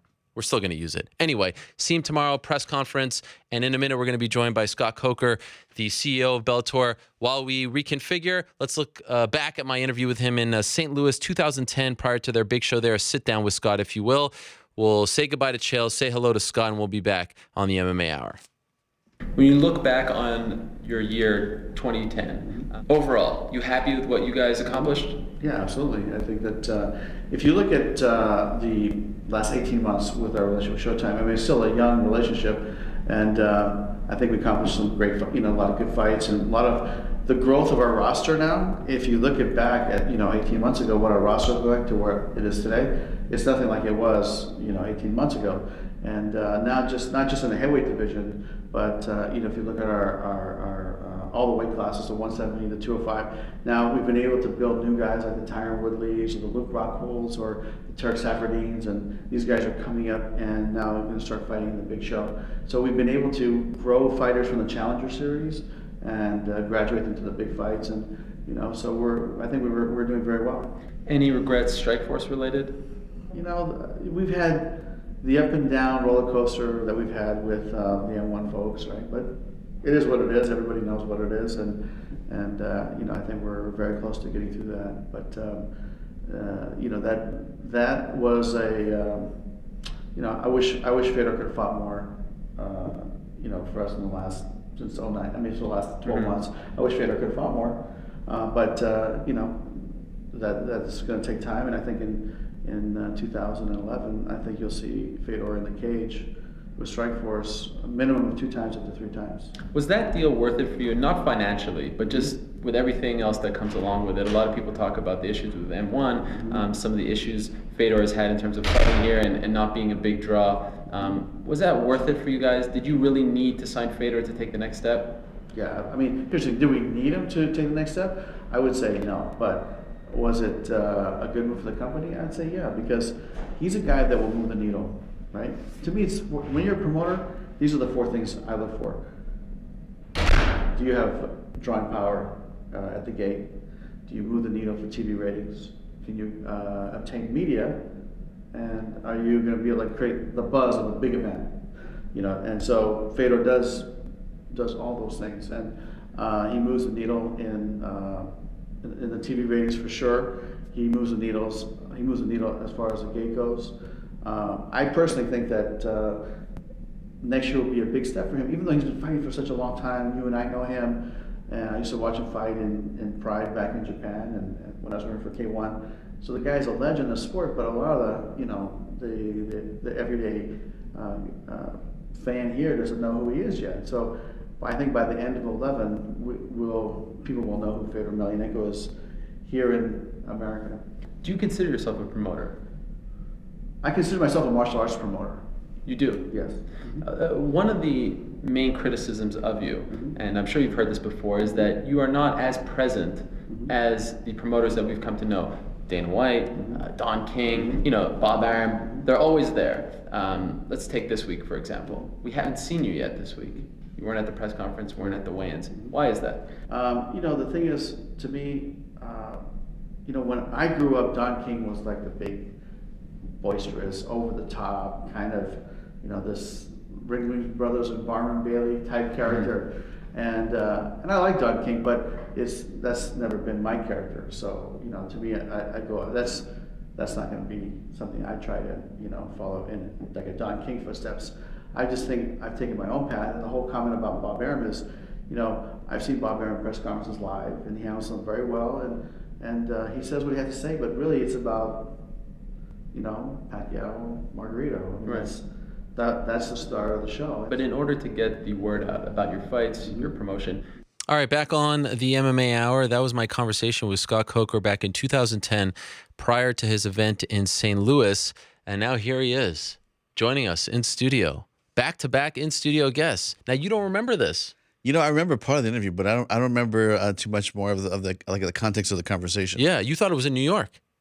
Well, no, we were talking about the heavyweight tournament. Yes. And I thought that I came to New York and I was talking to Showtime and I said, this is what I'd like to do because they had come off that middleweight tournament for boxing. Yeah. And I said, I'd like to do this heavyweight tournament. And in the past, they were kind of, not too supportive of a tournament format. And because they were having so much hard time with their boxing getting extended, getting hurt. And I said, well, we'd like to do this. And they bought into it. And I remember and I said, hey, I wanted to show you this. And that's when I showed you the tournament. And it was after that interview in St. Louis. You brought me up to your hotel room. Right. You had an iPad. That's right. And you showed me the whole deck. That's right. Of the tournament. That's the deck I showed Ken Hirschman at Showtime. And I said, no one knew.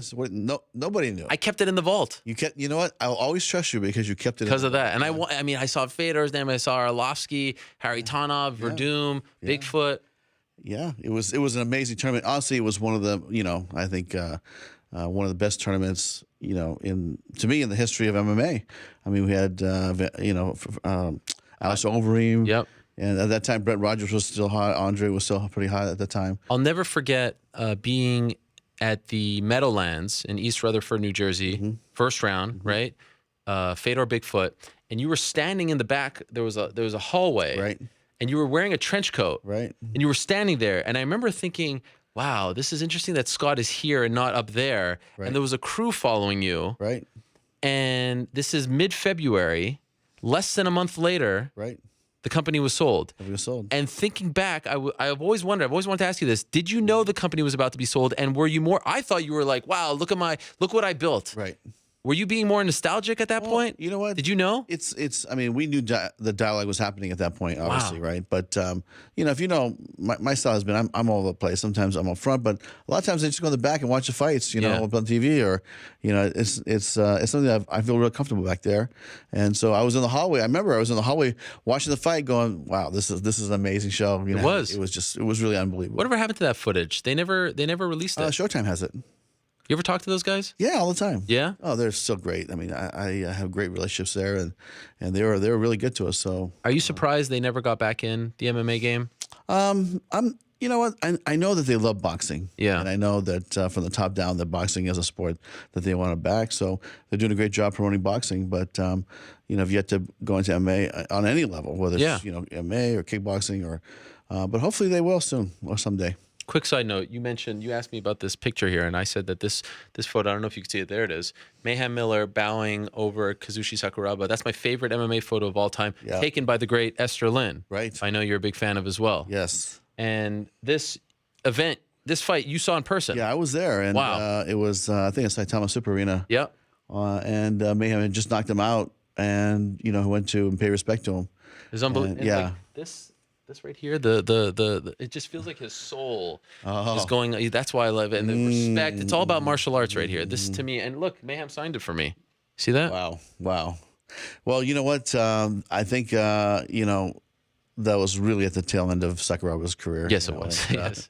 And it is what it is. I mean, Mayhem was a tough guy. A lot of people underestimate, his ability to fight because of all the challenges later. Yeah. But let me tell you, when he was in his prime, that guy was a killer. I'll never forget, seconds to go in the round, takes Jake Shields' back on CBS, Hoffman Estates, Illinois, had him in the rear naked choke. Remember that? Yeah, that was. He was seconds away from becoming champion. Yeah, that was crazy. That was a tough time. Do you ever look back at some of those fights, those Strikeforce fights? And now, I mean, I said this to our guy New York Rick before the show. It feels like finally Bellator is in that sort of Strikeforce headspace again, with the kinds of cards, the kinds of people you have on the roster. It took, I mean, you were hired by Bellator Viacom almost 3 years ago now, 2014. Mm-hmm. You ever look back and be like, man, if I could just get like maybe a Rockhold here, a Cormier there, a Jacare there, like if I just had a little bit of those guys, I'd be so much further along. Like, is it almost sometimes at the beginning, like a bit like deflating, like, it's like you build this championship team and then you have to build up an expansion team? Well, you know what? When I came into the company, it was June of 14. And then if you recall, we had to go on the road right away and do these 10-week shows in a row. So really, I think the first kind of like stamp I had of the show was like November of 14. Mm-hmm. And so from that point forward, I would say that's kind of like the era that I took over, because I told them, I said, look, you have a good roster. It's not a great roster, but you have a good roster. And we have to build the new guys. Like we went and signed Aaron Pico. We went, got a couple of the guys. Now the train is gone, man. We were signing guys like crazy. All the new prospects, the Taro Fortunes, the Ed Roos, the Dillons of the world, and then. But at that time, it was really about grabbing a couple guys and let's build these guys. Let's go back to the basics: star identification, star building, and let's create some stars. And then in the meantime, just like Strikeforce, let's go buy some free agents. Let's go buy the guys that have the recognizable names. And Phil Davis was the first one that came over, and then Benson Henderson, and then the floodgates open. Yep. And now we have a very, very good roster, and I'm really proud of what we've done, because really I told Spike TV, I said, look, this is going to be a 4 to 5 year process to get to this point, because it's not like it was back then where Pride was, gone, and then these guys were just floating around for me to start, picking them up. So we're going to have to build some, we're going to buy some. And that's really been the philosophy of Strikeforce, and it's the philosophy I brought here. And it's worked both times. So I'm pretty proud of that. Is it happening quicker than you expected? I told Spike TV, I said, look, for us, 2.5 years into the process, we're about 2 years ahead of where I thought we would be. Wow. When I first, came on. Really? Mm-hmm. And why do you think that is?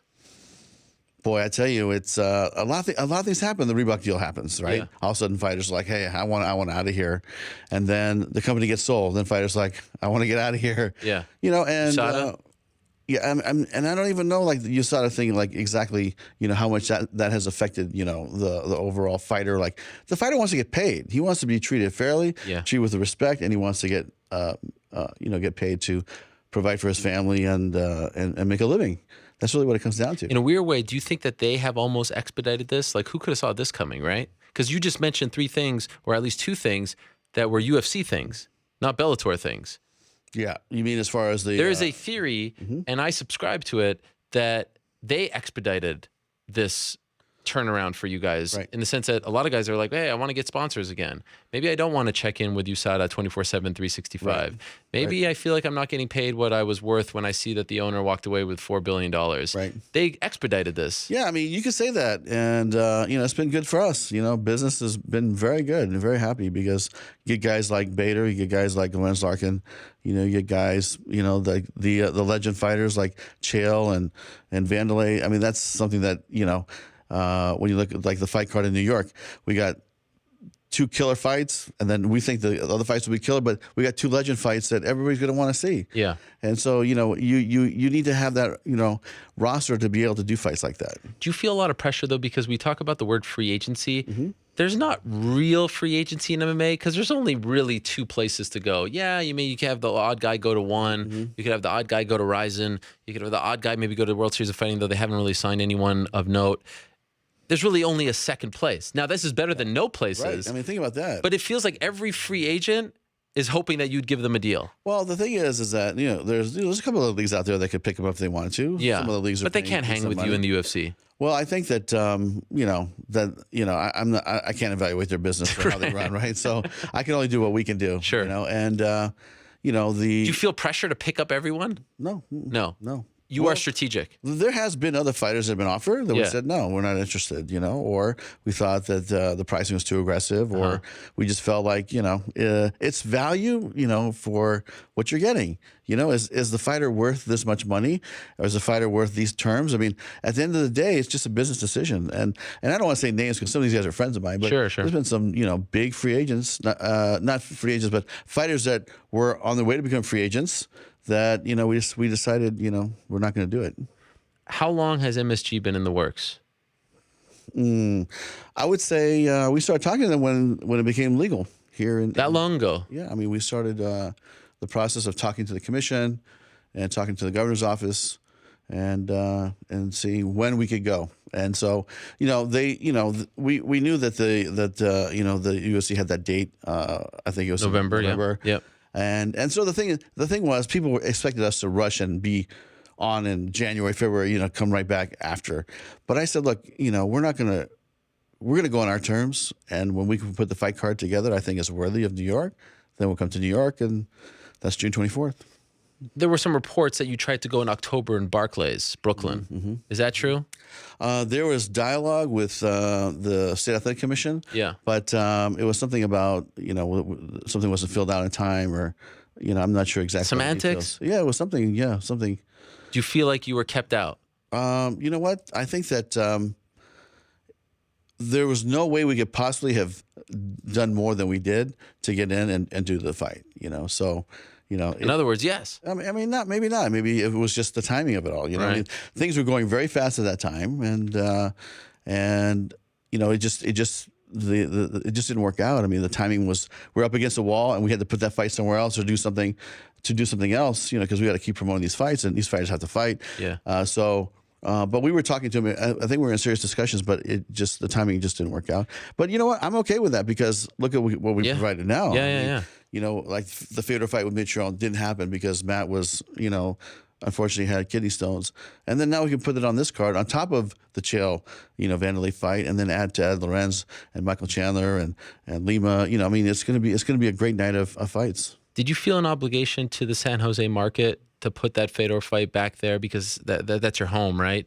A lot of people bought tickets to watch that fight. Sure. Did you struggle with that? You know what? I did, but I thought, listen, this is where it should be. This is where MSG. Okay. June 24th. We could add it on top of this fight card. It would just blow people away, right? So, they could come here or they could watch it on pay-per-view, and a great night of fights. And now, if you look at the undercard, which is going to be, Bellator 180 card. Yeah, that's on Spike. Yeah, we have. In fact, I'll tell you a fight that we're going to put on there. Oh, I was just going to ask you if you had any news for me. I'll tell you next week, not today. No, come on. It's going to be James Gallagher is going to fight Shinzo Machida. So that's going to be on the Spike card. So we're now putting together the rest of the fight card underneath. But I'm telling you right now, from top to bottom, this is probably the most stacked card I've ever been associated with. Really? And you know what it reminds me of? It reminds me of when I was watching, MMA in the early 2000s or 90s, like where every fight was stacked. Yeah. Right? I miss those days. Yeah, I miss those days. It wasn't just one guy. Yeah. Or one top to bottom, 9-10 fights stacked. And you knew every single person in that roster. And this is going to be that fight card. Wow. Yeah, it's going to be. Okay, wait. Let me just digest this because it's James Gallagher who is, very popular in Ireland. In fact, I got a ton of questions before you came in. Okay. Ask Scott about James. Will he be on the card? Yeah. Openly, he said, and I said openly last week, that it's a no-brainer because of the Irish fan base here. Against Shinzo Machida. Yeah. I feel like that's a bit of a step up, no? It's a big step up. Yeah. But let me tell you something about James. There hasn't been an opponent ever that he said no to. Wow. The coach might feel differently. Yeah. And rightfully so, right? Sure. He wants the common sense moves, right? Yeah. But the fighter, James, has never said no. He goes, I will fight anybody you just bring, And, we threw the name out and the coach felt really good about it. So he said, let's do it. What about AJ McKee? Because they were going back and forth. That's a fight we'll continue to build up. And too soon? Yeah, maybe too soon. Okay. Yeah, maybe too soon. Do you know Aaron Pico's opponent? We don't. Okay. But we will shortly. I mean, this whole fight card, I say, in the next week will be put together top to bottom. So right now we have 4 pay-per-view fights, right? We've got Chael versus Vanderlei. We've got Fedor versus Mitrione. We've got Primus versus Chandler. Larkin versus Lima. What's the 5th? That's soon to be announced. Will it be announced tomorrow at the presser? No, I don't think so. Okay. We're going to wait for the opponent. So we have somebody in mind, but we one guy. We have one guy. We want to make the other fight. So will it be Ryan Bader, who you just signed? Everything is open at this point, okay. But we're not committed to any particular fighter right now. Is it fair to say you won't do 3 title fights on this card? Yeah, it's fair to say that. So Bader won't be fighting Davis if he's fighting at MSG. Yeah, I mean, you know what? As much as people would like to see that fight, we think that's a main event on its own. Yeah, it deserves to have its own accolades and build it up, because that fight. I mean, if you're fighting on the undercard of this fight, you might get lost. Or if you're fighting, you could get lost if you're looking to be the big fight. And I think that, like I said, that fight deserves to have its own main event promotion. Pico pay-per-view, Spike, non-televised. Hasn't been decided yet. Is there a hesitation to put him at the top? Because, this is his first fight. Yeah, but I would say no. I think the guy can hang on any level. Okay. Let me tell you something. I sat down with Bob Cook last week. Yeah. And I said, how's Aaron doing? He said he's going to 10th Planet doing all his jiu-jitsu work. He's at Freddie Roach's gym sparring. Wow. With all the top guys, Shane Mosley's son and all the killers there. And he's wrestling with the top guys in wrestling. Like he's really, really training at the highest level on all 3, different disciplines, the boxing, the MMA. He's a legit prodigy. Yeah. And he said to me, within a year, he will be your champ. That's what Bob Cook said. Wow. Yeah. Well, wait. 155. Wow. He fight Michael Chandler. In a year? In a year, maybe he will. Maybe we'll fast track him to get his 10, 12 fights and, fight him every other month. And then he's going to fight Dillon Danis for the belt, because I don't know if you heard Dillon earlier. He said that, he's the highest paid fighter in Bellator. Is that accurate, by the way? Who said that? Dillon Danis. Did Chael Sonnen say that? And he also said that he is soon going to be in that title picture discussion. This is Dillon. Okay, good.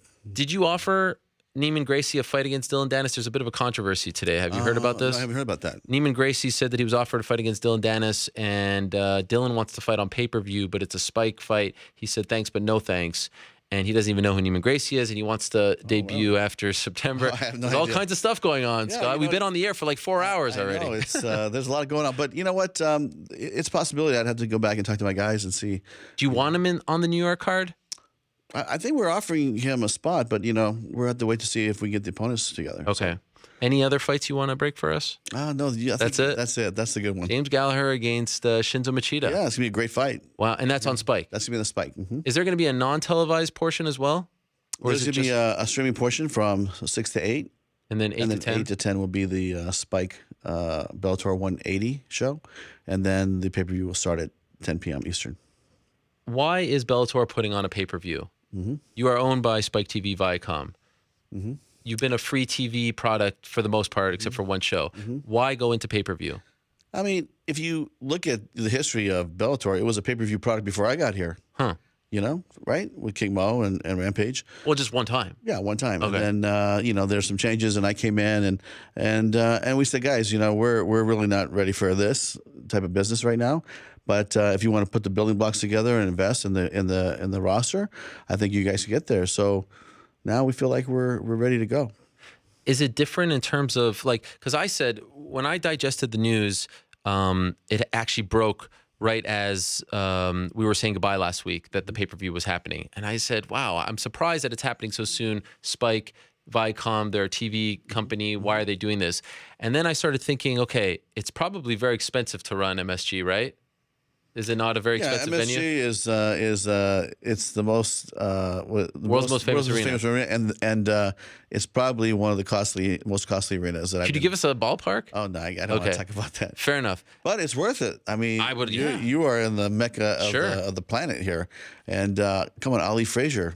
Out there. We asked him today, can you please bring the Ali Frazier scale? Oh, we want our guys to jump on the scale that they jumped on for the official weigh-in. For the official weigh-in, yeah. Are they going to do it? They said they're going to look for it. I think they have it, so they're going to try to put it together. I think it's there. I think I've seen it. Yeah, so we're going to make. I mean, come on, that's like Ali Frazier gives me goosebumps. Gives me goosebumps. I was like, wow, I was such a big boxing fan, and you know, and the pay-per-view, just so you know, is $49.95.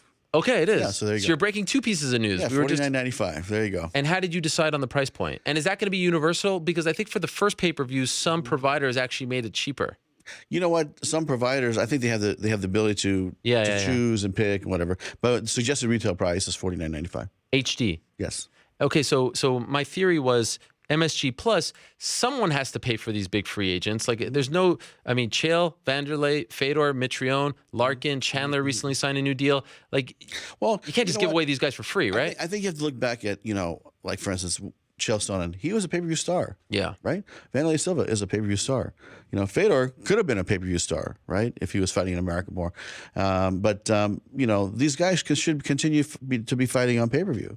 And that's how I feel. And then it gives us an opportunity to showcase our guys, you know, the young guys underneath, and really make it a very, you know, entertaining card from top to bottom, because it goes back to the philosophy, like, you know, we're going to do the legend fights from time to time, right?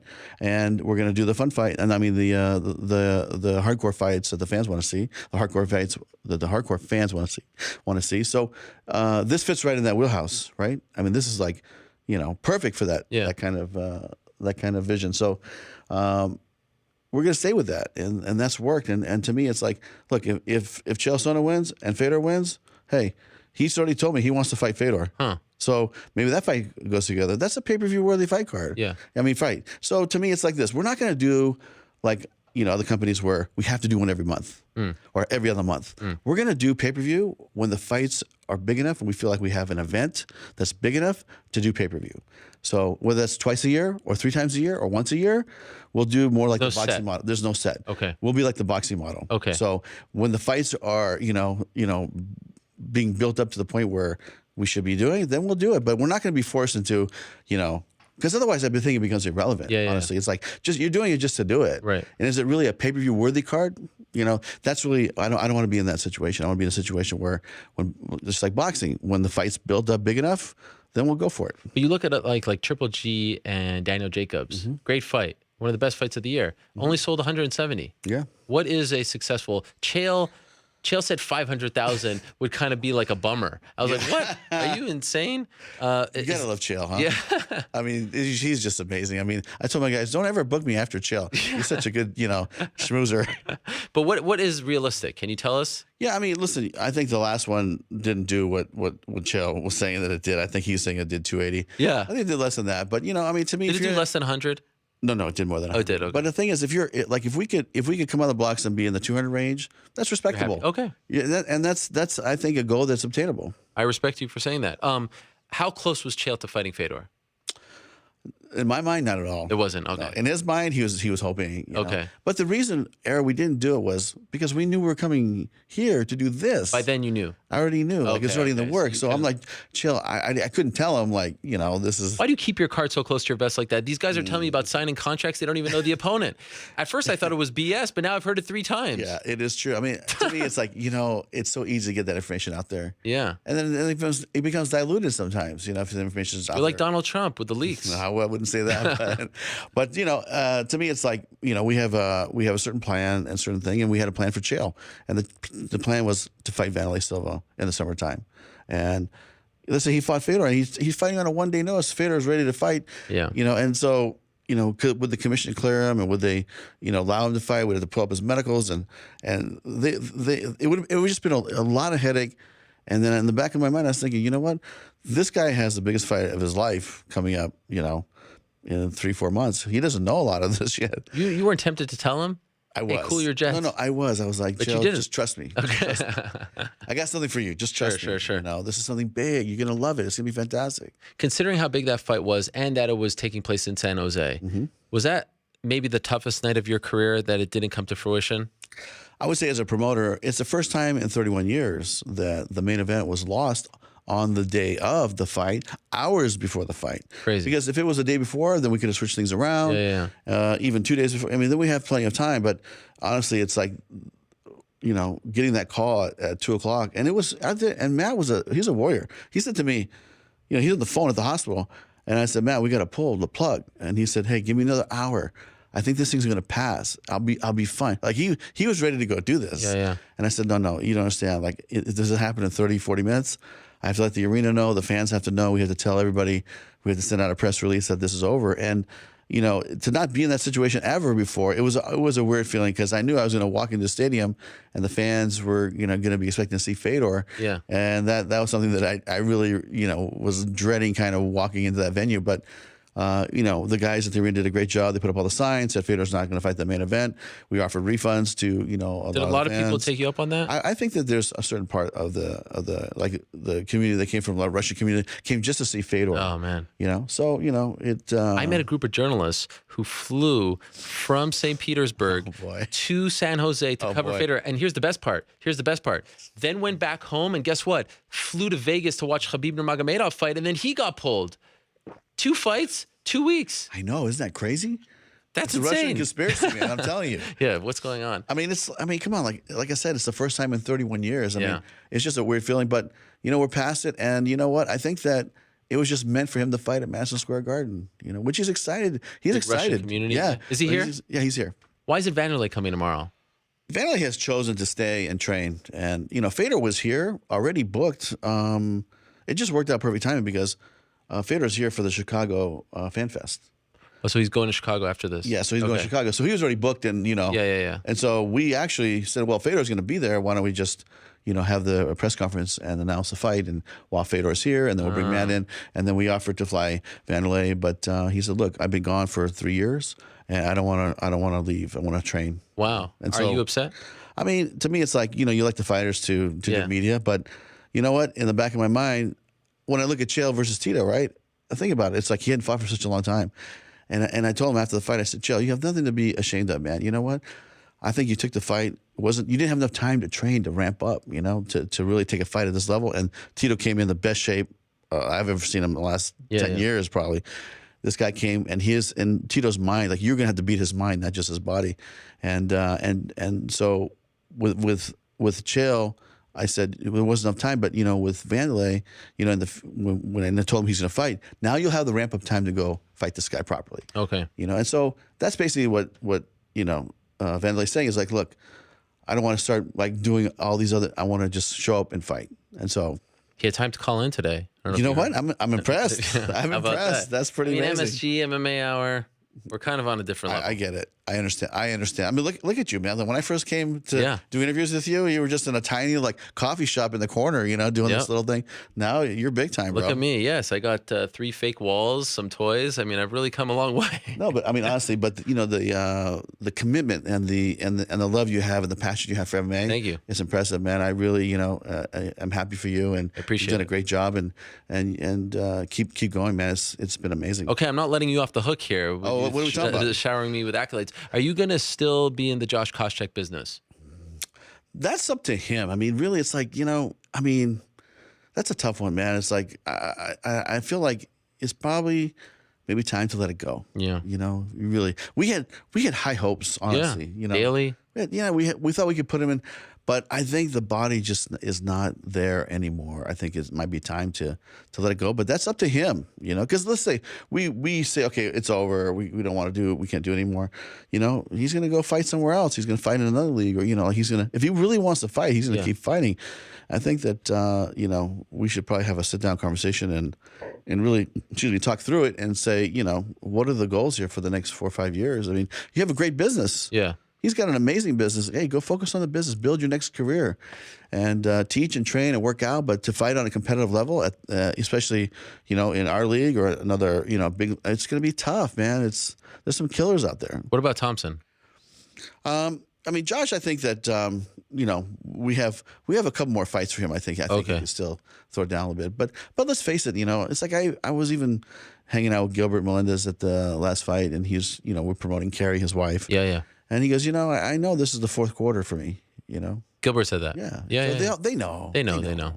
They know the body's not the same, doesn't perform as well, it's not, doesn't rebound as well. They know it's in the fourth quarter. And, I said, hey, you might have an overtime and cover these games. Oh, wow. So you never know, right? You never know.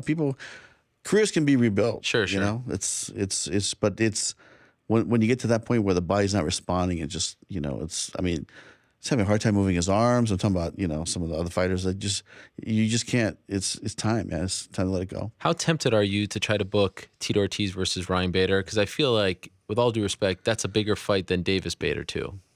Yeah, I mean, Tito is officially retired. Is he? Right? Yeah, Are you going to try? I feel like you're not Scott Coker if you don't try. Let me tell you what I think will happen. Okay. I'll call Tito Ortiz up and I'll say, hey, what about fighting Ryan Bader? He'll say, why? I already beat him. If it was the other way around, then Tito would be like, okay, I got to come back and fight this guy. But he's like, I checked that box already years ago, so give me somebody else. That's. You think he's still open? I don't know. I think he's enjoying his life. I mean, the guy's on a boat every day out fishing and, hanging out, with his family. I think he's enjoying his time. The Rampage Jackson situation, it plays out this Friday on Spike TV. It's at the Allstate Arena, Rosemont, Illinois, just to be exact. Yeah, thank you very much. Thanks for the plug. And by the way, we've got Noad Lahat's hat right over there. How about that? Who said I don't love Bellator? Yes. I mean, it's right over there. Israel's own. You should have come to Israel. I know that was an a cool amazing. scene. Amazing trip. Yeah. We took the whole the production crew. Oh yeah. And all the fighters. We rented a bus and we had a tour guide take us to Jerusalem the next day. Magical place, right? It was unbelievable. Yeah. It was really powerful. I had my honeymoon there many moons ago. I'd like to go back with my kids. But my question is, Rampage, this is a weird situation. He was on my show in January and he said, if I want to keep fighting after this fight, I have to go back to the UFC because I signed a deal. I can't even entertain another offer. I have a deal with them that I have to play out. Is that accurate?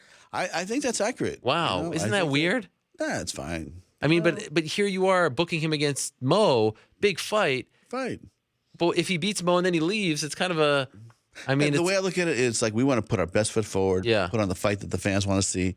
And if he beats Mo, then that's what it is, you know? And Mo can move back down to 205, and Rampage, listen, it's, this is a fight that I feel like it should happen. It needed to happen. King Mo wanted to do it. Rampage wasn't as much into it, but he's just gonna hump my leg, and But I said, look, but this is a fight that we can promote, and really, I think we'll do good ratings, and we'll sell well. Will you address this on the show, on the telecast? Because I feel like sometimes when we break down the fourth wall, it actually makes it more interesting. I feel like by talking about this on the show today, we're actually upping the ratings. I'm doing you a favor. Thank you very much. I mean, I feel like sometimes the contract stuff is taboo on TV. Yeah. but I think it's interesting. Well, I think that we don't go out and talk about our business practices, on the broadcast. Say this is Rampage's last fight. He has to go out on top. But here's the thing: is that is it really his last fight with us? Maybe he goes and fights a couple fights for now. Then he comes back and and 2 fights or 3 fights, whatever. Sure. He could be back here 8 months or a year. What I'm saying is you never know about the future. Sure. And you always keep the door open. How's your relationship with him? Good. Because he just said, I don't know if you saw this clip of him on ESPN where he said the biggest regret of his career is actually starting an MMA career. A very powerful thing to say.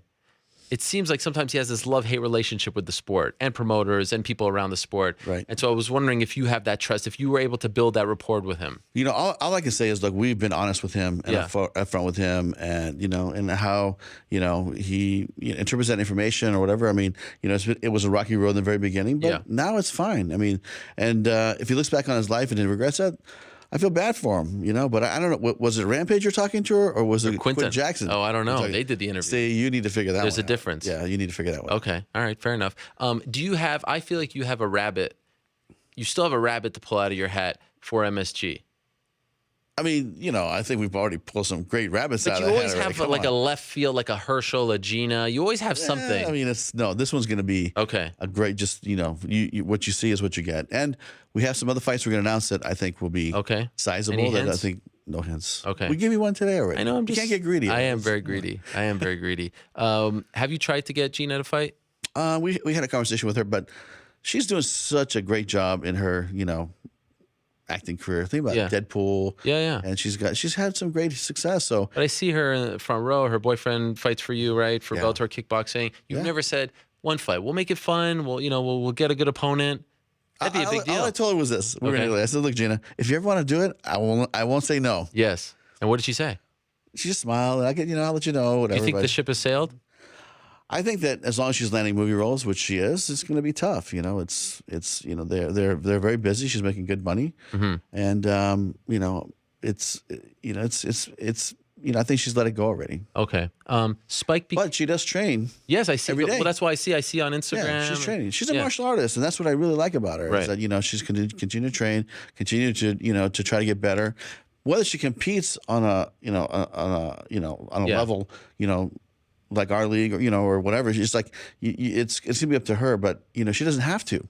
To me, she's living the life of a professional fighter and an actress. That's really what she wants to do. Do you remember your first press conference at MSG? Yes, that was the one that was it the one with Gina and Cyborg. Yes, that's right. And then you had the outdoor cage. That's right. And Gina and Cyborg, we built this half cage. Yep. And it had the Empire State Building in the backdrop. Great. Yeah, it was amazing. That was a lot of fun. That was amazing. Phil Nurse. In fact, I was here at the I was here at the arena today, and they said, "Hey, do you remember that time we built the cage out front right here, next to Pennsylvania Avenue?" And and you guys did your little thing, and I said, "Yeah, I remember that was Gina Carano and Cyborg." Anything like that planned for tomorrow? No, tomorrow is the opportunity to meet the fighters. Sure. And Vanderlei will be there. He will. But he will not be there in person. Okay. We are bringing him in a satellite. Okay. So hopefully Chael will engage with him that time. You will be able to talk to him. He'll be able to hear you. You'll be able to, like, we're being a satellite. So this is like Sean Spicer things when he brings in journalists via Skype. That's right. Or hologram. Will Chael square off with him? Oh yeah, we're gonna have the TV turn this way, and we'll just turn it that way. Perfect. And then, is it open to the public? It is not. Okay. Yeah. I wanted to ask you, Spike is becoming the Paramount Network. Yes, I think in the beginning of next year. How does that affect you?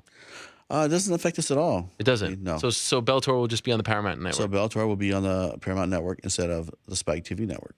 I mean, is the sort of direction of the network changing? Is it a different audience, the guys thing and all that? Or is it the same thing? Yeah, you know what? That's something I would talk to Kevin. Okay. About. Can you call him up like Chael called Dana? I could, but no, I'm kidding. My phone's off. Okay. But we will sit on there. And, what I'm excited about is like this pay-per-view. I mean, how many different networks do they have? Viacom I'm talking about. Yeah. That can, they can help promote. Right. This show. Okay. So I think you'll see more promotion on this fight than any Bellator fight ever. The UK fans would kill me if I don't ask you about their TV situation. Okay. So you're not on in Ireland, correct? We are on in Ireland. I think it's Spike UK airs in Ireland. Yeah. But I don't. Not everyone gets it. Is that what it is? They're very upset. Oh, are they? Yes. Okay. They're very upset. They can't watch your product. They want to watch your product. Really? They want to support it. You didn't know this? I saw a scrum where you were asked about it, but I don't think you really knew. Yeah, I don't everything. think I thought, because when I asked, when I asked Spike TV, I said, are we in Ireland? They go, yeah, we're in Ireland. And so I just thought we were covered. Maybe he didn't know, or maybe I don't know. We had to figure this out. Okay. So you don't have an update on the TV situation? No, I don't. But I think that we are in the whole country, But maybe it's on like a premium channel. No, I think it's on Spike UK. Well, these people aren't lying to me. What are they saying? Well, we'll get a tweet here very shortly because I got a ton of people asking me to ask you about this. Okay, let me ask you about another situation. So sometimes it's frustrating as a fan of the sport when you're on tape delay. And then your people will always tell me, I'll have your people text me, hey, look at our ratings. They're just as good when we're on tape delay, so shove it. But it's 2017. Who says oh, trust me, a lot of people. It's 2017. Sports. I'm going to talk to my team right away. As soon as I get back, we're going to have little conversations. Sports need to be live. Right. How come when you're overseas, you're via tape delay? And how come when you're here in America, West Coast is tape delay? Why? Well, Bellator 180 will not be tape delay. Wow. It'll be another live. Piece of news. Yes, it'll be live. No matter the time. No matter the time. So 5 p.m. Pacific. It'll be 5 to 7. No. It'll be on at 8 o'clock. So 5 to 7. Yeah, sorry. So 5 to 7. It'll be on both coasts. Wow. So why this time? Because you want the people to go to not coincide with the pay-per-view, right? Well, you don't want them to watch. I think this is just the beginning of that. Because let me tell you, everybody is aware of the situation, and it's just a matter of trying to get clearances from all these different outlets, so to speak. And but I know that I think it's the Italy show that we are going live. Really? That'll be live here, and live that way is tough because it's 4 in the morning, sure, 5 in the morning. So, but I know that there's going to be a conscious effort to eventually make it live everywhere we go. Okay. Yeah, that is the plan. That is the goal. Yes, it's better that way. I agree. And then you can replay it after. Of course. Are you happy with the ratings? Let me tell you, I am. Somebody told me the other day, said, last year we were up, some pretty good numbers, and this year we're up.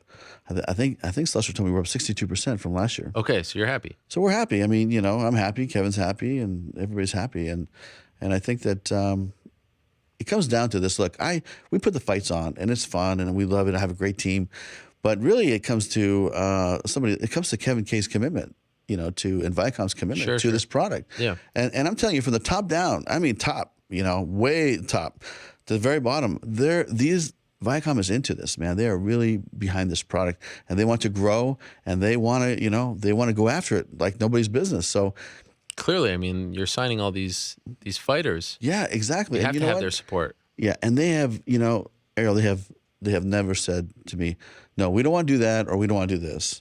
They always said, hey, if you believe this will help the company, then we should do it. Okay.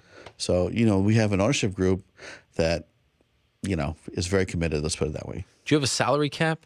Like, can you not go over a certain amount? Yeah, we have built in, parameters of how we're going to operate. Okay. Under the, like a yearly budget. Okay. But if there's been times where it's exceeded that, and I went to the board and said, this is what we want to do. This is why. This will be the outcome of how we, what we think will happen. And we've always, got the green light. By the way, they're telling me here that it's Spike UK. You're right, but it doesn't air live. It airs usually 24 hours later, a week later. That is true. So yeah, that is true. Do they want? I mean, they clearly want this. Is it possible to change it to where they can get it at least? We're definitely working on that. Okay. And both ways, because I think that some of the fights that we air internationally over the next 2 weeks will air live here as well. Okay. Will the pay-per-view be live? But it's 4 in the morning. Yeah, but these fans are crazy. I mean, they stay up all hours to watch this stuff. Yeah, but it's it's 4 in the morning there, and when the air hits, 4 in the afternoon. Yeah, it's tough. Because, it's tough. Yeah, it's tough. What about the pay-per-view? Will that be available to everyone? Yeah, that's going to be available worldwide, instantaneously. I mean, we're going to distribute to our distribution partners. Yeah. So there's going to be 140 countries around the world that will distribute this product, and and then we have the United States and Canada on pay-per-view. Do you like the name Bellator? Yeah, I mean, it's. Let me tell you, you missed Strike Force. Okay, listen. When I first came, I'm going to be very honest with you. Please. When I first came into the company, you hated it. I was like, man, I really love Strike. I really love that name, Strike Force, you know.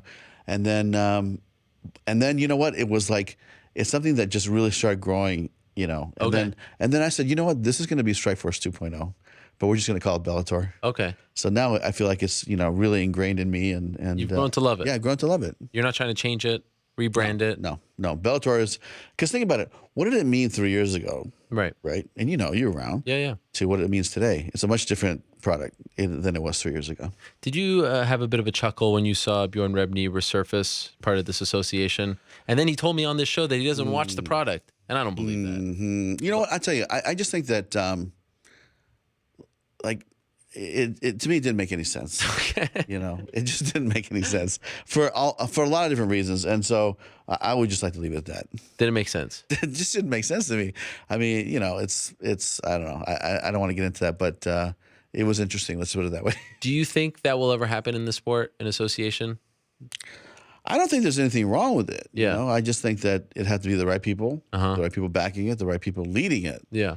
And you know, it has a chance, but this is an individual sport. You know, like if you go to your top fighters and you say, hey, you can't fight next Saturday, you have to pick it, or you have to support. You know, these guys fight twice a year. Yeah. They make their money 2 or 3 times a year. You might not get a good answer back, right? You know, in what you're asking them to do. So this is not a team sport where there's a collective bargaining agreement and there's a union could live in. Tennis happens in tennis. They picketed very famously in the 70s. Okay. Yeah. See, I didn't know that. I'm not a tennis guy. Well, so. But you know, when I look at boxing, this is kind of like boxing. Yeah. Hey, Floyd, you should just sit out this fight.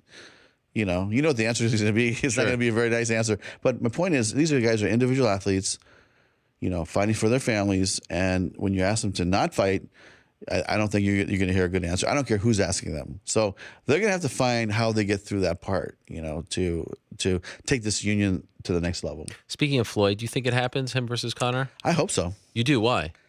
I mean, it's like, you know, it's been built up so much. Yeah. I want to see it. You know, and to me, it's like, you know, I'll be the first guy to buy tickets. You know, you're going to be there.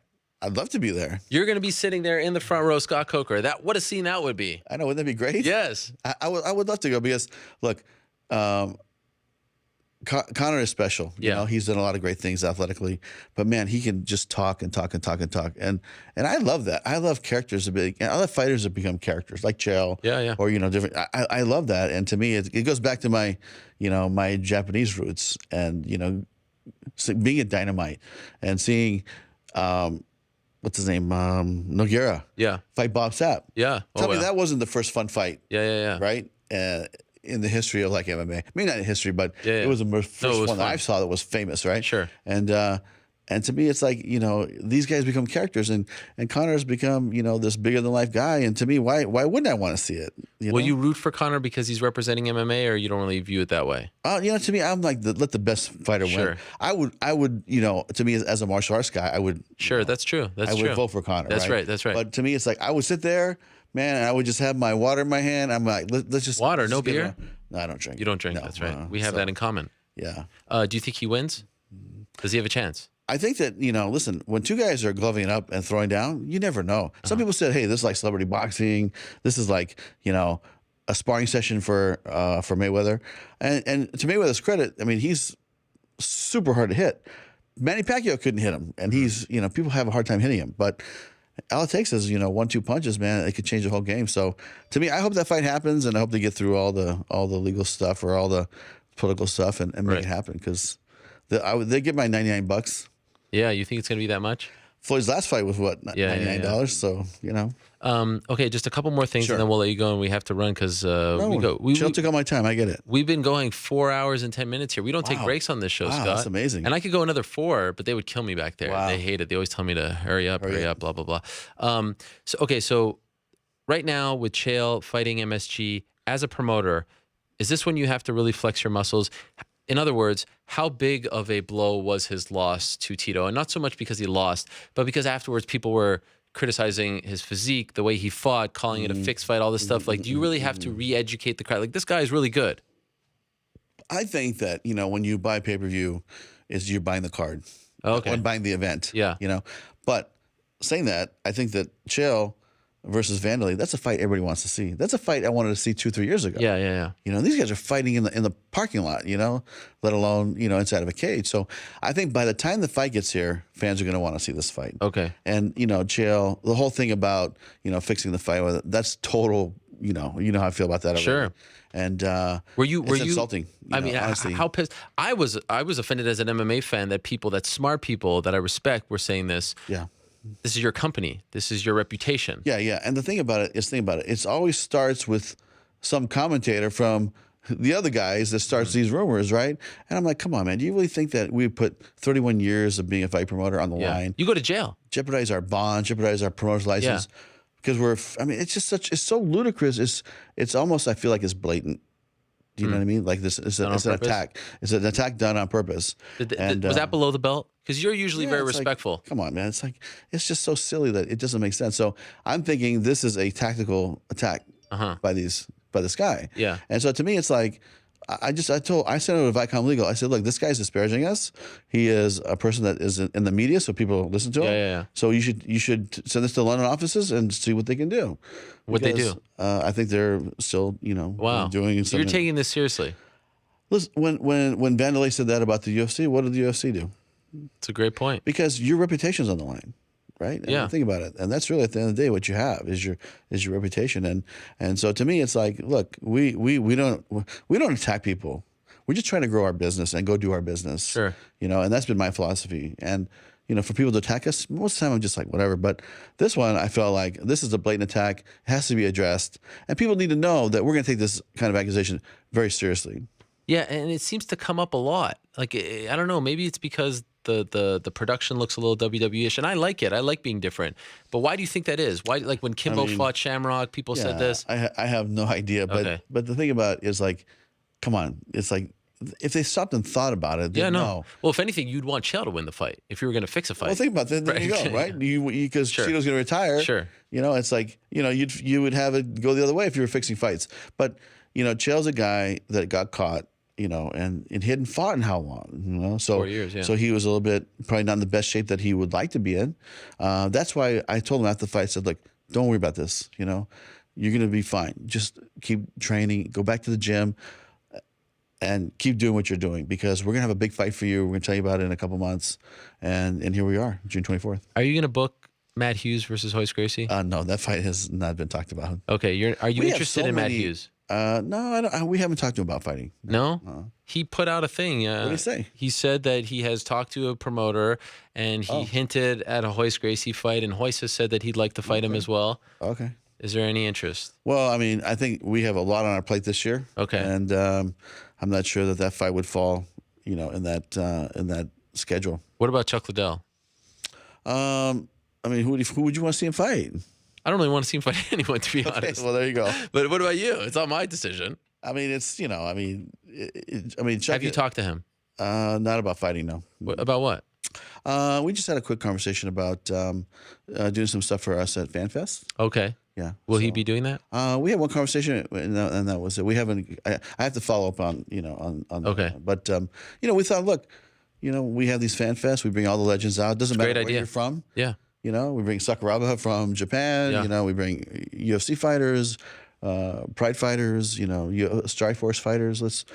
Something where the fans can interact and meet them, and they really appreciate it, man. These fans love it. Yeah. No, it's a great idea. Usually get 2,000 or 3,000 people show up. Really? An autograph signing. So thanks, but no thanks to Hughes, right? Is that accurate? I think that's accurate. And let's end on this. Around a year ago, this time, you were coming off the Dada 5000 fight. That was not a great night. I mean, it was potentially a scary night for everyone involved, right? Yep, I agree.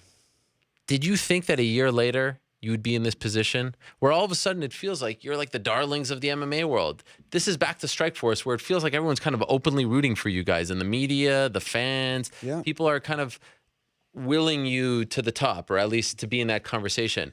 Did you think when all that was going down with Kimbo and Dada, I mean, that could have been a major step, that could have been the end, right? That a year later you'd be in this position? I think that certain circumstances, since that time has kind of unfolded, and one was the sale of the company. Yeah. I think that changed a lot. Yeah, it did. And the fighters, it changed a lot for the fighters too. Yeah. I think there were some bitter athletes, out there saying, hey, you guys, made all this money, $4 billion, and, we're still stuck here in this contract. And I think that changed people's mind. And it made the phone start ringing. The Reebok deal was the original one. Yeah. That made the phone start ringing. And then the sale of the company, then that was the next. You've noticed a difference? I've noticed a difference. Wow. Yeah. Because, fighters are, creatures of comfort, or habit, and so they like to do the same routine, like when they go to camp, they're doing the same guys, same family, same. And when the family changes, then it's like, they're, well, maybe I should go talk to, my old boss, right? Yeah. Or go talk to Bellator. The grass is greener type of thing. But at the end of the day, you know what it comes down to? And I told these guys, look, whether you stay, I told this debater, whether you stay at the UFC or you come to Bellator, right? It's good for the industry. Sure. Because you're going to ultimately get paid more. Yeah. Right?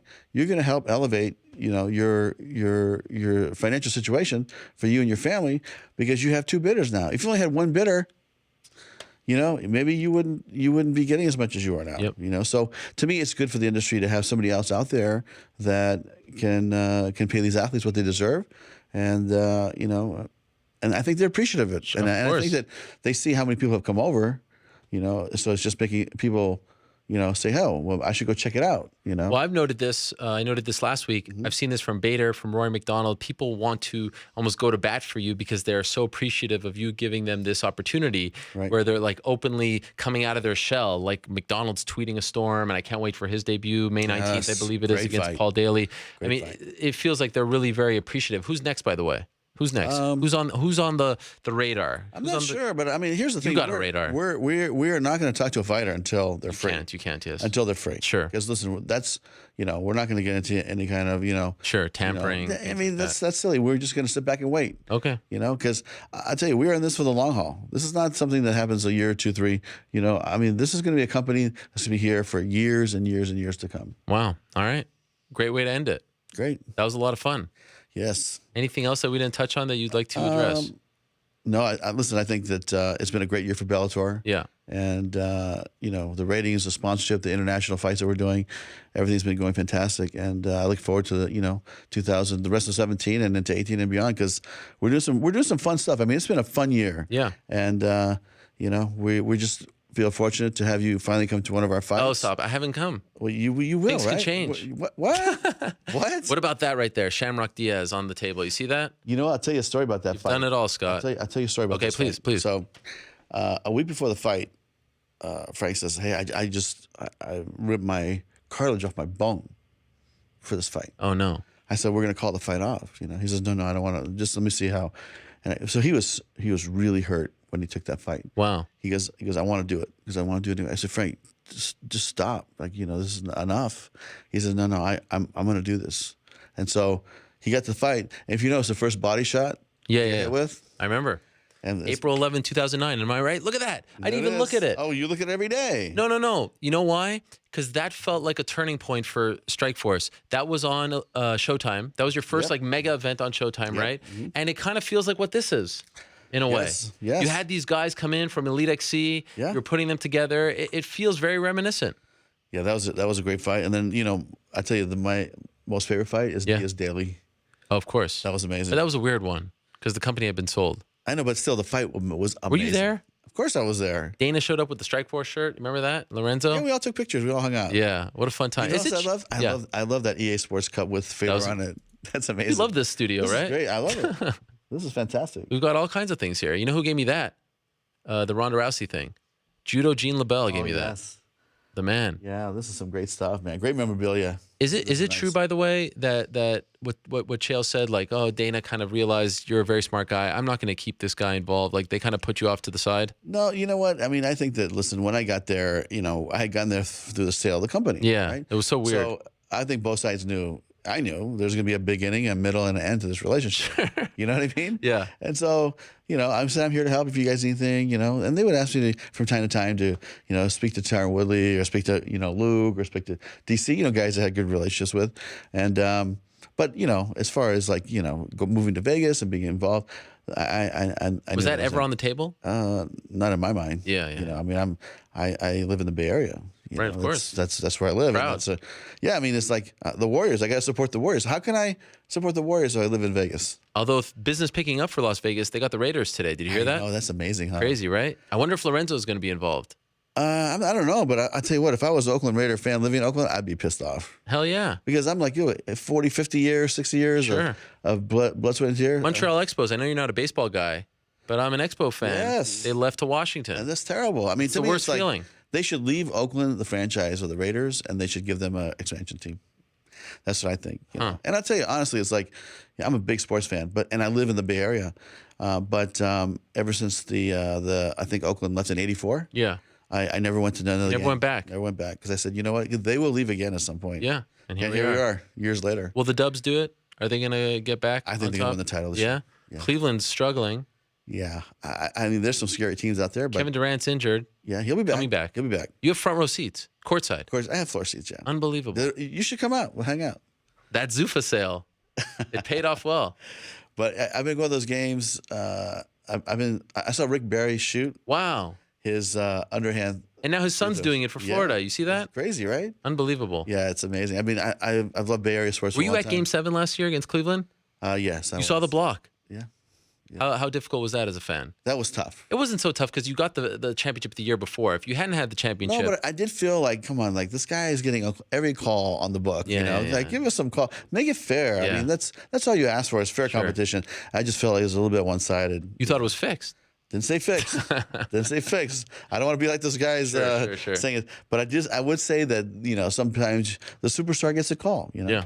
And a little inside baseball. Not only are you active as far as free agent fighters are concerned, but also in the PR world as well, signing former UFC PR guy and Strikeforce PR guy Ryan Grab, right? And NASCAR. He was a NASCAR guy. For a year. NASCAR. You've got Danny Brenner, but the real MVP is my man CJ. That's what I heard. Man, He's I love blushing that guy. somewhere. Yeah, He is the best. CJ, if you're listening, keep rocking it, man. You're doing a great job. We love you over there. First time in MMA Hour history, 4 Bellator guests on one show. All thanks to him. Hey, thank you very much. Well, and to my man CJ. Does great work. CJ is great. I mean, we love the relationship. He's been fantastic, and he's a lot of fun to be around. But like you said, he's very professional. You guys love him, but we love him as well. So. Well, Scott, this has been a lot of fun. I wish you the best, not only tomorrow, so let's run it down. Tomorrow, 1 p.m. At Madison Square Garden. It's going to be a press conference with the top 8 fights, top 4 fights, 8 fighters. That will be streamed, so people can watch that on MMAfighting.com. And then Friday, Spike TV, 9 p.m., it's Rampage versus King Mo 2. That's correct. And then we've got May 19th, Rory McDonald versus Paul Daly. And, of course, the big one is June 24th at MSG. So far, we have 4 fights. And you heard it here first, James Gallagher versus Shinzo Machida. How exciting is that? That's going to be a great fight. Okay. I think that's going to be a good test for James. Great fight. So I have to say goodbye now. Okay. Can you stick with me for like 2 minutes? Sure. Okay. You can hear my music, guys. This is fun. It's always fun to say goodbye with someone in studio. This is how I do it, Scott. I'm not quite, Sean Grandy. You know Sean Grandy, by the way. A real mensch. Do you know what he did for me, Sean Grandy? Sean Grandy knows that I'm a huge Knicks fan. Okay. And he does the radio play-by-play for the Celtics. Right. And so when he was doing preseason, October 15th, this past year, called me up and said, come do the second quarter with me on the radio. Oh, how fun is that? So I sat there in the press box with him and Cedric Maxwell, and I got to call the second quarter with those guys. You know how I've never met him. Wow. And he just texted me. He's a great guy. I love Sean Grandy for life. He can do no wrong in my books. Yeah, he's great. Him, Jimmy Smith. And I tell you, when he came to see the Warriors play last year, I went there and hung out with him and listened to the headsets, and it's a great experience to listen to the game. Oh, as they're calling it, it's pretty amazing. He's a pro. I was blown away with how he did it. I mean, you got to call everything when you're doing radio. Right. Unbelievable. So it's him, and it's Jimmy Smith, and it's also Chael this Friday, right? Yes. That's what he said. All right. I want to thank everyone who stopped by. Thank you to everyone who tuned in on this rainy Monday afternoon here in New York City. Thank you very much to Marc Diakiese. Thank you very much to Tonya Evinger. Did you watch Invicta? Are you a fan? I haven't watched it yet, no. Okay. You should get UFC Fight Pass. Thank you very much to Marlon Moraes, who's a free agent, by the way. Maybe he's waiting on a call from Mr. Scott Coker. Thank you very much to King Mo Lawal. Thank you very much to Dillon Danis. Once again, the highest paid fighter in Bellator. His words, not mine. Nice. Thank you very much to Chael Sonnen, and thank you once again to the great Scott Coker. June 24th, Madison Square Garden. All goes down. We'll have coverage tomorrow of the press conference. Back next week, same time and place. Until then, I say peace. Samaria.